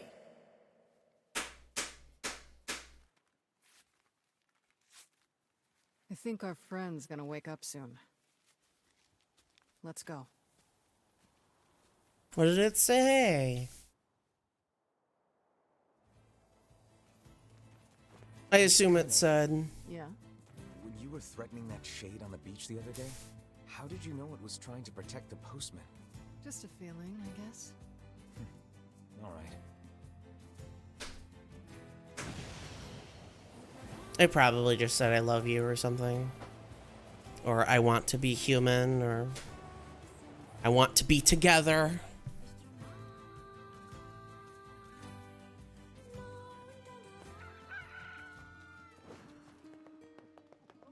Still though, I get it. I do. It is kind of cliche. Can love bloom even on the battlefield, snake type shit? A human and a shade being together. I understand that. And of course it ends badly, as things like that usually do in these stories. But I don't know. The writing just does not hold up compared to literally everything else. And it's not subtle at all. That is. I'll do. Oh, since the I'll make. It has the subtlety of a fucking Even without those we have lost tire. relentlessly continues to turn. Is that subtle enough or not subtle enough? Yeah. Yeah. Okay.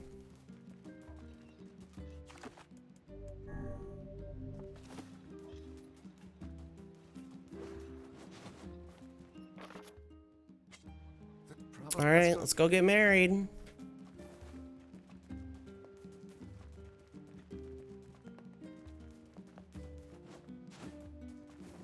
So speaking of, you will be ashamed of your words and deeds. You guys want to feel ashamed of your words and deeds? So, like, there's literally nothing to feel for in that ship segment. Like, literally.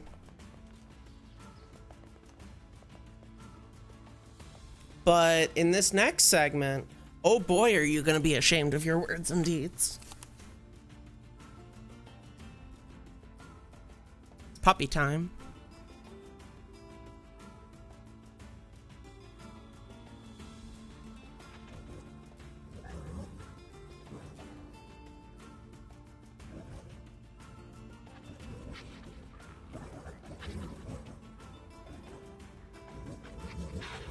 Hmm?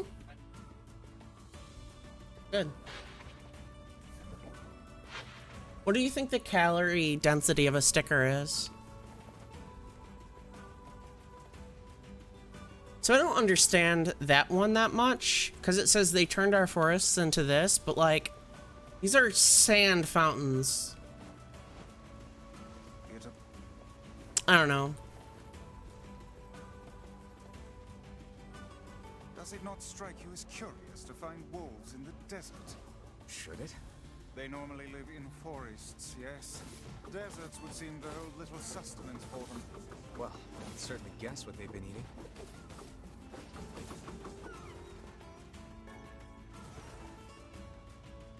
Like, literally, this is an entire, like, city, and the temple as well is an entire city and an entire temple built out of sand.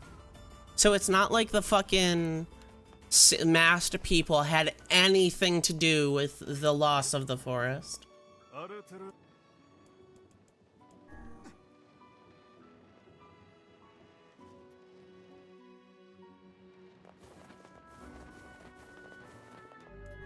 But that's just me pointing out shit. How many weapons do I have? 87%. Yo. Vera. You're kind of course. Wedding time.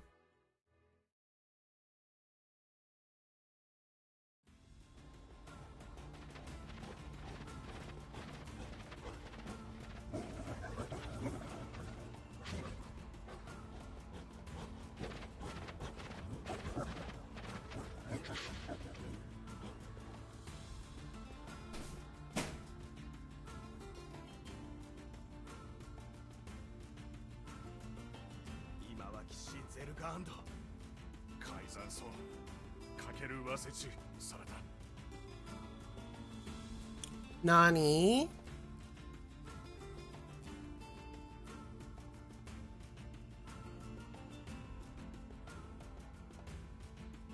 How depressing. The humans killed the wolves for no reason.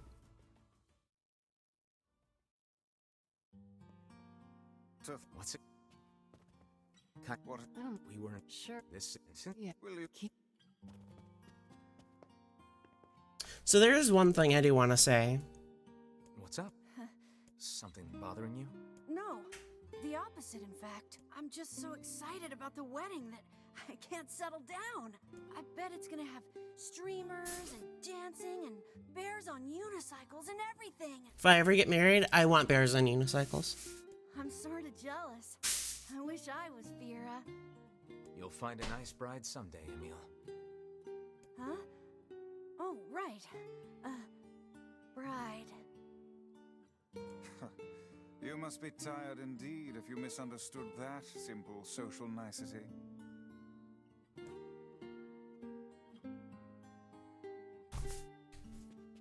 So, this section right here.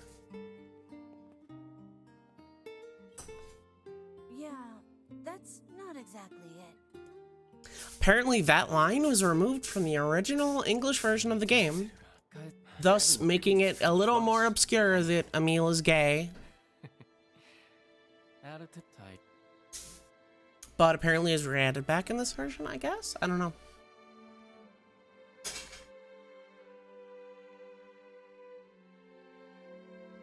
No puppies.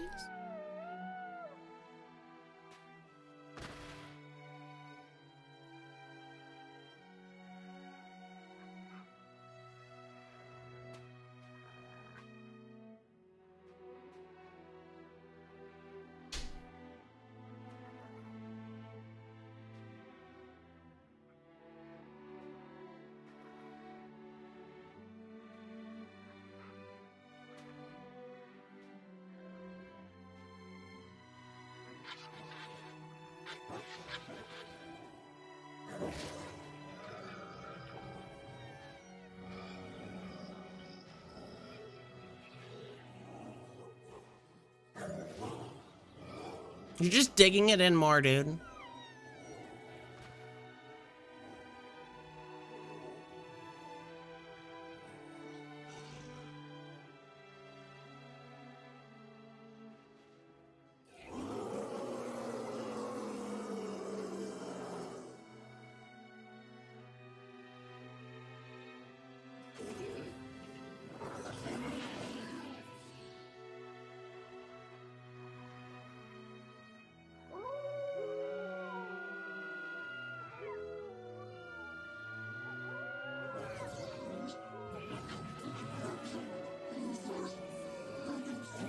So you want to feel ashamed for your words and deeds? The masked people literally inadvertently killed their queen, and they don't even know. Aw, weddings are the best. There's flowers everywhere. Everyone's happy. It's just great. I'm kind of jealous. Aren't you jealous, Kaine? Meh. Oh, come on.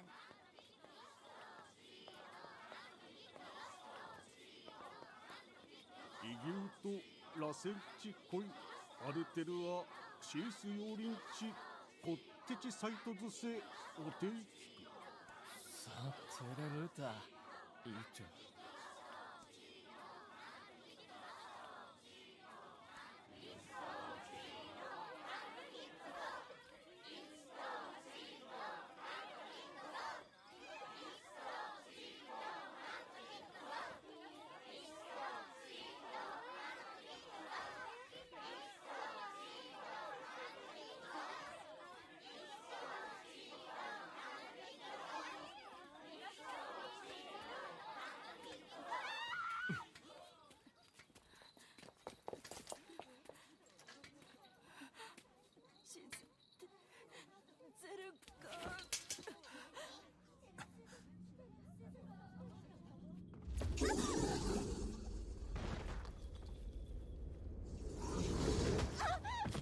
Dude, Pyrrha just got fucked. Fear, excuse me.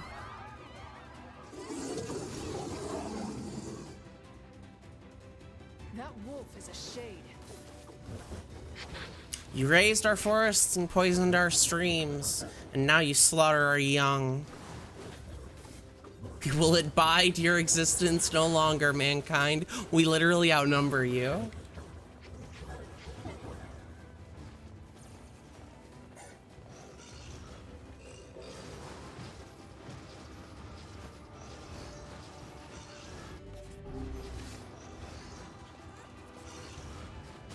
The leader seems to have the power to reflect. Oh, that's right.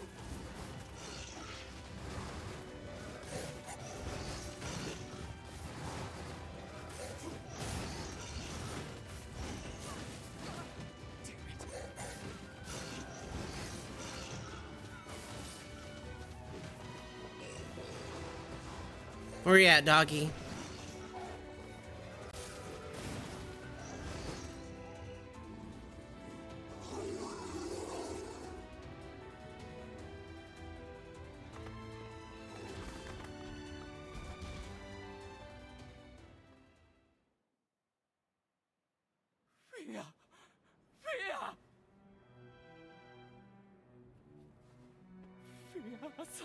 Do you feel like shit for killing Shades yet?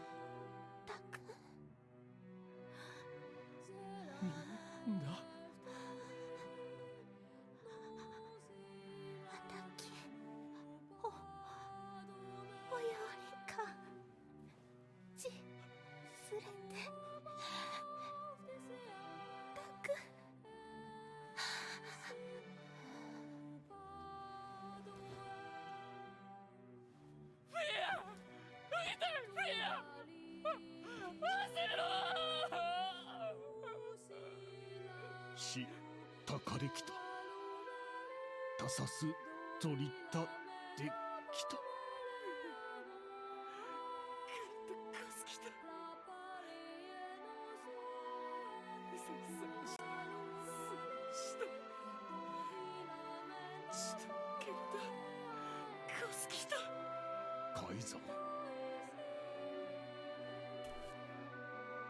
All right, let's go murder some dogs.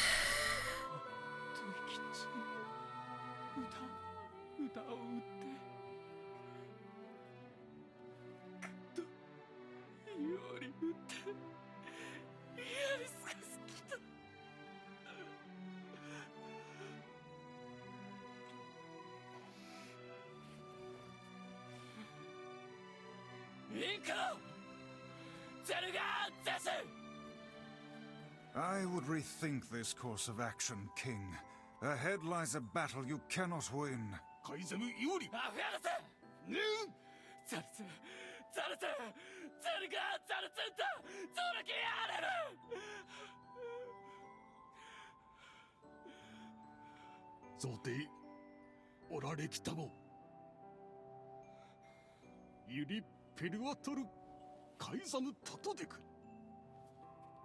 Talk about a red wedding. But カイザムタリエキューサカイザムが夫と来て総取りリス高い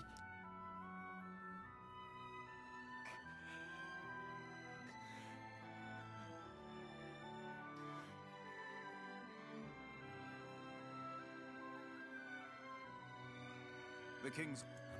all right.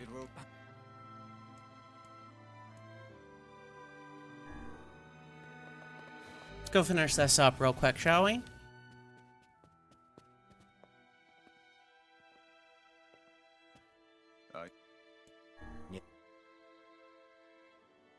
It really sounds like Japanese, doesn't it?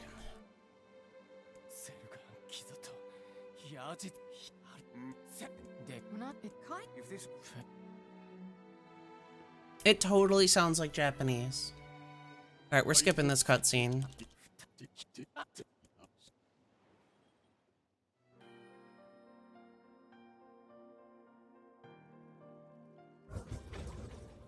God damn.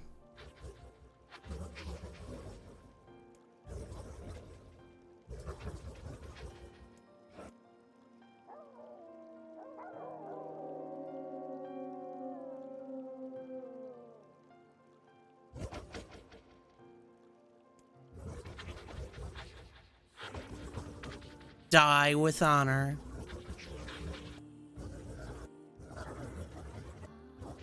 Death to the invaders!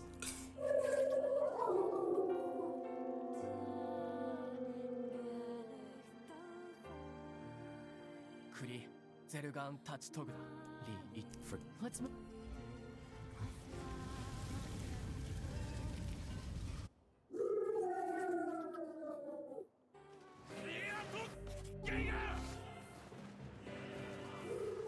Alright, Wolvies. The wolves appear to be targeting the king. He seeks the king of Passan.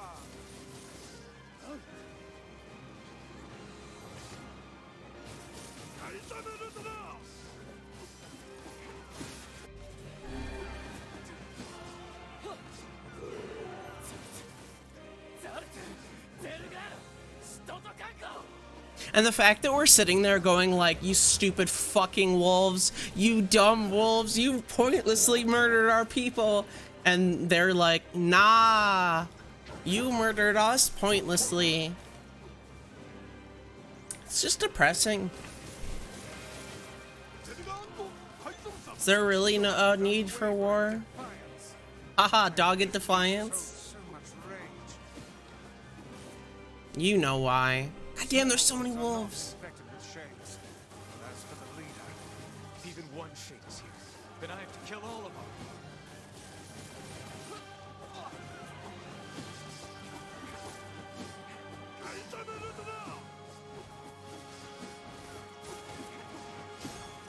Splendid.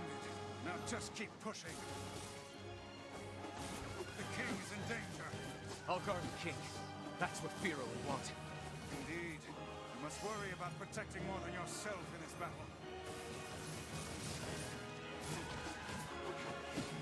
So this is wild nature, I guess.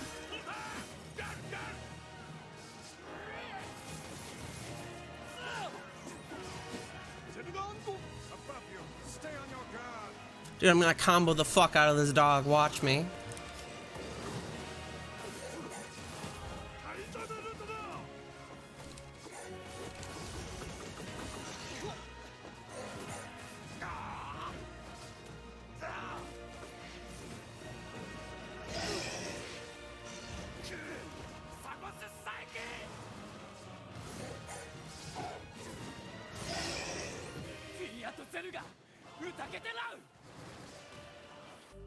This is literally just a fight of misunderstandings.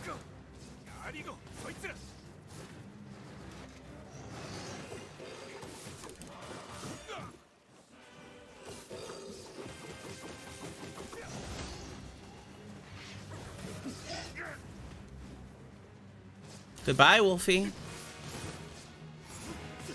I didn't kill it fast enough. Hi, Vivi.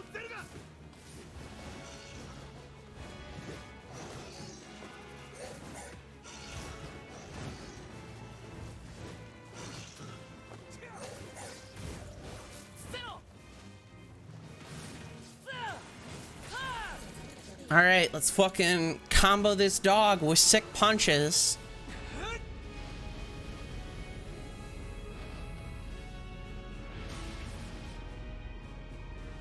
Hey, bada bada swing.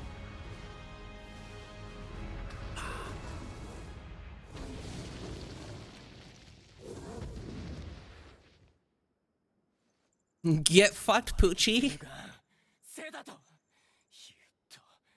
'Eye.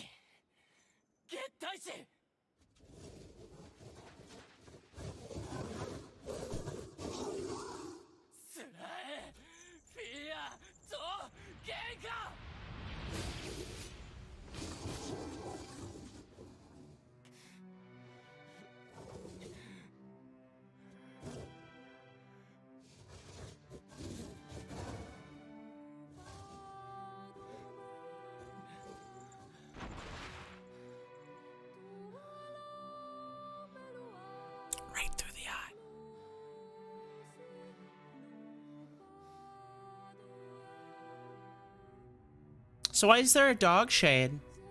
You may ask.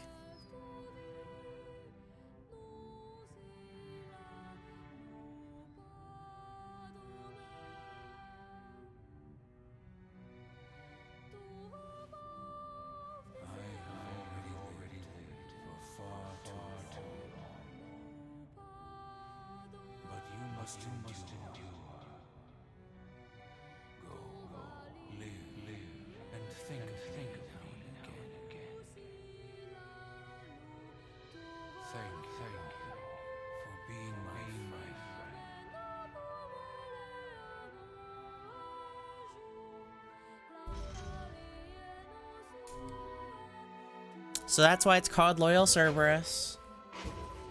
There was a man who was in the reserve for the Gestalt project, but died far, far before it was ready. And so he decided that his dog should become somebody that would be saved via this process instead.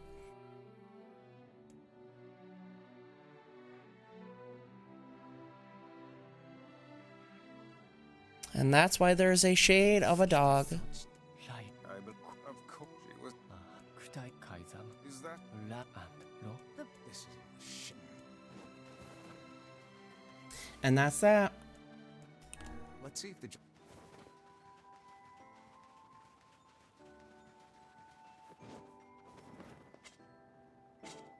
Oh, just tell me where you're going.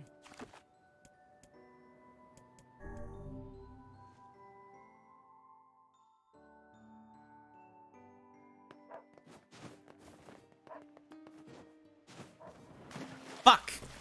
I barely didn't make that jump. I'm so upset. Everything in working order? Yeah, Vice. I'm good. Your health is diminished. Do be more careful next time.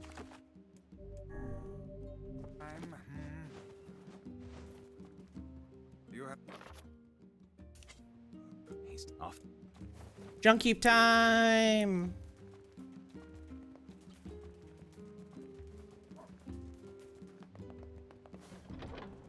Keep in mind, his master lived like thousands of years ago.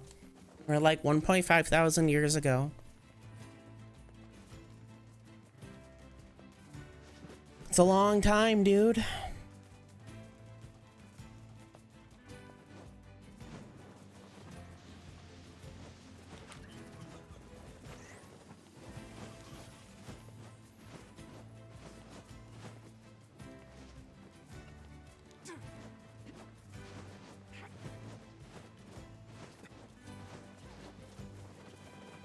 Let's roll.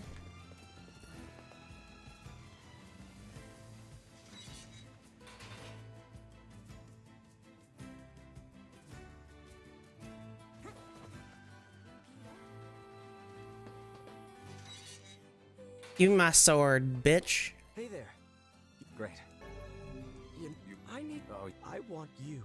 Matters are. It's my mission. I don't care about money. Which the ones in the. A shade has joined forces with a robot. There's a shade in there? Yes. And what have we decided? Shade gets the blade. Shade gets the blade. You kill him. But what can I help?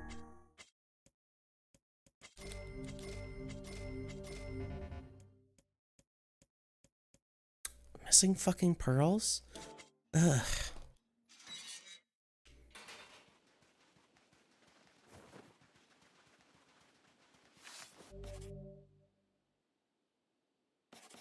Oh, okay. I was upgrading the Phoenix sword.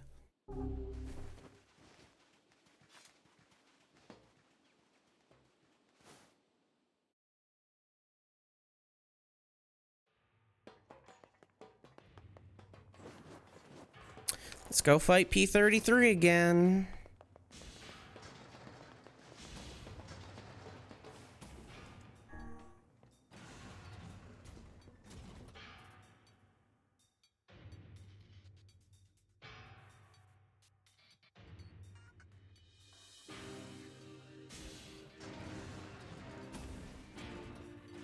The elder brother postponed his joy for the sake of his sibling. Do you think he was ever truly happy?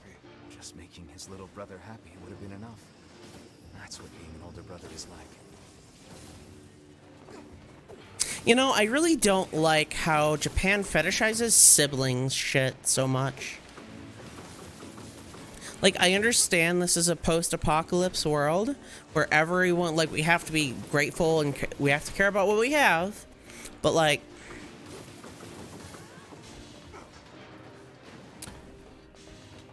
I just don't dig familial bonds like that, usually. And that especially is shown in that stupid anime. Oh, what's it called? Nisekoi? So Nisekoi is an anime about I might have had a childhood friend who I was in love with. And she is one of 7, no 8, no 9, no 10, no 13 girls.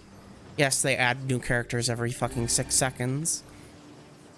And it's not about who he likes the most at this given time. It's about fucking who did I like that long time ago?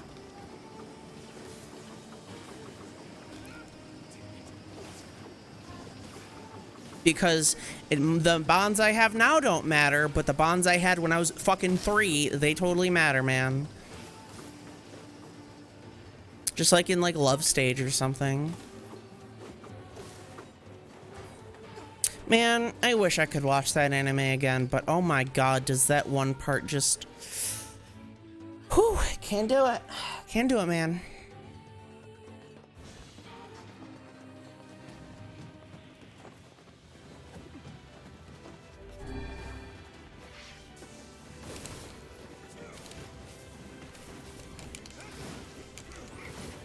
No, do the upswing, god dang it. It's like a fucking 2-frame window, I swear to god.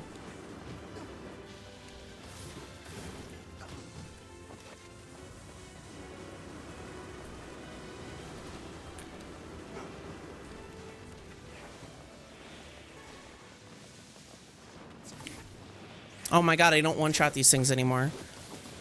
This is a little scary.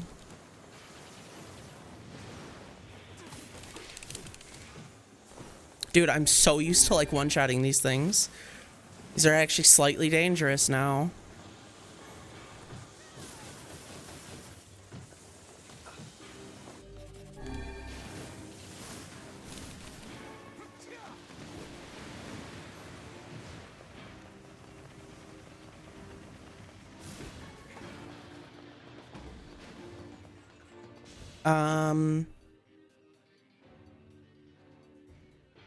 I think depths.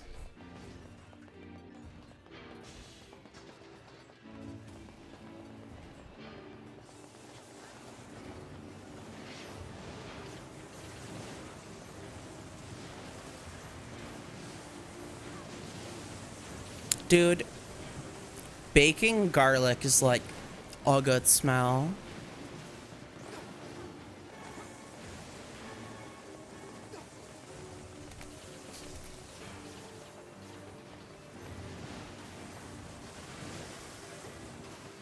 Could you imagine being a vampire, being unable to eat garlic? Why live, if I'm honest?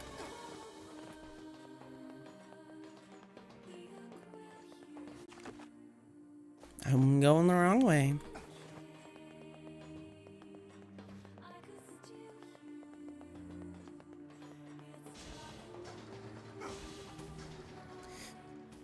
All right, P33 time.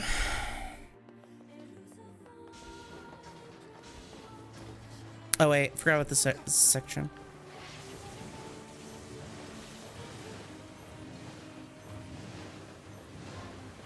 I've never heard of a shade living with a machine. What's that about? Don't know, don't care. All that matters is that we killed them. Shades, get the blade.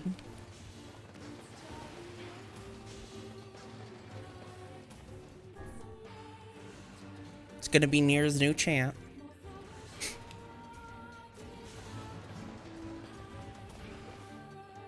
Yeah, I know.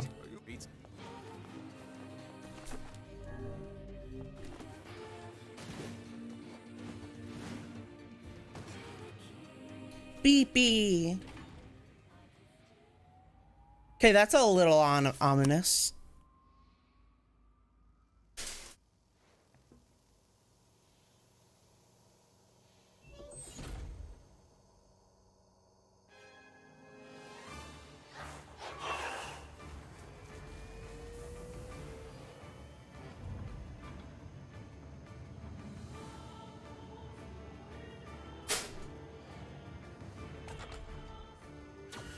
Intruder detected. Scanning. Scanning. Exterminating.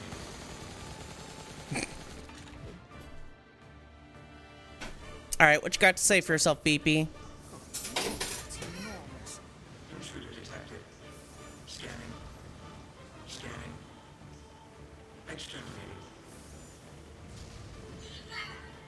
Do it, Beepy. Beat him good. All right. That thing is commanding the robot somehow. Aim for the legs. Knock it down. Take out the shade. Exterminating. Ing. Ing. Ing. Ing. Beepy, wait, that's enough. Oh no. Gonna be destroyed if you keep fighting. Oh no. Must defend my mission.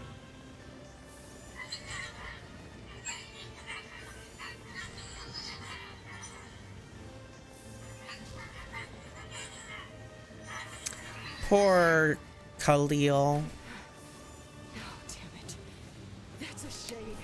And and fucking Kaine's literally fucking listening to this shade beg for his friend to stop defending him so that he can live.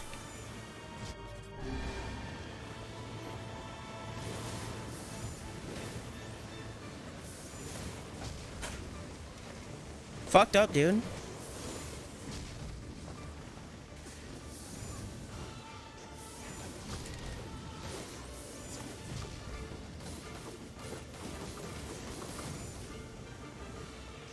Also, Gideon's like fucking pointlessly mad at this thing.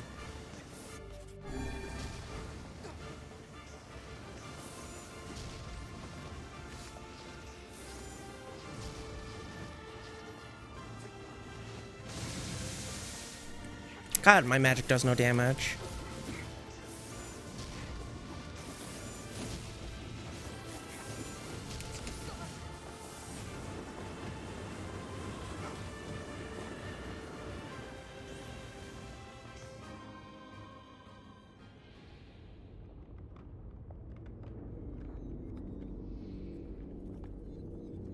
Transform time.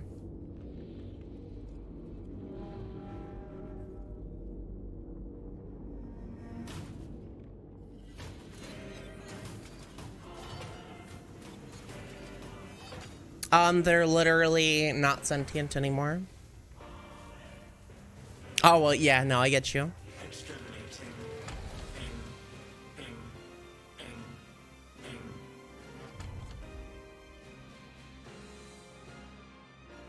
This thing can transform?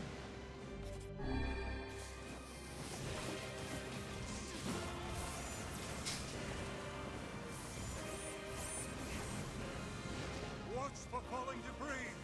Look out!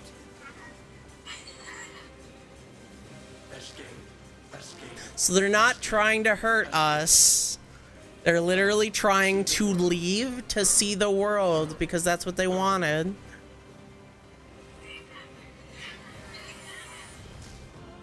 Must protect.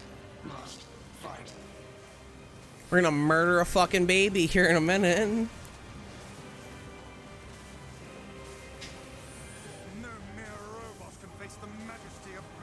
And fucking Weiss is taunting. Oh my lord. Swat him down! I'm getting killed here! Give me an Irby.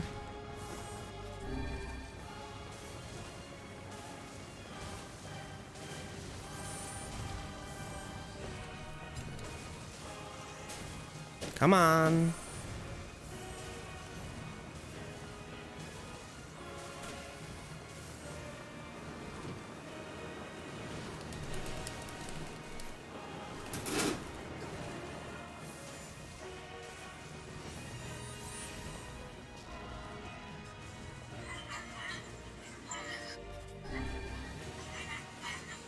Man.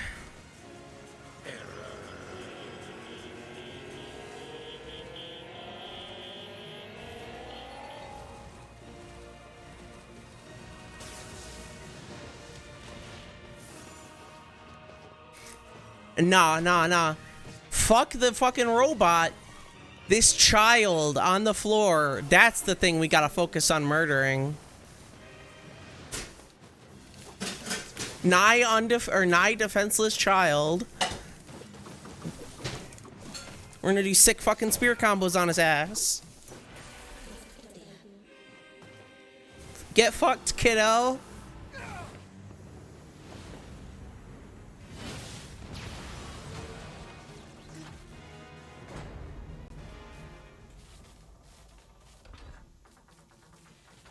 Must defend my mission.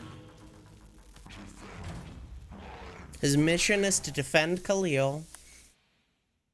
And he failed.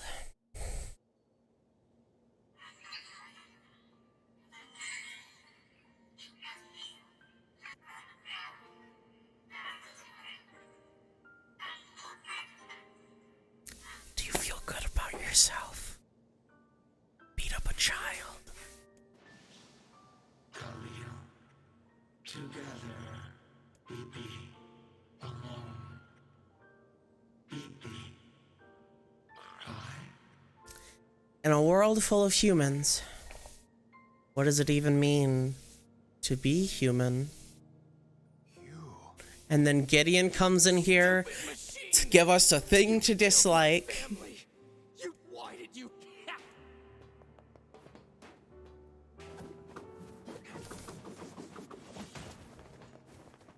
You took. Hey, come on. Just wait. Just leave. Look.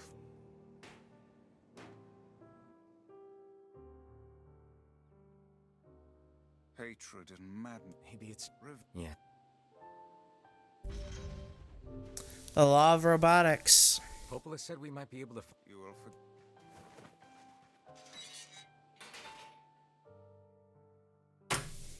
His first law was to protect, right? You know, why was a shade hanging out with a machine? It appeared the creature was actually issuing orders to that mechanical minion. Kaine tugging on her non-existent collar like. You think the shade had a reason for what it did? Actually. Look, it doesn't matter what a shade is or isn't thinking. All that matters is that we kill every last one of them. Kaine out here like, I'm part shade, but whatever. Right. Sure. The idea of a shade trying to protect a robot is goddamn absurd. Still, you guys should be careful. What do you mean? If the shade inside me ever takes over, I'm probably going to attack you. That's not gonna happen. You are no shade. The lad is correct. You are many things, hussy. Not much, but a LGP. shade is not one of them. Shades, for example, do not come equipped with such foul and scurrilous mouths. Literally tell that to Tyrion. How about I cram your face up your own asshole, book? Book. Don't worry, Kaine. If your shade ever takes over, I'll stop you. You will you? Thanks, Emil. Oh shit, I keep punching my microphone like a fucking... It's an accident, it's big and fat. Do it. No. In fact, I'm gonna fucking punch my microphone twice as hard now. I'm gonna make my microphone my bitch. Hey, you guys wanna read again?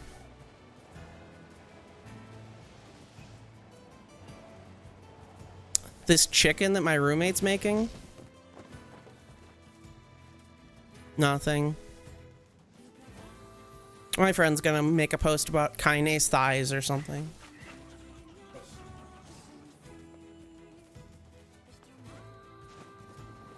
JK, Kaine was nerfed. Oh, you're gonna talk about how they removed Kaine's bulge again? The home of that blasted dream. So there's a character who's intersex in this game. I hope never to experience again. And she used to have a... It's either the limitations of polygon-based models on a PS3 or a dick bulge. Yeah, hold on.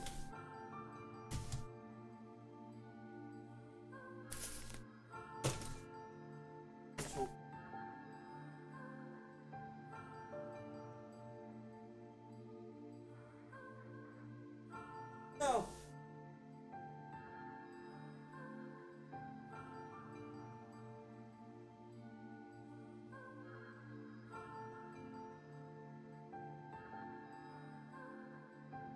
Oh no. Oh, you're way over. Oh, thank you. Yeah, that was one.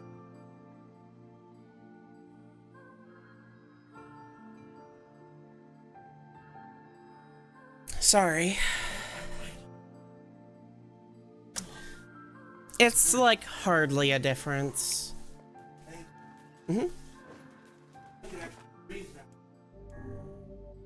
Like, you know those things where it's like, I only notice it because you said it? Like, I only noticed because you said something? It's like that. Oh, hello. Well, Please be not new. My throat already hurts. Hang on. Does that mean it'll tell?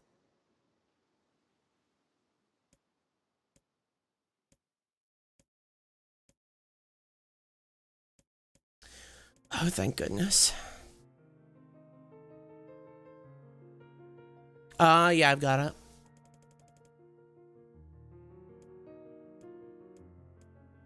it. Um...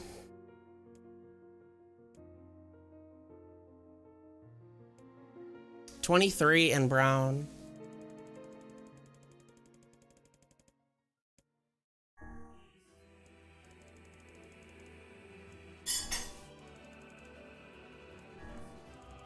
I'm so happy. God bless the fucking third visit to this godforsaken place. I don't care. I just want to kill with the tree defeated, unless, of course. Yeah. Grimoire Weiss literally calls the fucking second and third visits.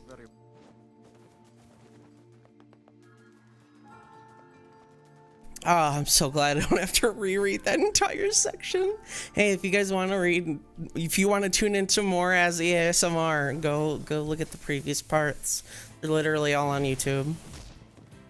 And they all sound awful because I'm reading them.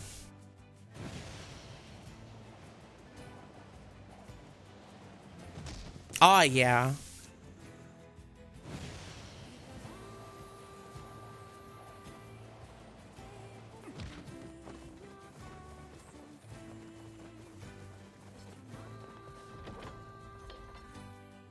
Okay. So let's check. We have sacrifice left. I think that's it.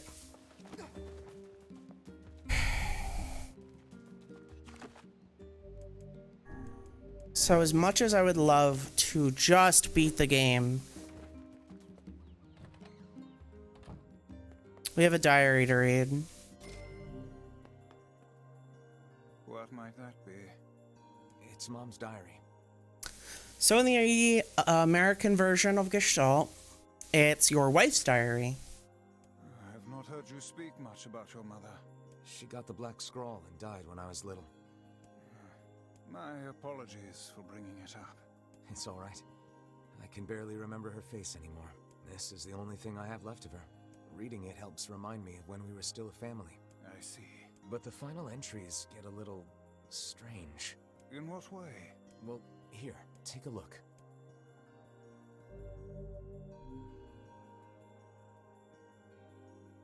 Say there.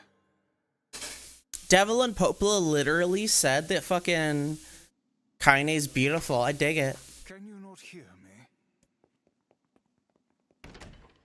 Oh boy, we're so fucking ugly. Sorry. Felt like I was dreaming or something. Sleeping on one's feet is quite the talent indeed. Come now, there's the door. Okay. Let's go. So this is Papa NieR. Everybody say hi. Look at him in all of his fucking ugliness. Well, he's actually not that ugly in this game. You see that stupid eye patch he's wearing? Because Papa NieR is fucking 45 when you start the game. And 5 years passes and he's 50 and looks identical. They were like, well, we don't have the assets and resources to give him a brand new outfit or give him an even ruggeder look. So they just give him this stupid leather eye patch. So at the end of the game, when there's that flashback with younger NieR and younger Yona, it's just NieR without his stupid fucking eye patch, and it's so confusing. Also, there was no dub for younger NieR in the original DLC for the game. Yes, they literally made this character to sell more copies because they thought Americans... All right, let me go back. So Yoko Taro likes to subvert expectations. For example, in Drakengard, there is a sister and a brother character, and the sister is a damsel in distress. He subverts expectations by A, making the sister be super into her brother in not a platonic way. He also subverts expectations by never giving the damsel in distress a single good thing to happen to her. This game subverts expectations by making it look like a generic RPG where you are a young boy trying to save his sister. It then subverts the expectations by showing you subvert expectations. It then proves you wrong by A, showing you that all the people you are killing are their own individual people and have feelings and things like that. Thank you. I noticed. Also, you want... I'm good. Anyway, so the entire point of a younger NieR, and people who say, well, he's just more boring.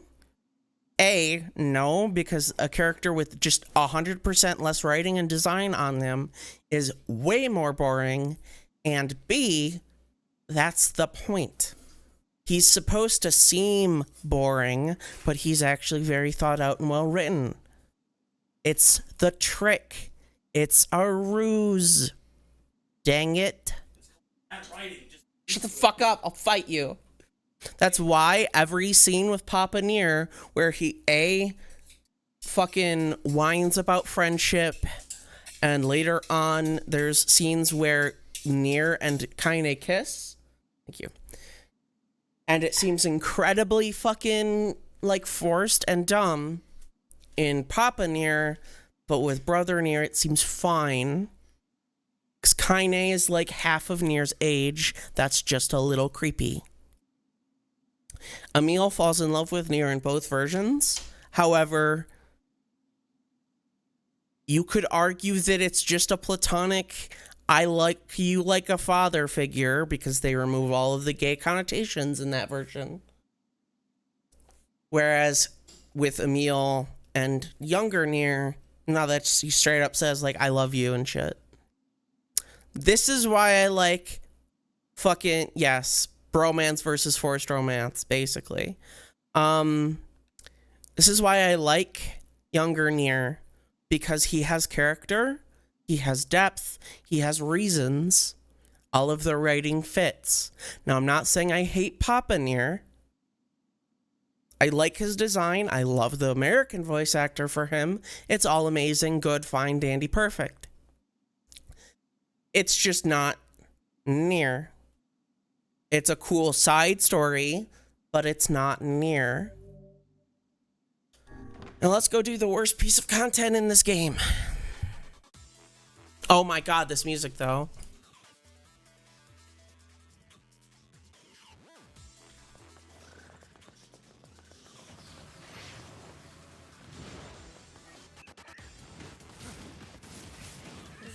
I'm really glad they got the English dub for Papa NieR as well. You know what we're gonna do? We're gonna Beast Lord. We're gonna Beast Lord on these fucks.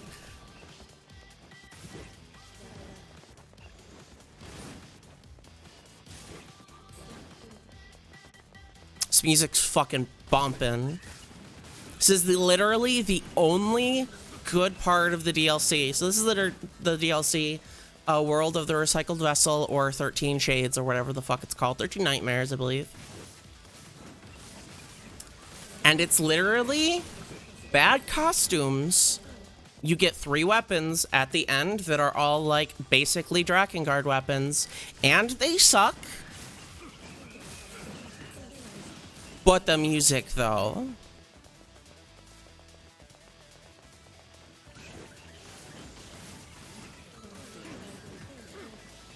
That's the only good thing about this fucking DLC right now. Also, this is way easier than I remember.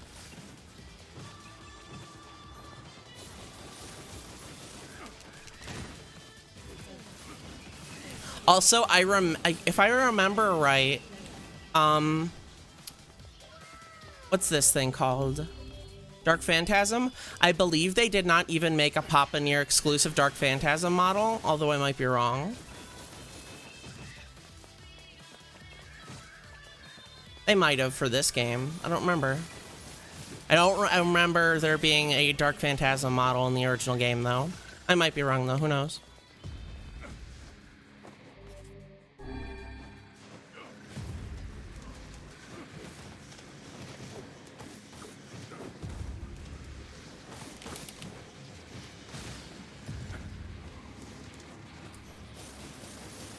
Die, bats.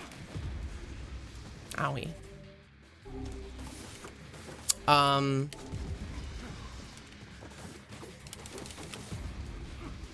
damn.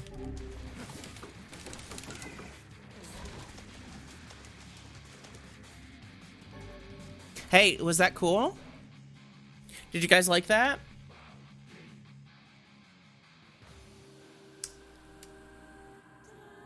Because that's what it is. We fighting. That's all this fucking DLC is. Let's put some shit on Beast. Where's our Beasterizer sword? Beast Lord.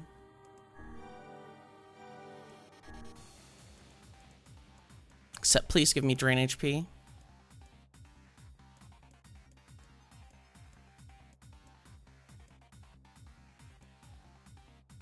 What is Conessera?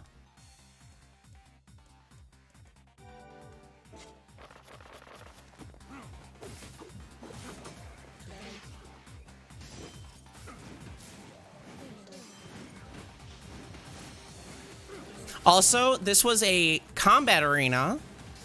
Now, the eagle-eyed among you may remember, well, they changed the combat in this game to be better. Because the original combat wasn't that good, right? Yeah. Yeah, you're right. They did change the combat in this version to be better because the combat wasn't very good in the original. So why exist?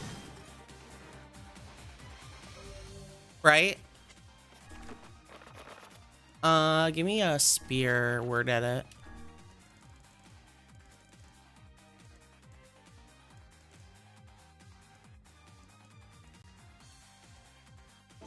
Let me look at my spears really quick. Phoenix spear is really good.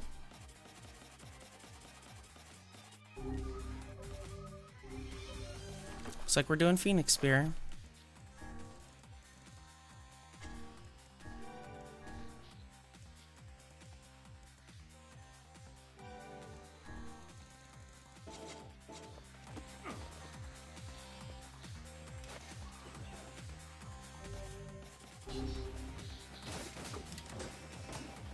I really need to save my fucking healing items.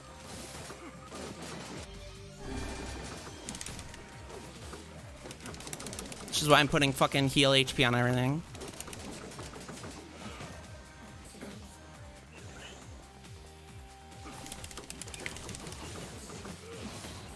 Also, all of these areas are even reused.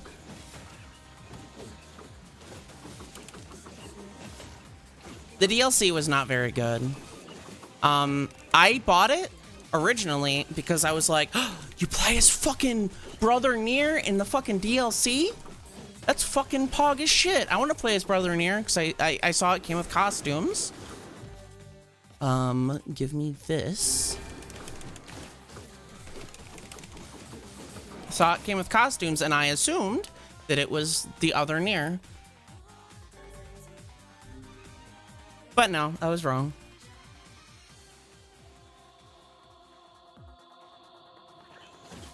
It's a nice fucking pop.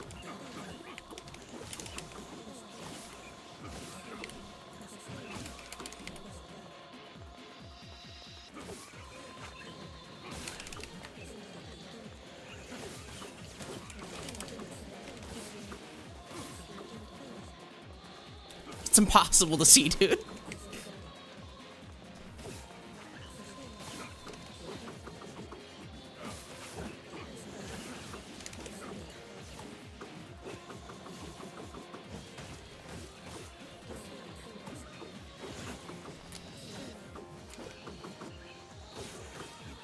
I kind of would have preferred if this was like a boss rush mode.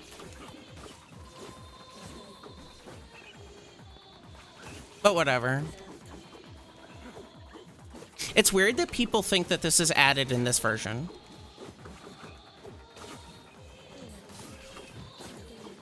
Although I don't know if the weapons that it gives you are required for the final ending or not, but we're doing it anyway.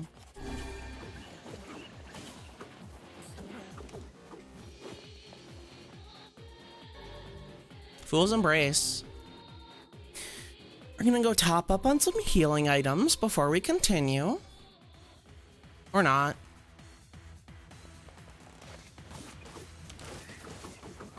So let's look at this stupid one-handed sword. Hey, look, is that fucking Angelus as a sword? Yes. Is it bad? Yes. Yes, it is. It is very bad. In fact, you could say that it's fucking abysmal or horrible. Because to get to this, you have to complete the game at least once and get ending A. So you already have way better weapons with way better stats. So there's just no point.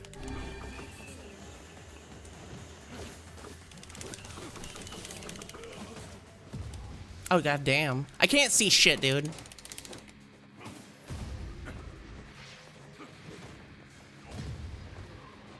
The contrast is turned way up.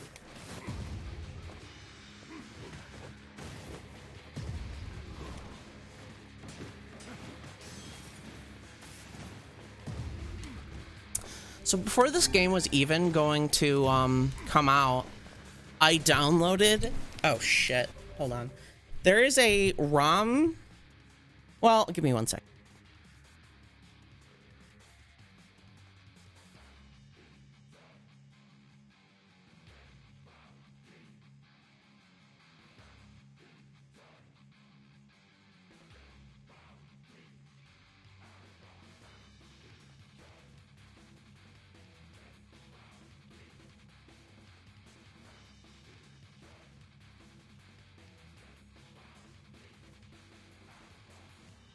Sorry about that. My mic fell again.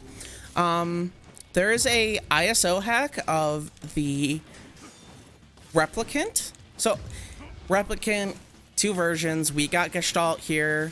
Gestalt, you play as Papa NieR. Replicant, you play as young, good, better, really written NieR. There's a translation hack for Replicant, the Japanese version, that lets you play as the game in English. So I was originally going to do a playthrough of that on stream, because I have it all set up on my RPCS3. But then they announced this, and I was like, nice, I don't even need to.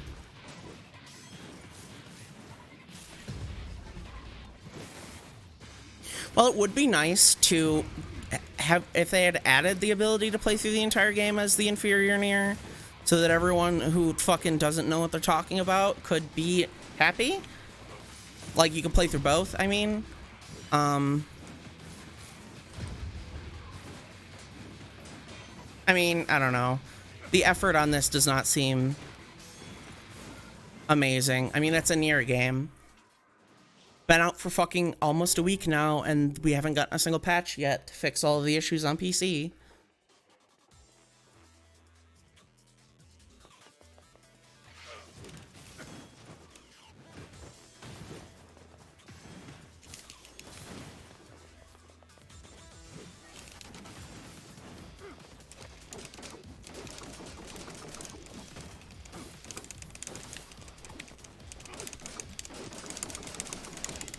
Could y'all just die already?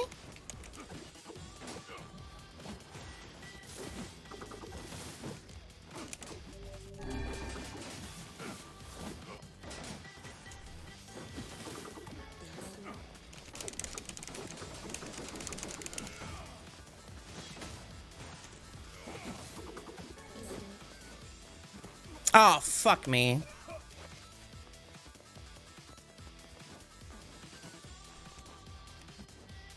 These platforming sections suck. For me specifically.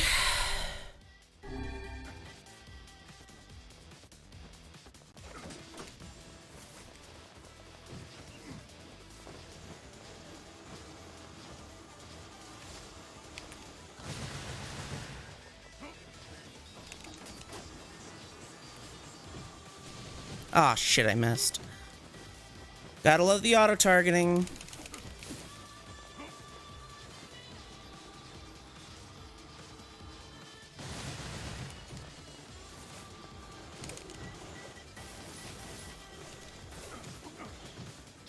Jesus Christ.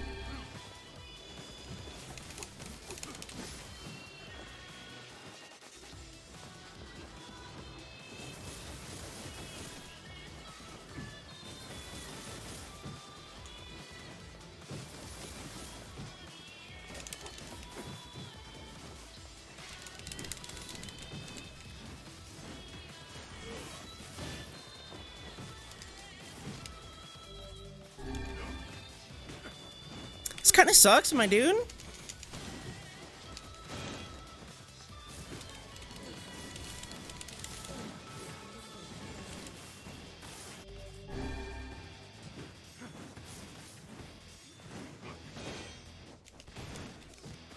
Oh, you dick.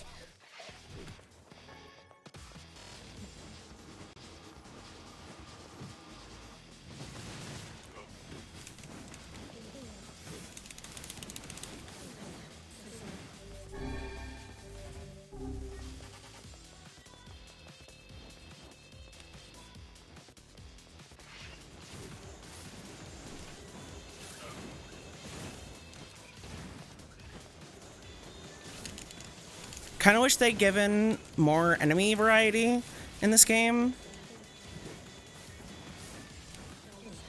Would Dante beat Papa NieR? Oh, yeah.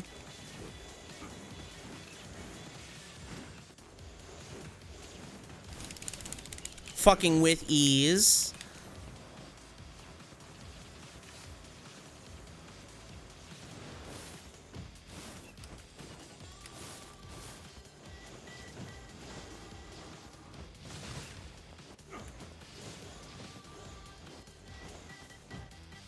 Bruh. Gosh darn it. I knew that was gonna fucking happen.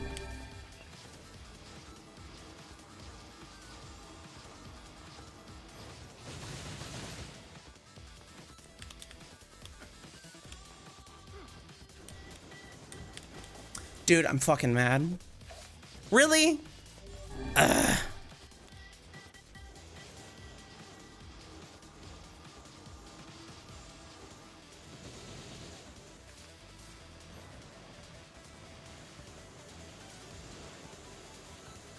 I can't even tell if I'm hitting him.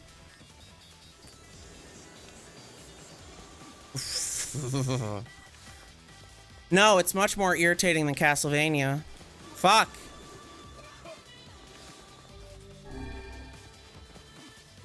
I'm so irritated.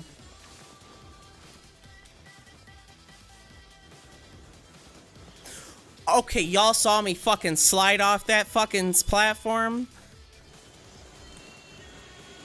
Wait, oh, I fucking misjudged the distance. I'm gonna die here.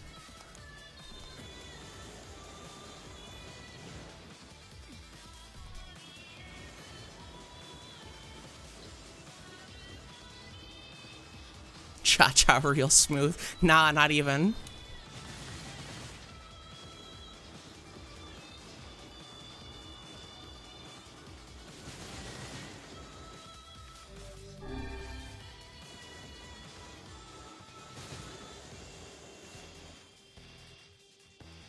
Isn't this amazing gameplay? Thank you, NieR. I'm gonna take a bite of my chicken.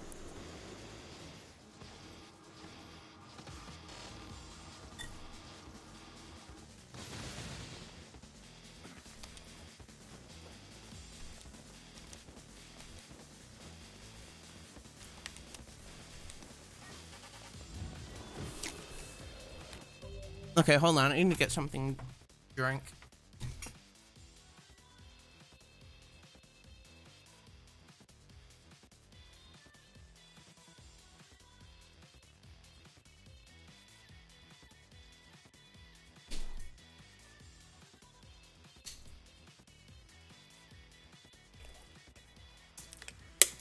Okay.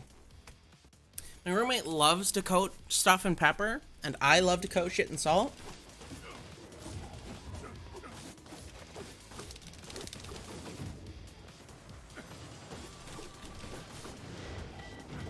Fortunately, it does not even out.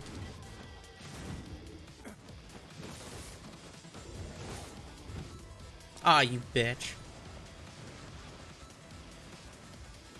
We just cheese this-ish?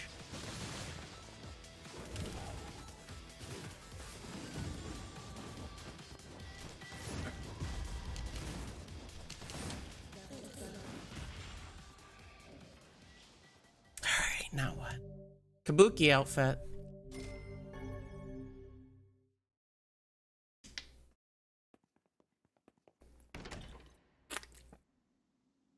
Alright, can I leave?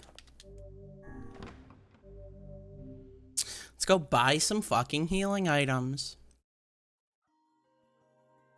My word. Something wrong?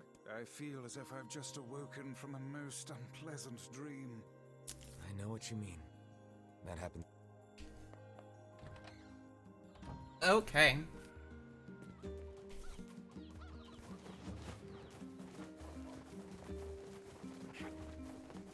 I've needed to pee for like 25 minutes, but I'm not going to. I work.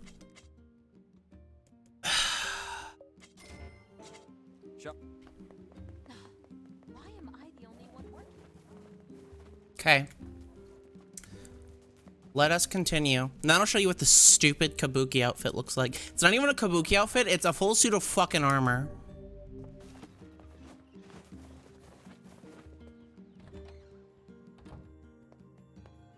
Yeah, The world of the recycled vessel. I mean, the world of the recycled content.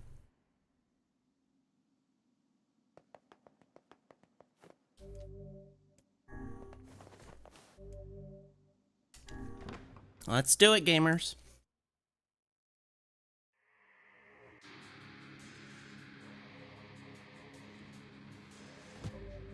Just to check. 90%, okay.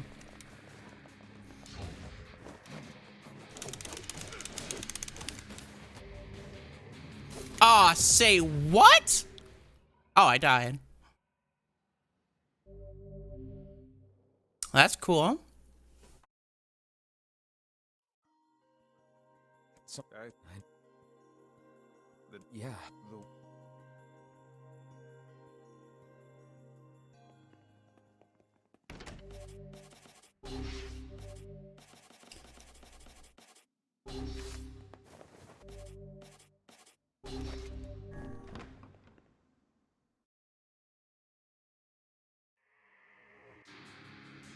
Okay.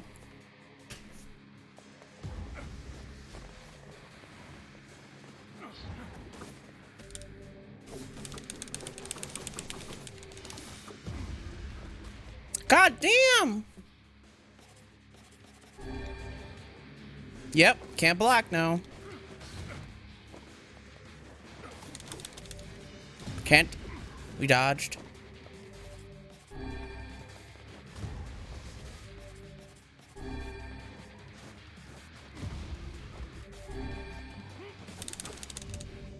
Can't jump now.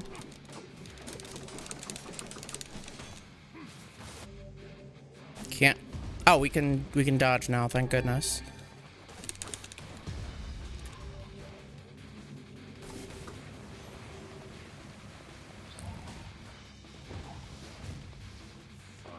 Do I have battle for the grid? I don't think I do.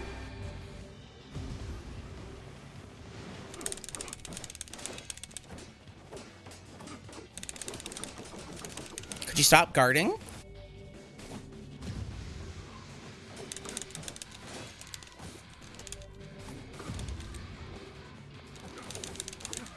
Thank goodness.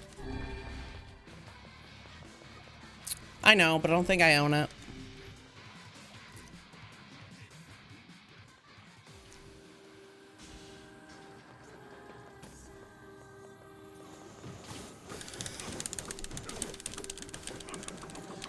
Dude, I couldn't even break through his fucking wall of bullets. That's so annoying.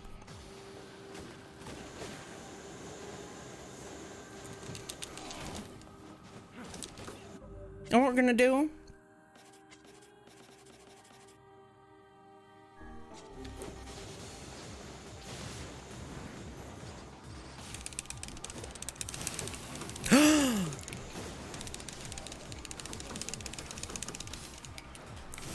Dude, what? Dark Gluttony, sick! I've never used that before.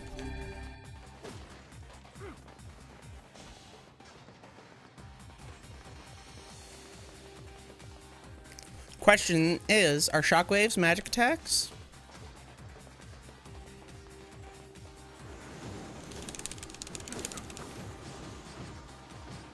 Okay, I'm charging? Why was I getting hit? Oh, they must be the wrong color.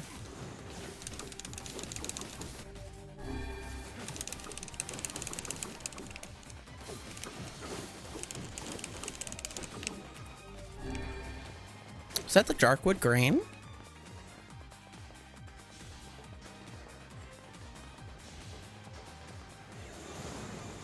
Oh, baby!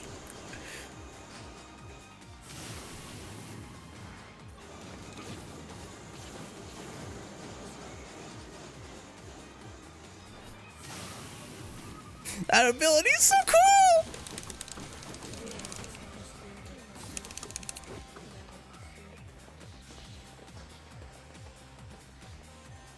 seems we have been shut. Wow, we're using assets still?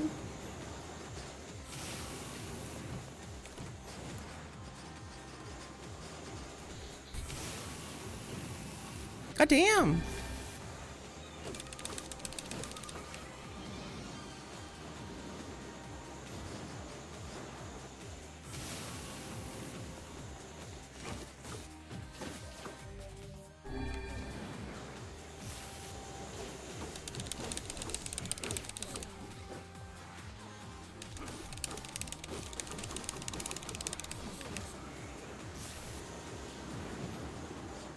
God.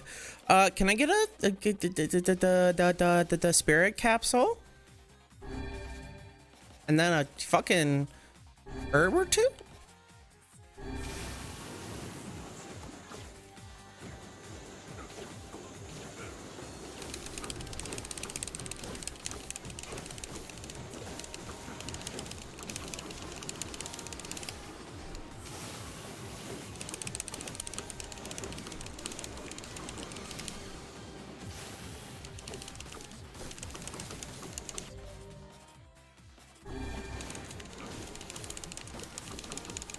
Could you die already? Thanks.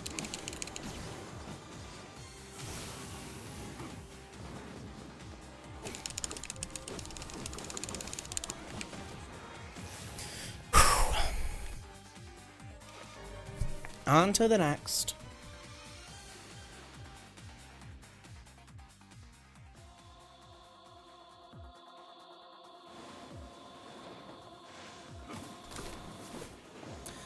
You know what we're gonna do?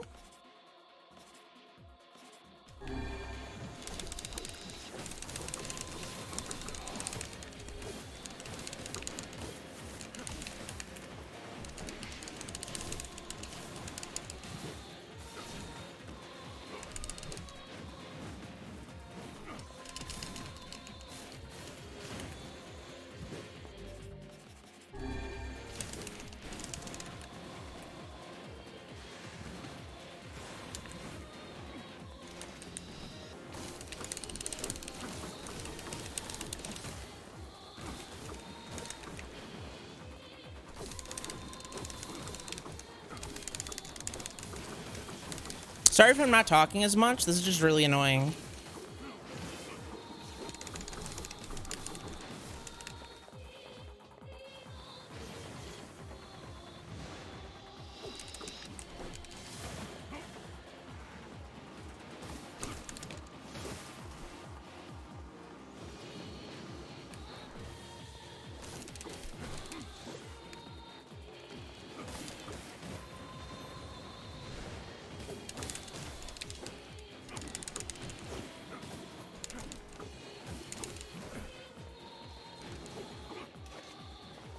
Can I get Phoenix Spear back? The thing about Phoenix Spear is that it's more...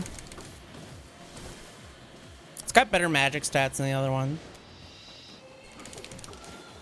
It's the best overall weapon.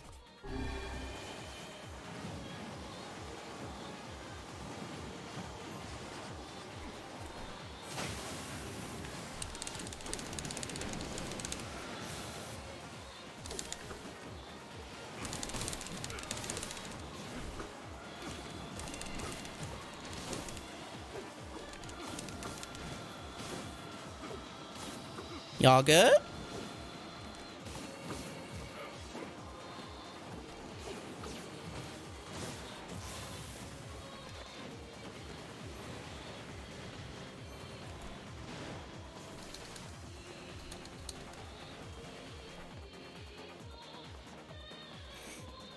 Oh, thank goodness. Fool's Lament. Hey, look, it's not good. Who could have predicted that?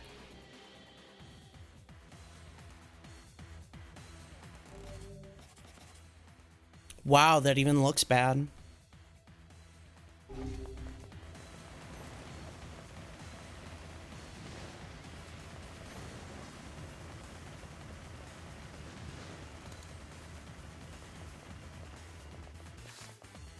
Give me.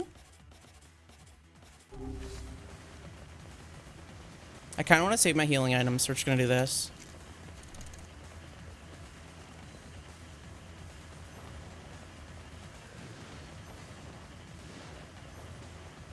Actually,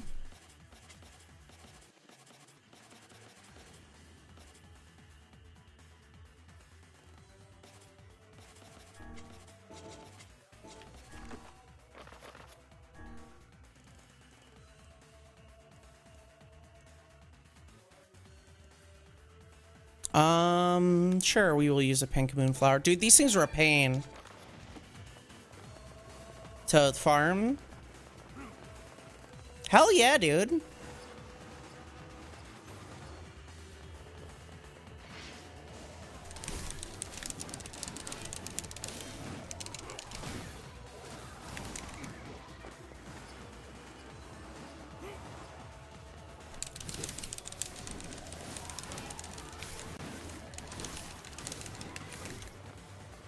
Give me my shield back. That's not good.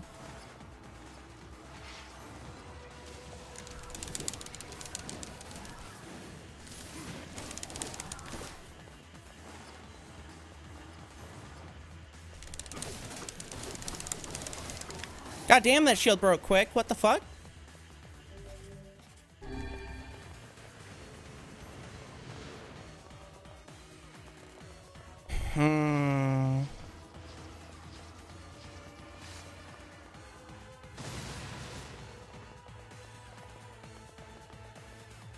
No, they're the same person.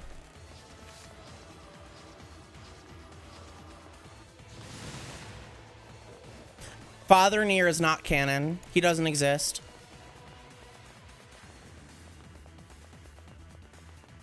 It's a joke, a meme, a gag.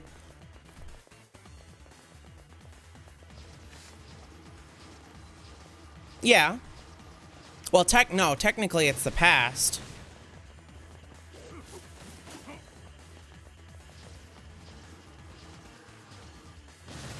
Technically this is 1,000 years ago.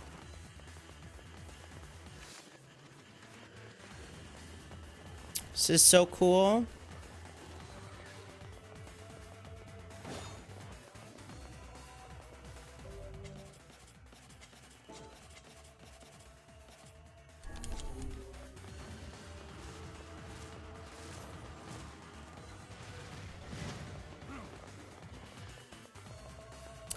Yeah.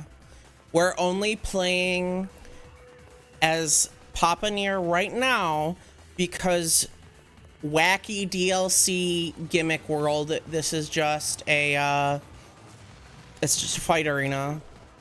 A bad fight arena, mind that. They were like, all right, well, we're just gonna, like, do this so we can give a new experience, a more new experience. You're literally asking for a different game, LGP, if that's what you want.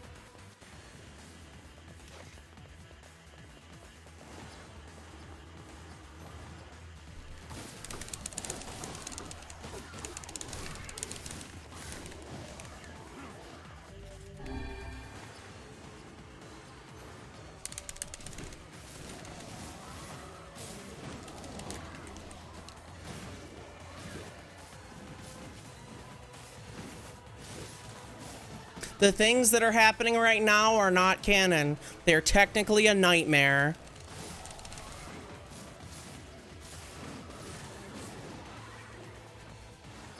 Dude, this shield, like, breaks so easily.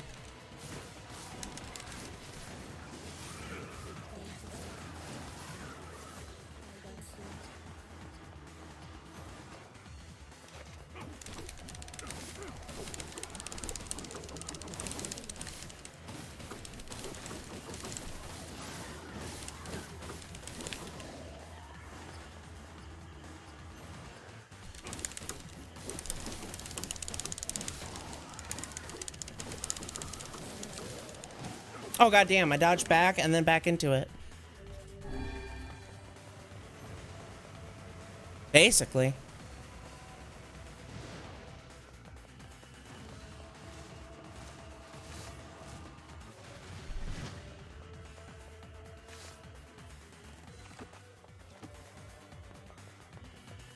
I'm just waiting for my magic to refill.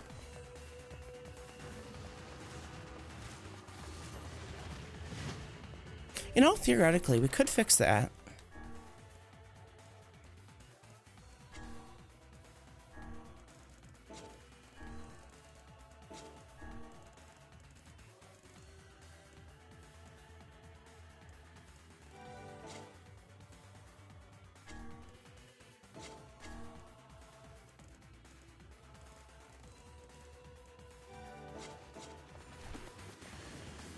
Well, that's a little better.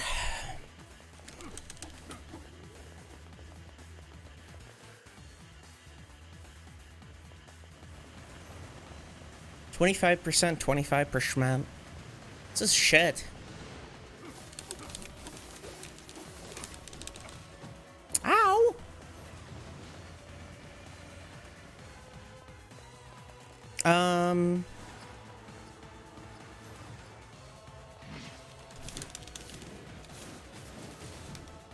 Wow, that went through my fucking shield. All right.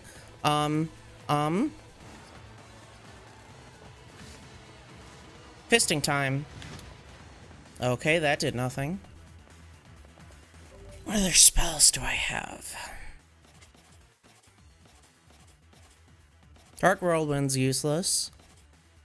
Dark Phantasm's useless here. I guess we're just gonna fucking chip them away with lances.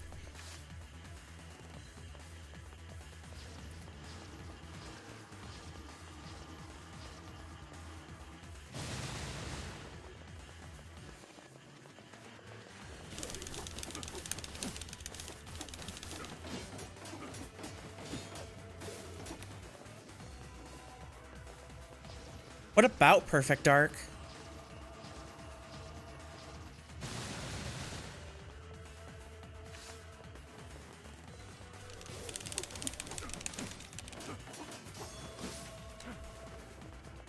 What words do I have on this weapon? Drain MP. I don't have any magic power boosting things. How annoying.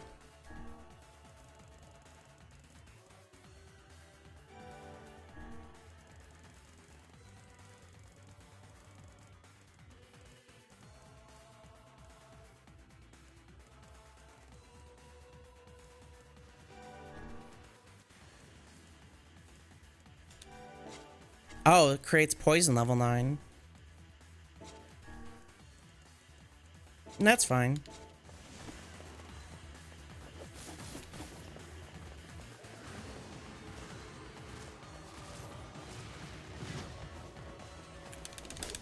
Oh my lord, that took so much damage.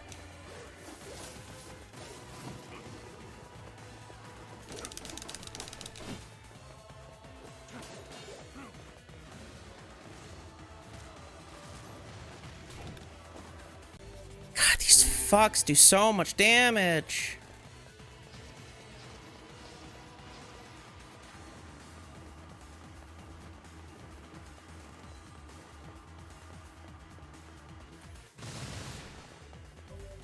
All right, I need more.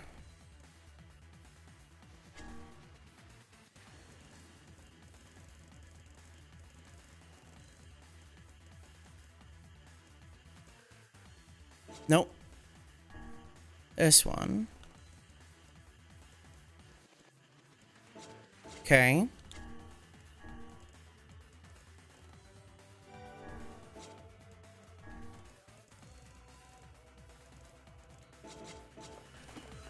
That's a little better.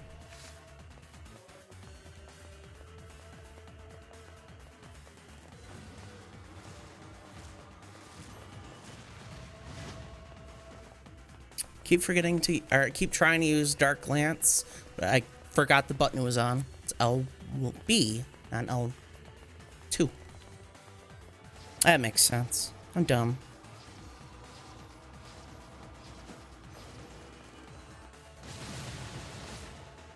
Alright, you finally fucking dead. Alright, you're poisoned. That's cool.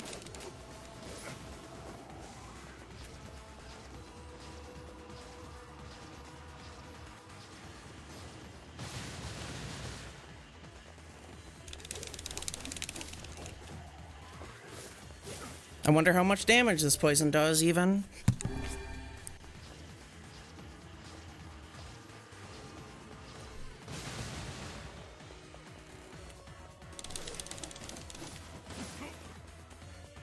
Please let it be a lot.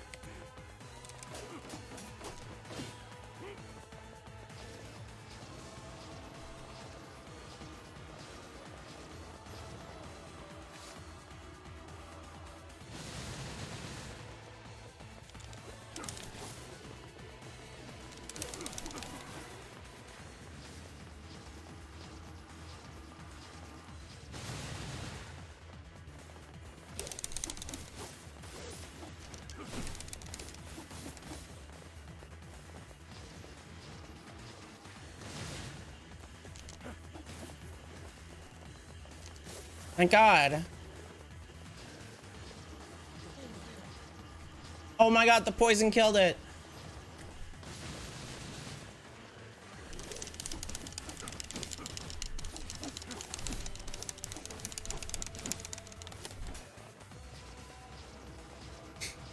All right, die now, please.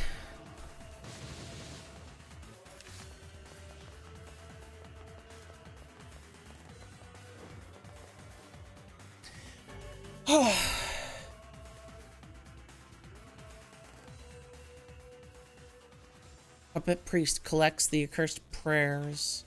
Oh, great. Oh, fuck no. This is what I didn't want. Okay.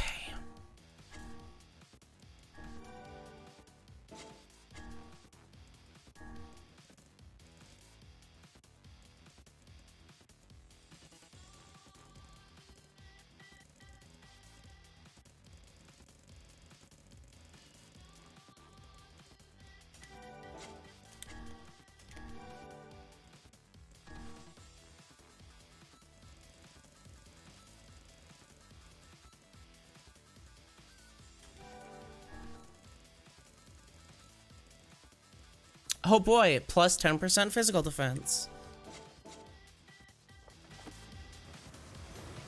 Wait, is this a first person thing? Oh, it is. That's weird. Magic, Dark Blast.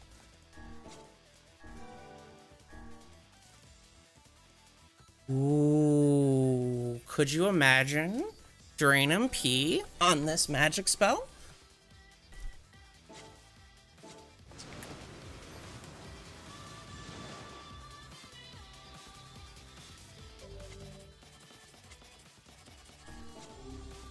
And then what can we do for Dark Lance?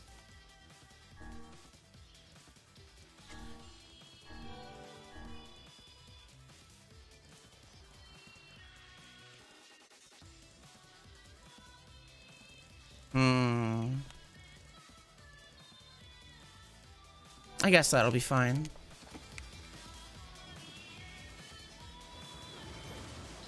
Oh wow, these things die immediately.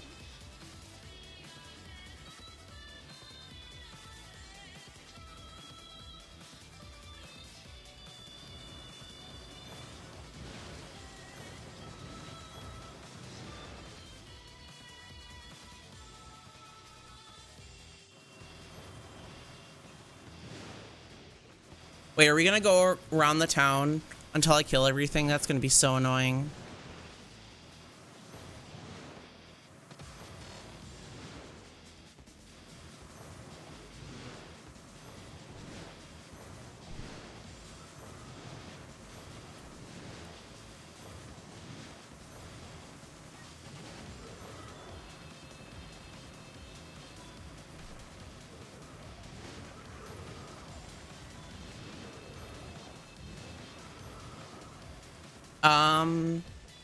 Oh wow, mouse does nothing. Great.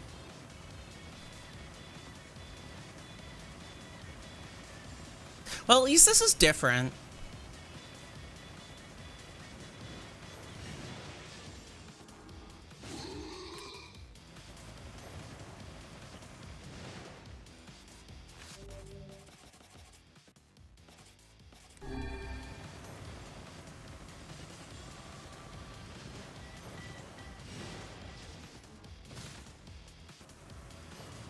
Can't tell if those are even hitting him.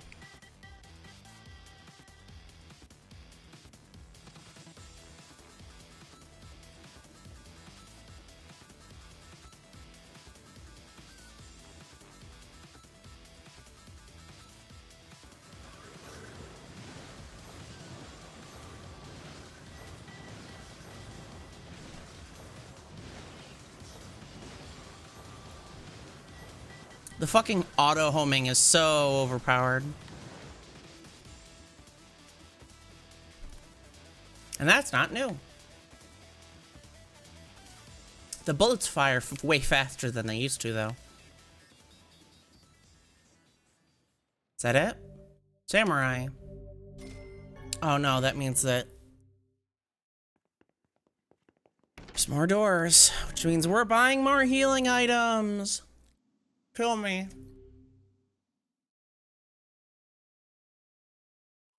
Wait, what's hooch? Oh, booze? I feel as if Is hooch booze?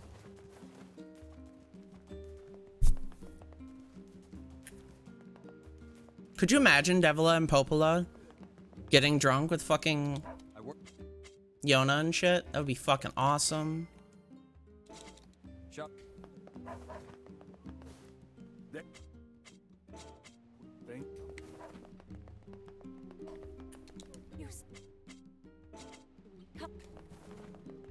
There's really no place to buy the other shit, huh? That's annoying.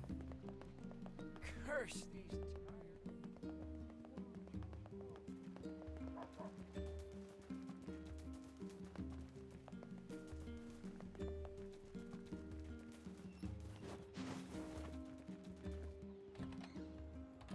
All right, let's do it. Yeah.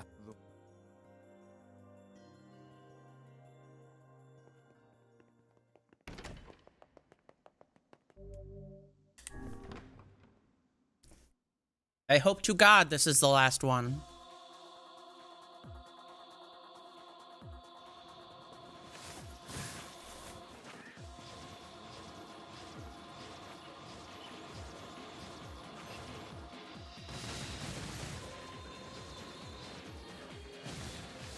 Oh, we're both Darklands.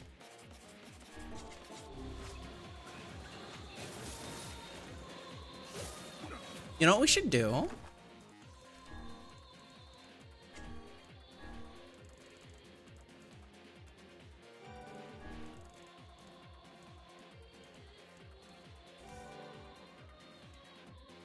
Let's do that.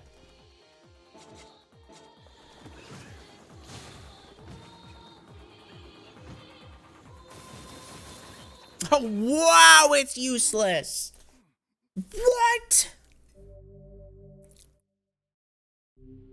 Drain HP literally does nothing. I know. Did I equip that right? Yeah, that's drain HP. What the fuck?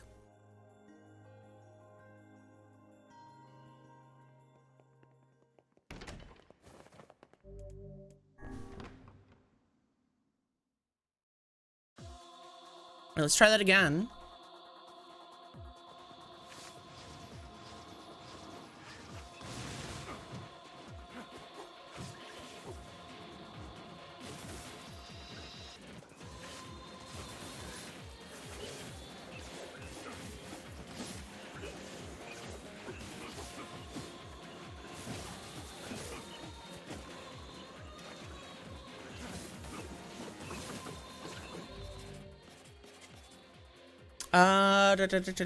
This one.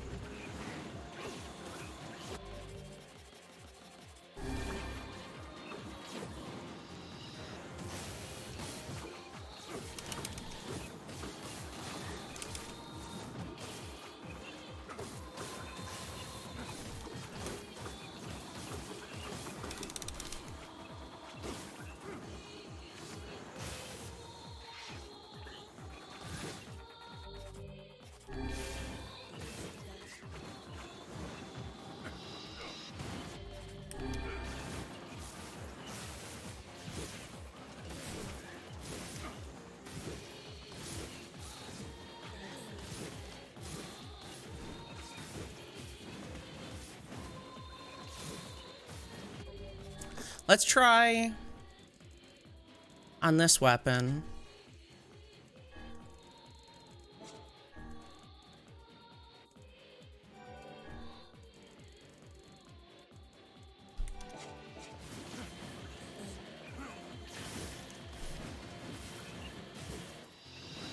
God, there really is no difference, huh?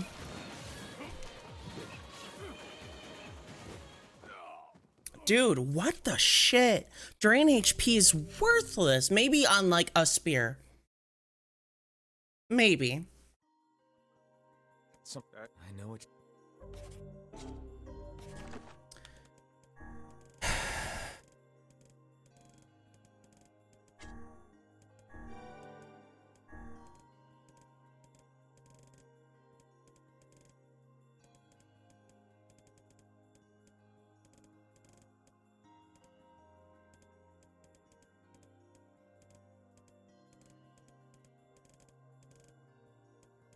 Let's just do poison.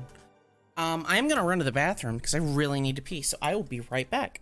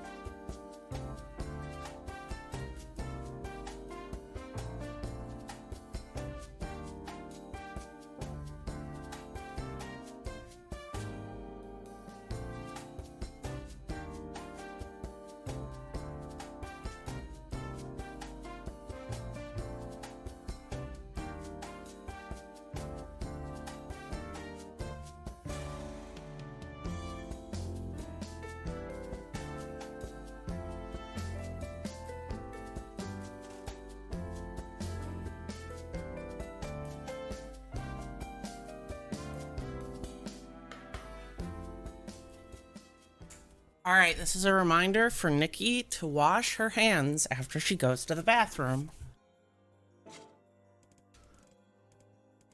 You hear me, Nikki? Do it.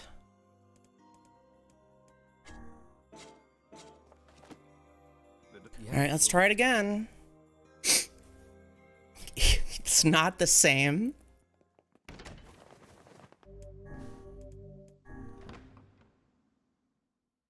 It's not the same. Scrub-a-dub-dub. I guess we're gonna try wall.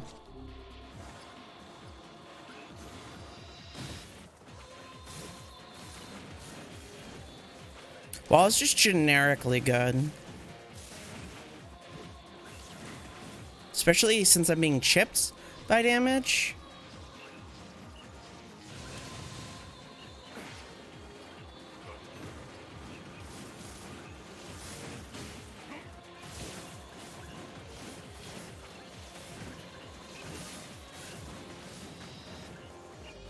I don't know if I'm taking damage.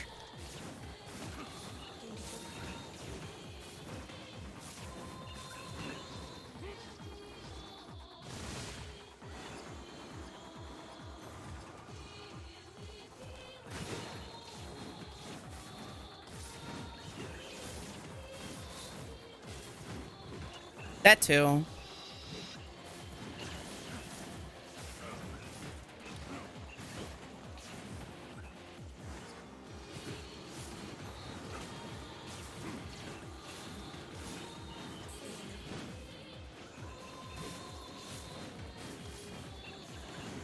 Dude, this fight sucks.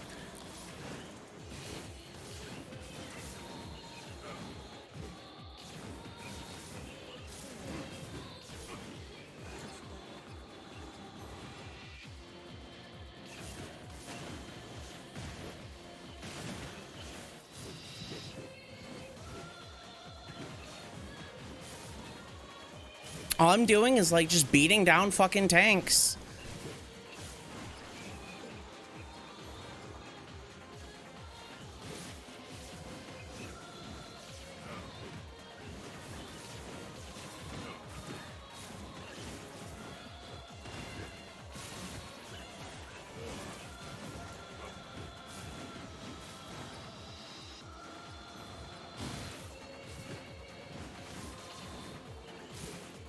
Could you please just die already? Might be faster if I just use poison level 9.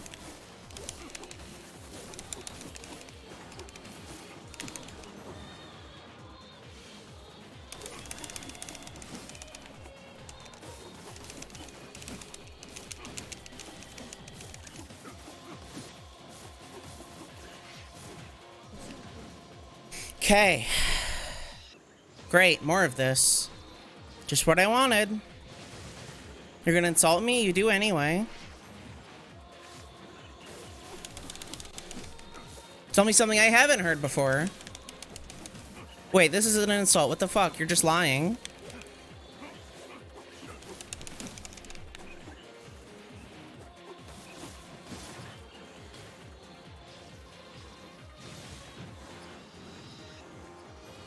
You lie, you fool.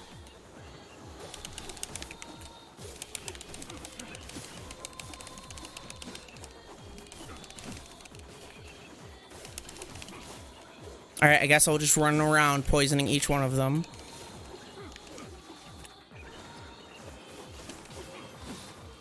This just absorbs shit. And gains mana when it absorbs bullets. I can just keep this up forever. Okay.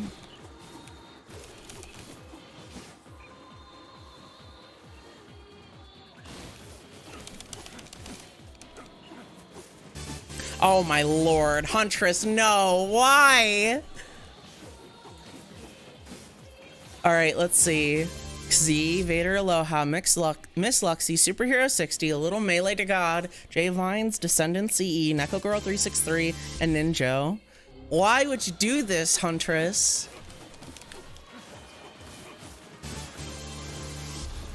Now I'm gonna have to give you my kidney and my firstborn child.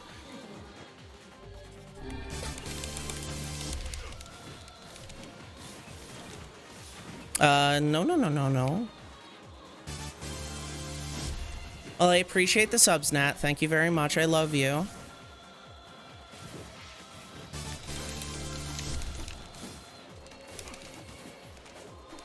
This is taking so long, dude.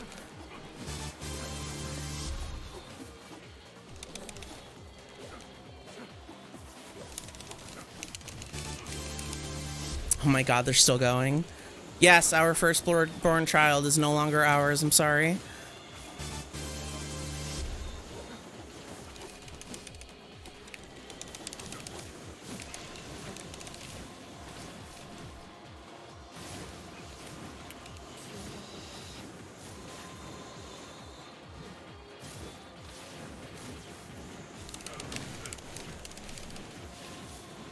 Hey, Dark Gluttony is gonna be good once I kill this guy. Never mind.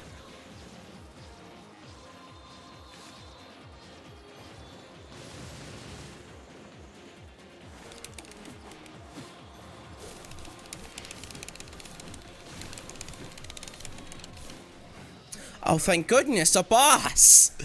I was about to fall asleep.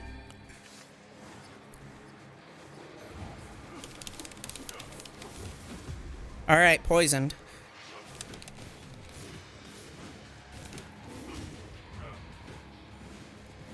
Oh, wait. I'm running out of mana. That's not good. Huntress, what the fuck?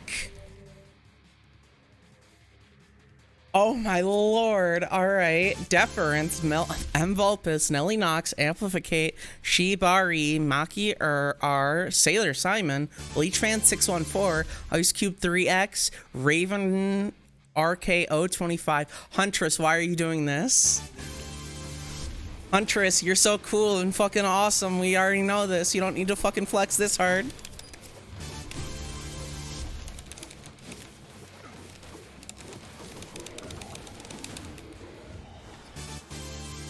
God, Huntress. Why do you do this to us? I say us because you do this to fucking everybody.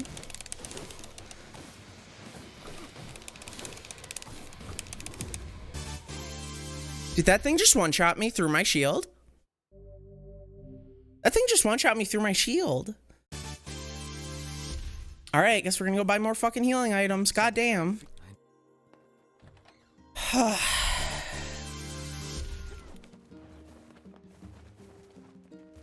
Alright, I think they're done. Lord Huntress. Why? I work. Shop. Shop. Thank you, Huntress.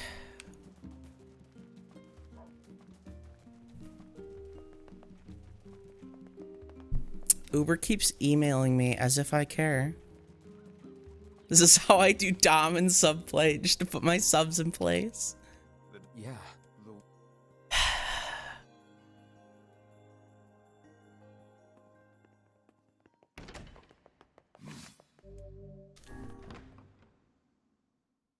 Yep, she's taking the second born.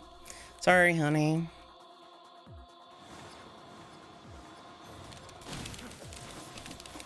What the fuck? It broke already?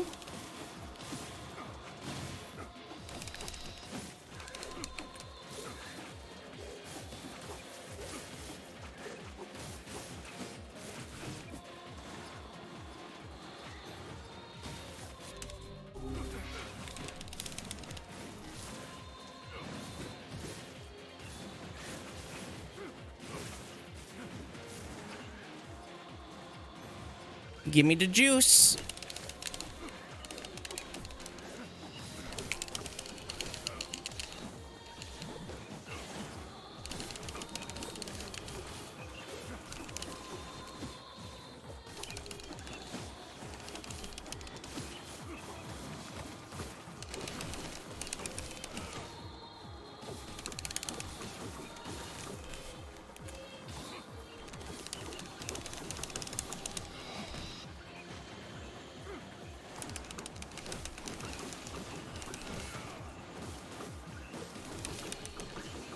God, this is such an annoying fight.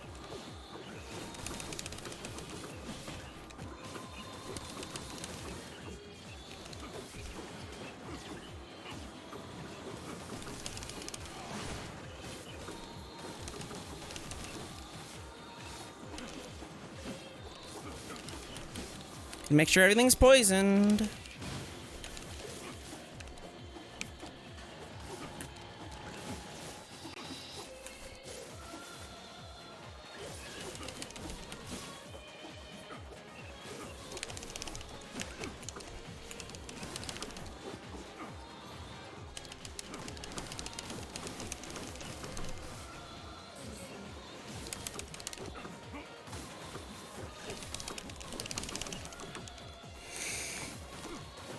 Is Goku into building? Hi, Zunky. Huntress just gifted subs to, like, the entire US State Congress for some reason.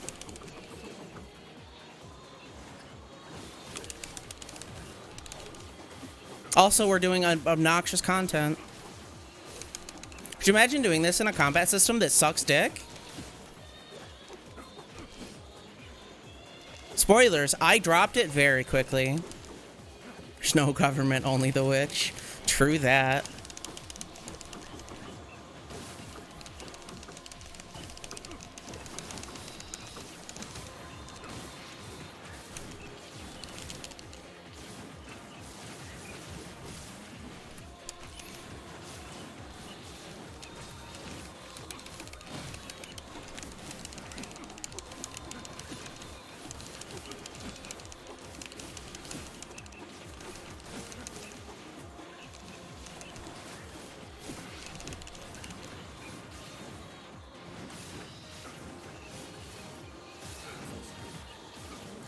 Die, you monsters, I'm begging you.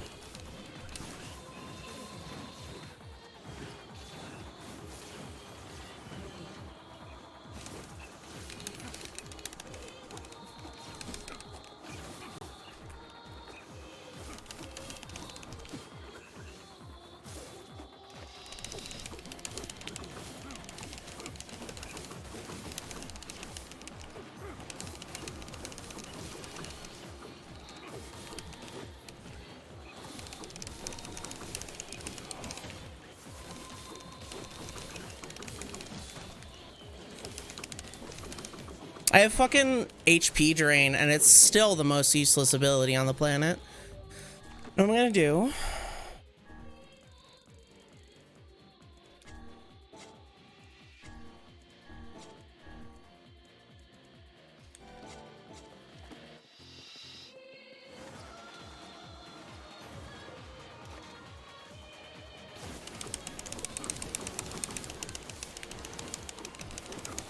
Oh, it doesn't work. It doesn't, like, offset the draining at all. Huntress, what the fuck? Cyber Nubirat, Drago Nova, Lab Live Nor, Nude Lou, Princess Yumi, Izzy Bells, Moist Owlet, Super Kawaii Ugu, Nehemoth, and Mod Den Bao. Wait, Mod Den Bao? What? Holy fucking shit, Huntress.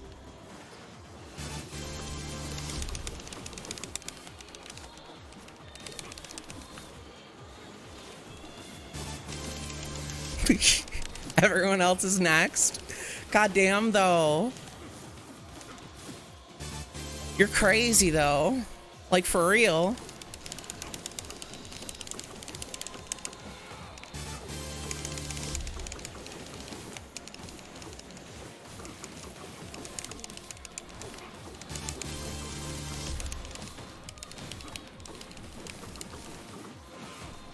I wonder if I should put higher magic on this.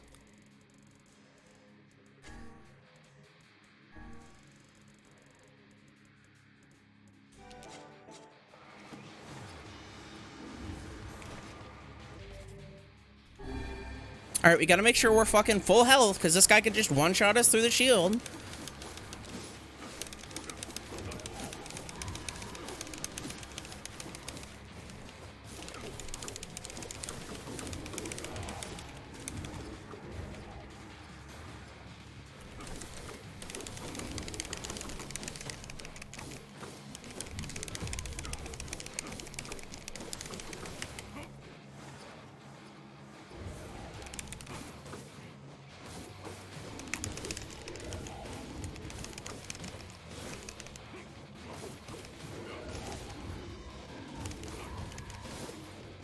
Jesus. Zunk, she has bullied you with, oh my lord.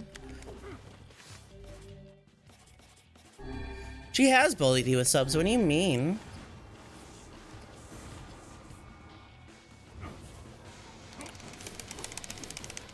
I'm pretty sure Huntress is the most gifted sub giver on like every Twitch stream in our entire friend group.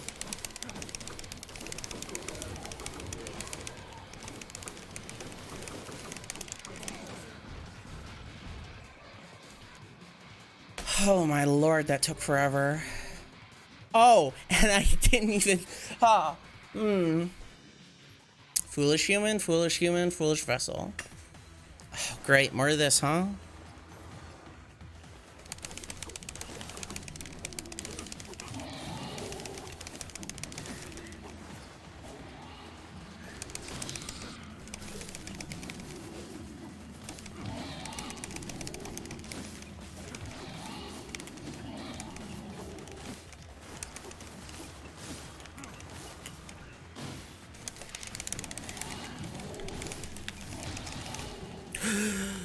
That's a lot of damage.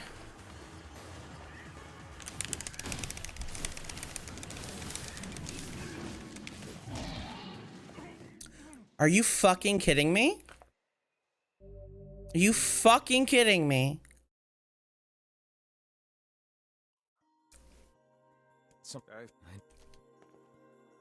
Yeah.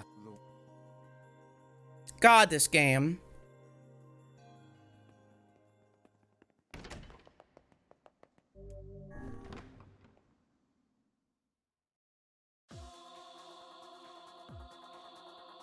We have to redo this fucking shit again.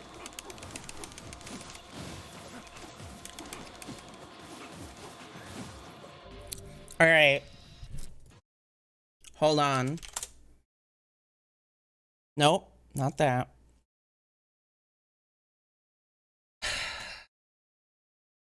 For the sake of everyone's time, Let me do something.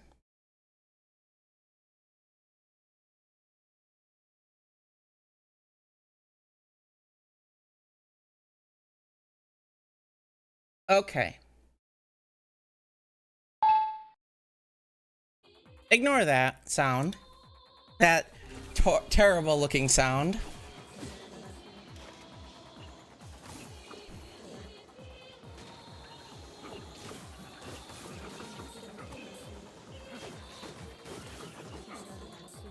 I'm just so sick of this.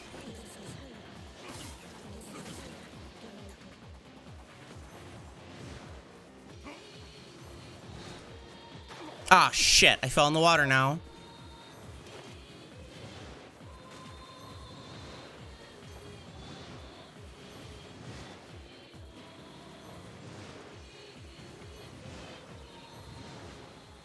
Thank God. We're done. I'm done with this fucking DLC. This DLC sucks, okay? I'm mad. I'm mad.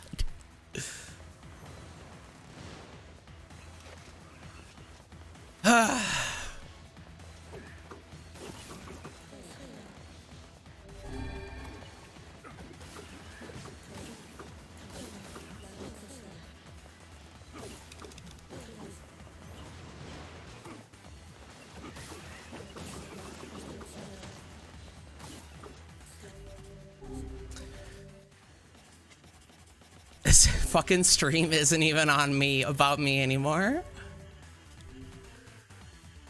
I took some vacation to sprinkle some extreme memes on me. Oh no. Wait, what?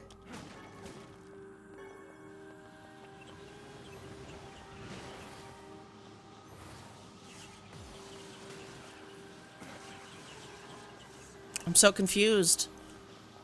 Do I get all the items from this?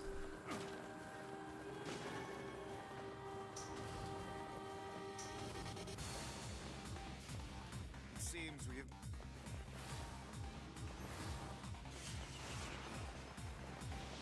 God bless time-saving measures. Isn't that right, gamers?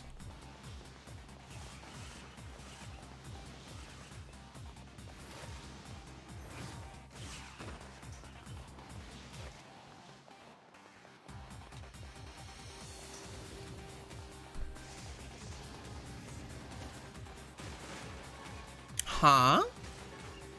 They put the, like, science lab in this, combined it with, like, this boss arena? Interesting.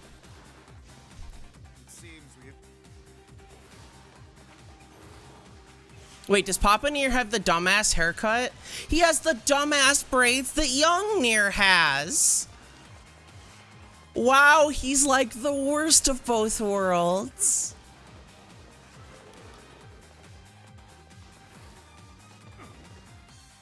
I just got one shot? Again? You fucking kidding me? Right, meow. We got one shot. I know.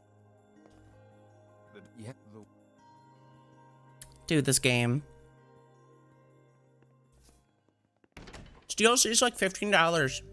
No, it's like $7.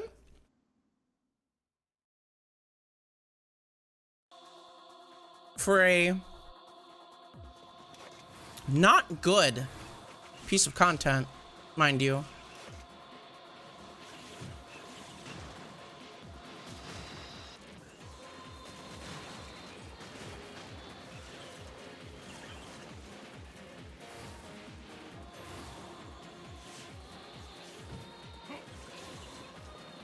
You know what we're gonna do? We're gonna up our game a little bit.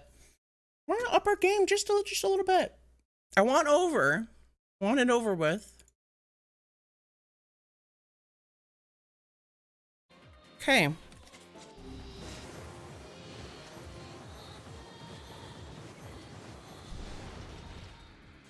Dude, Papa NieR is like the worst.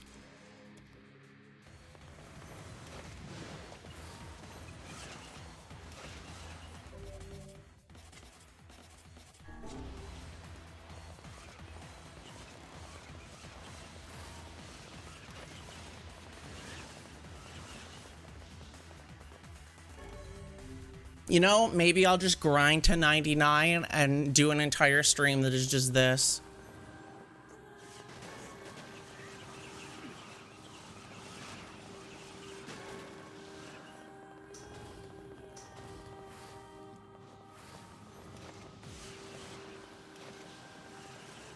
You know, I'm listening to a bunch of old podcasts from when the PS4 launched. Do people like Grand Theft Auto for, like, the story?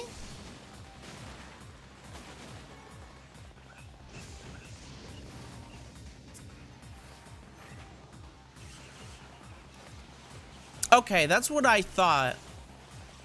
I thought that the entirety of Grand Theft Auto was you run around the car beating up pedestrians and then stealing shit. And that's what I remember about, like, playing San Andreas and stuff. Fool's Accord, thank goodness.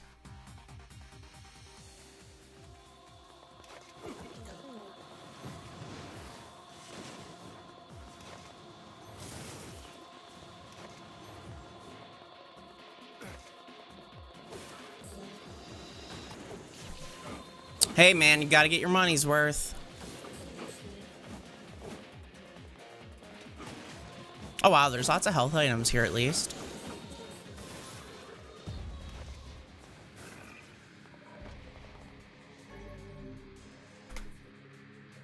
Are we done? Nope.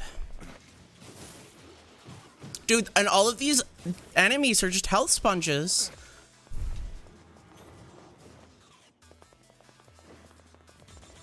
Huh? This is cool. I like this. This is like a unique piece of content. This like little platforming puzzle, maybe? No way. Okay, hold up. Do they seriously want me to platform over there? I can do it.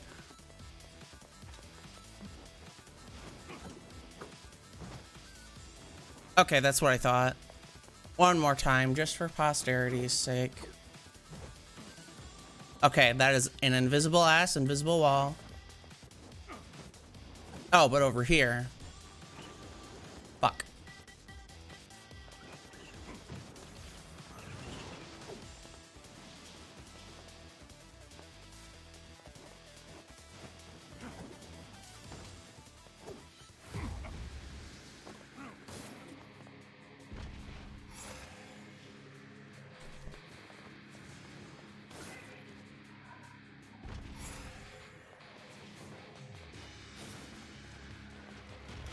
Dude, this is... We're gonna spawn 5 of the same boss. Hope you enjoy, kid. Really? Okay. That's that then.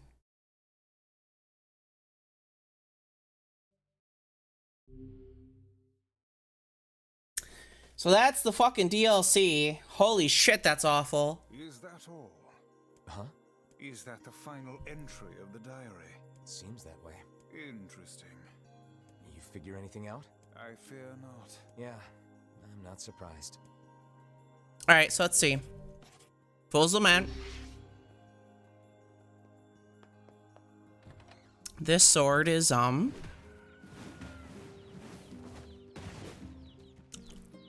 pretty meh. But hey, it's got Angelus on it.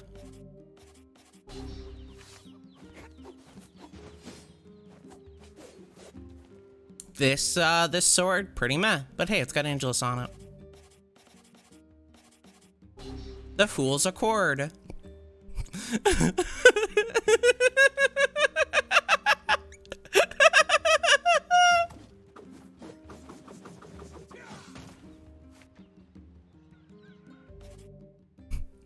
Really? It's just Angelus. Look at this long neck Evan has, dude.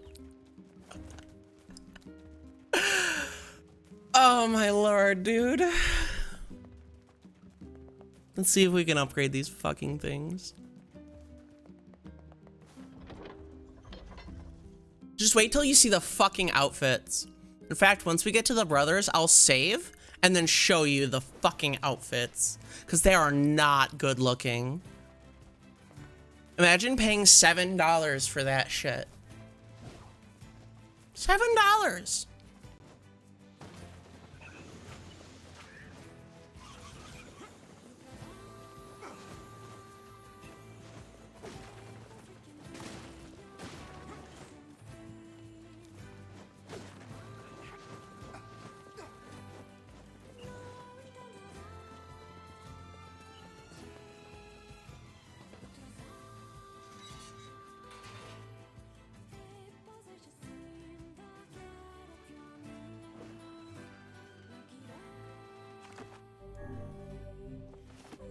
We didn't even get enough XP to level up.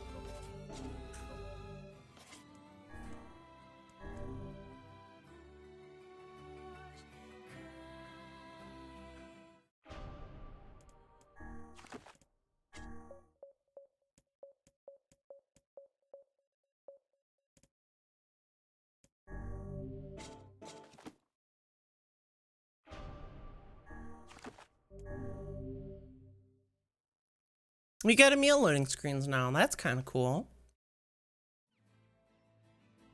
This is your outfit.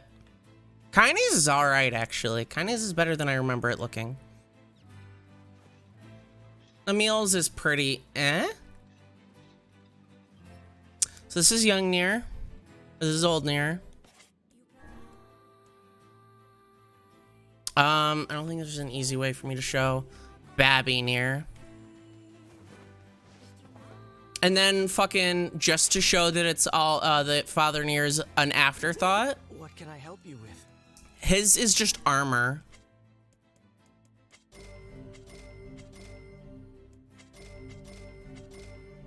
Oh no, I don't have enough. I'm gonna upgrade these probably later then. Come back Actually, you know what? Hold up. I'm gonna do the thing. Ow.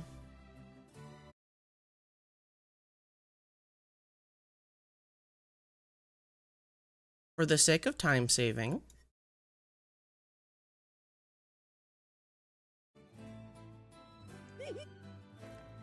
What can I help you?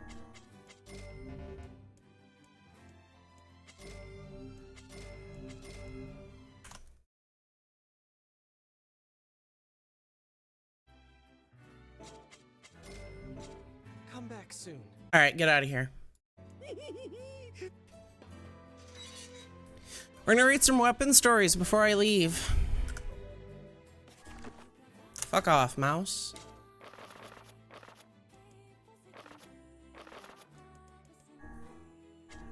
All right, let's start with the nameless blade.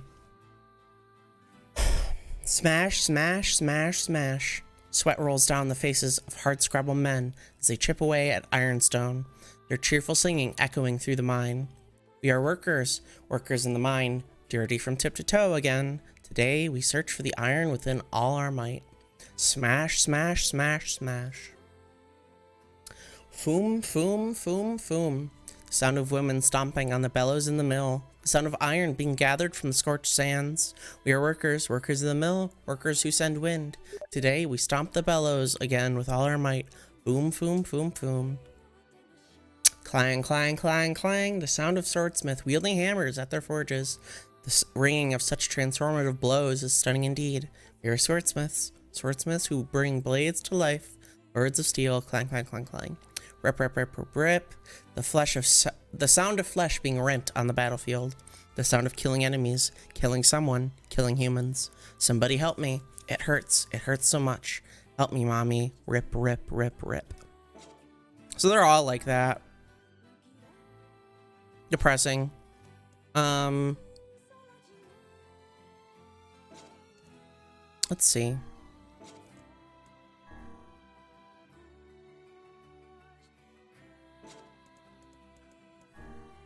Long ago in a faraway kingdom, there lived 3 brothers. The middle brother was a famous general who commanded a vast army. People everywhere were terrified of his troops, for they were most violent indeed. This general loved to make war. He enjoyed nothing more than watching cities burn and corpses pile up. He fought not to subjugate, but to simply destroy all that he could. His well-trained soldiers laid waste to towns and cities, and even nations for the sake of their general. As they hewed and hacked and chopped, the general would chuckle himself in the most vulgar of tones. The army marched on and on, nations by sea, nations in the mountain, nations in the deserts, nations in the tundras, to the east, to the west. The general cared not, he simply wished to watch it all burn. His orders were absolute, and for years beyond counting, the soldiers killed and killed and killed and killed and killed and killed and killed and killed and killed and killed and killed. After some time, the army arrived in a certain nation. They killed its soldiers, they killed its town people, they killed its princesses and prince and dukes and bakers and lawyers and accountants and beggars and thieves. Eventually, a shabby general came pleading for his life with tears in his eyes. They killed him as well. However, the soldiers thought he seemed familiar and tried to recall how they might have known him. In the moment, however, the general's daughter appeared, and they became so engrossed in ending her life, they never thought about the matter again. So basically, they killed their own town. Yeah.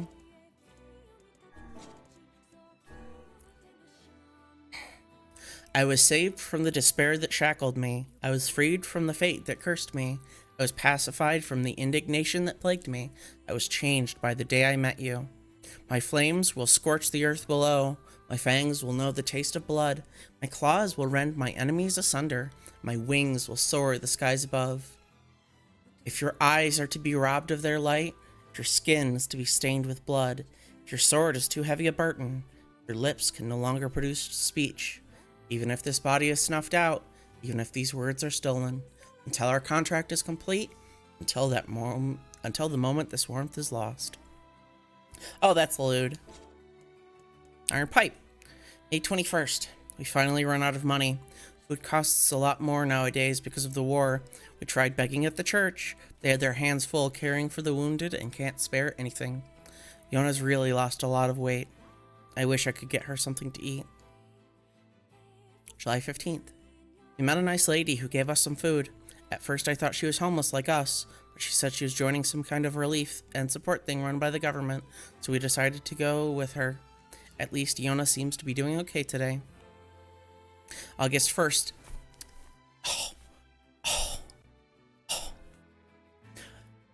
The nice lady from before used a book and turned into a monster. We ran away as fast as we could because I don't think she's human anymore. Everything those adults told us was a lie. They won't give us money, and they won't treat Yona's illness. Also, there's a huge wall around the city now. We can't get out. We should never have come here. August 5th. It's so cold today. I can't believe it's summer. I can actually see my breath. We decided to hide from the monsters in an abandoned supermarket. We found a few old cans of food there, but now those are gone. Also, Yona's cough just won't quit. Got a really bad feeling about this. Pod, relay the following to command. Mission complete. Destruction of target verified. I will now return to the bunker after recovering the remains. Over. Pod, relay the following to command. I've made contact with the operations target. No suspicious activity observed at present. I will continue monitoring the target. Over. When we found him, we beat the shit out of him until he lost his memory. Pod, relay the following to command. I investigated the target's observational records but found no hostile behavior. Requesting target re-examination and the temporary suspension of this operation. Destruction of target verified.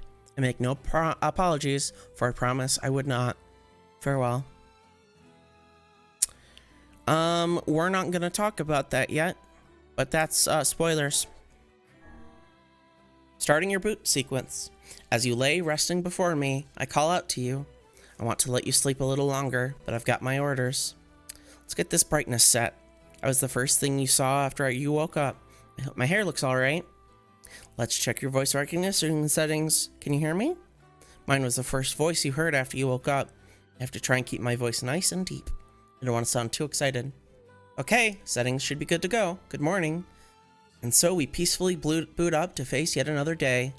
Another day of killing our machine enemies. This is the weapon we started with. It's kind of meh. Oh, this one's good. There was once a ritual gathering of spirits held on the night of the 10th full moon of the year. During the ceremony, they would gather on the shores of a lake and boast to one another on all the evil deeds they had performed during the year.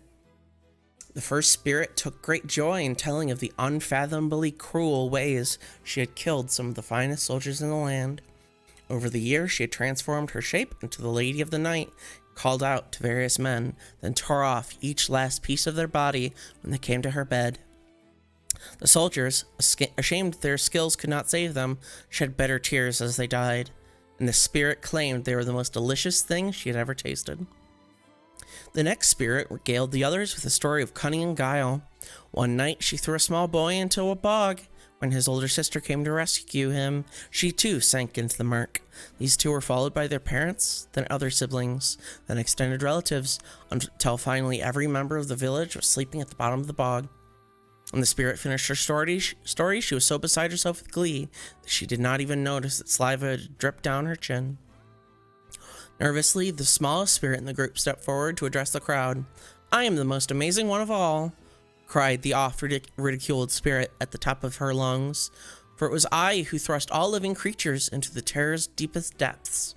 The other spirits, unable to contain their mirth, collapsed to the ground and rolled about, and their laughter did not cease until the horrifying monster the small spirit had summoned from the demon world devoured each and every one of them. Meh. Beast Lord! Hold on, I need a drink.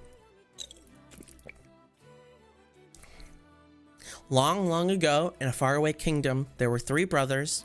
The eldest brother was a king who ruled over the nation entire. He was a most terrifying king, feared by all. Each day, the king would select one of his subjects to execute as a sacrifice. This day, he chopped off a mother's head and forced her family to watch.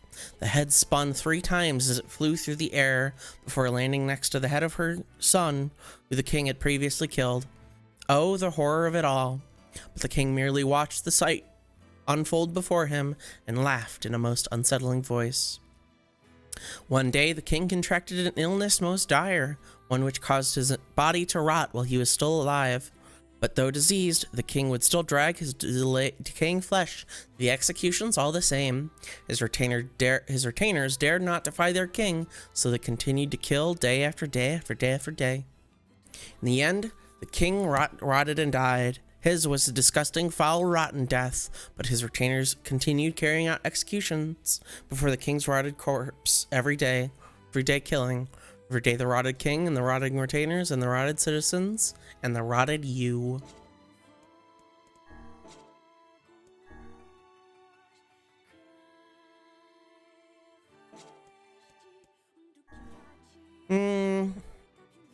Meh.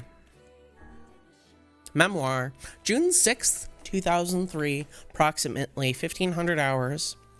A massive white humanoid, initially called the Weapon but since renamed the Giant, falls from the sky above Tokyo's Shinjuku ward, inflicting tremendous damage.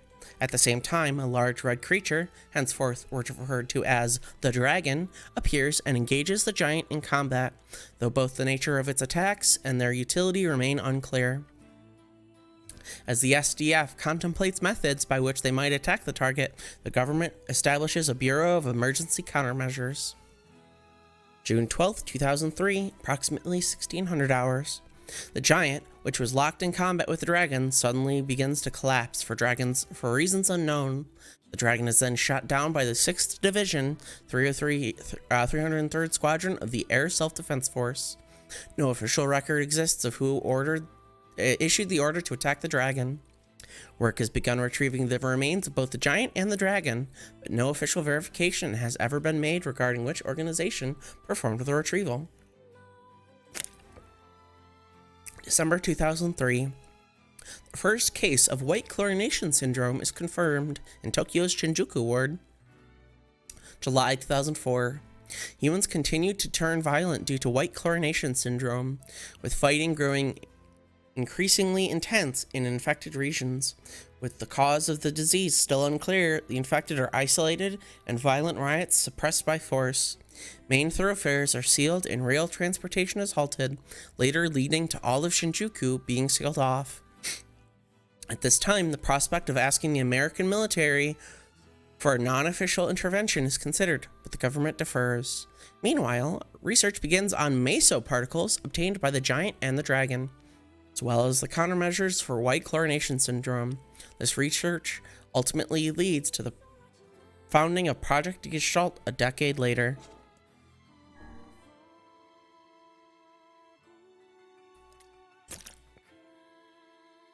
This is a very familiar story. My family has decided I am to be betrothed. I cannot resist, for I am but a tool. The man who became my husband possessed terribly cold eyes, but he too is a mere tool to be used so his family might prosper. He treats me well, in his own kind of way, but I was still unable to properly respond to his kindness. One night he calls me to his chambers, still thinking him a kind man. I go to him willingly. As he greets me, I stare at the beautiful white katana he holds in his hand. Ugh.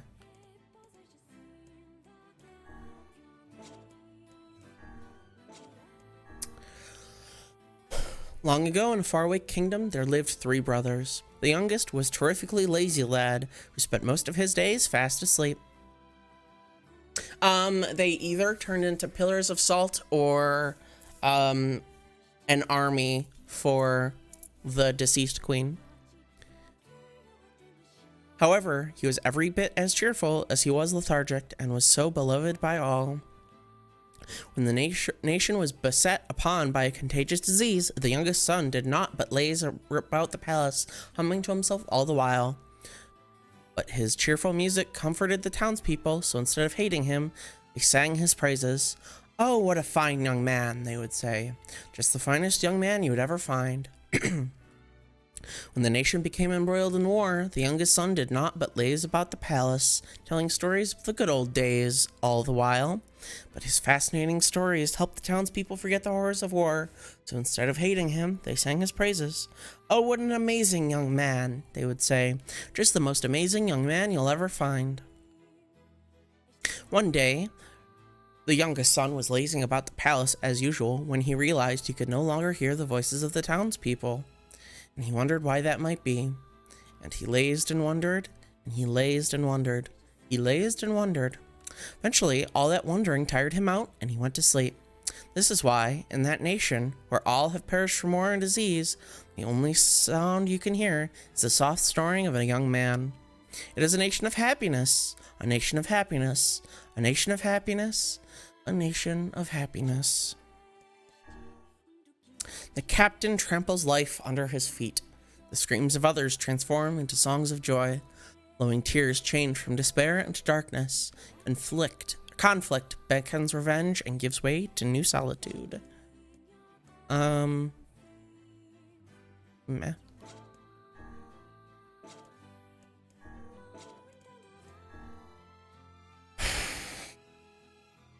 This is the story of a sorrowful prince, a tale of a kingdom in a time long past. Attacked by the forces of darkness, the nation was annihilated in a single night by inhuman soldiers with red eyes and a group of black dragons so numerous they blotted out the sky. Having infiltrated the king's castle, the black dragons visited upon the king and queen, a fate most horrible. It is said that their stomachs were torn open by the black dragon's mighty claws, and the very floor they stood upon became a sea of blood.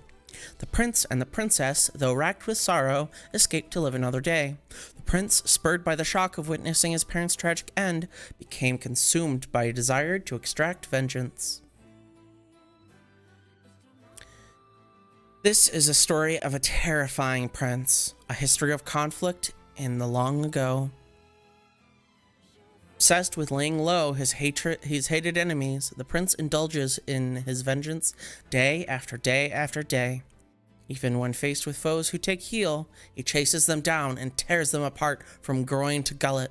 The carnage is so horrific, his fellow soldiers whisper tales of how they saw him mutilating bodies that are already long dead.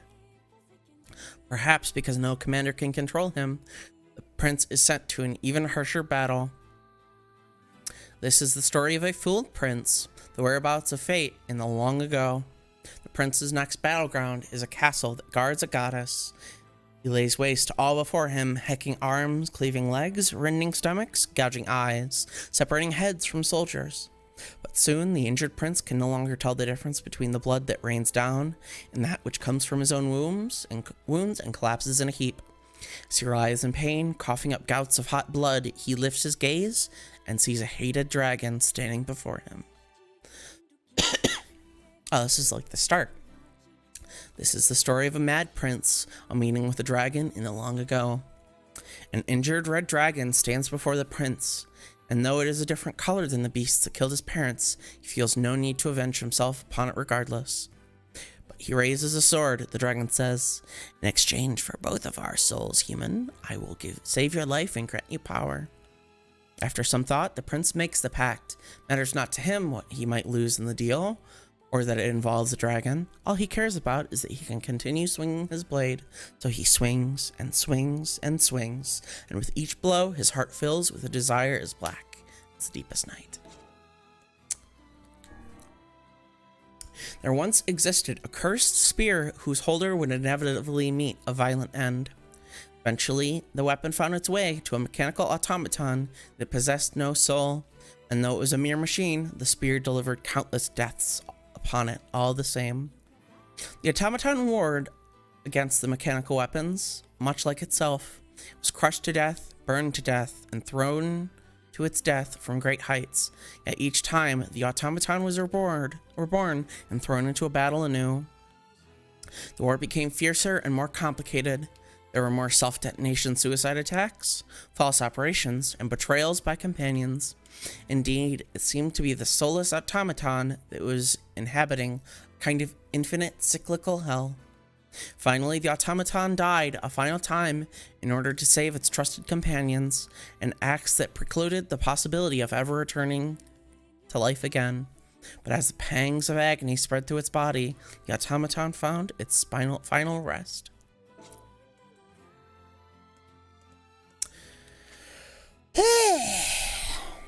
It's a lot of reading. I believe we were missing one weapon, maybe two.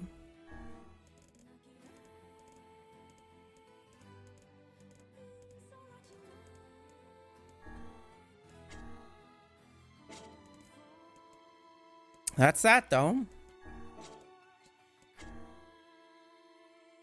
Lancet was birthed as a part of a pact with an ancient dragon. I actually haven't read these.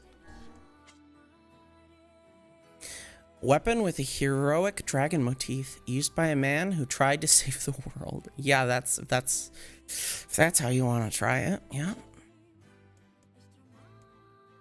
Oh wow, this also has 999 damage and a lot of magic power. This actually might be good. What's the other one? It's meh.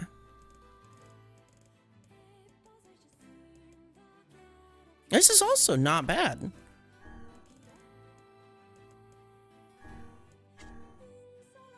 Sword created after a man, driven mad with revenge, sealed away a cursed dragon. Well, that's that. Next time, we will finish the game.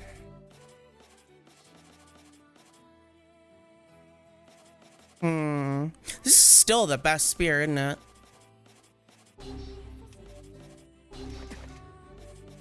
Well, this one has the most, like, you know, physical damage.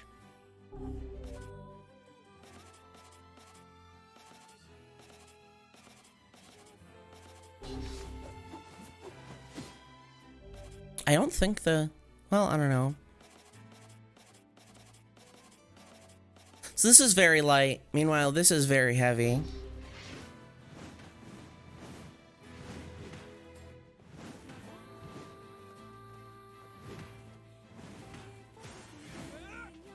These actually might not be bad. It seems like the difference between like the very heavy and very light weapons is not as noticeable in this game.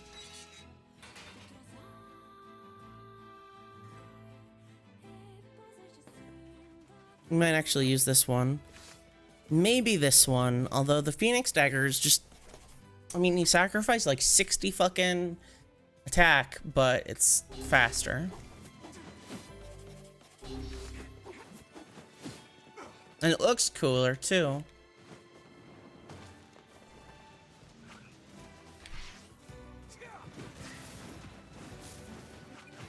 Anyway, that'll be it for now. Fortunately, I work tomorrow, so I have to go to bed. Tomorrow's one of those days that's like really long. But tomorrow, once I get home from work, we're finishing this game. We have 2 weapons to get, which I will definitely triple check so that I know where they are.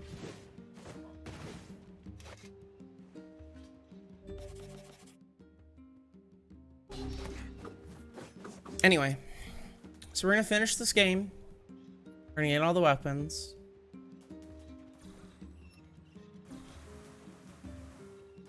We're gonna get the new. We're gonna see the new shit tomorrow, probably.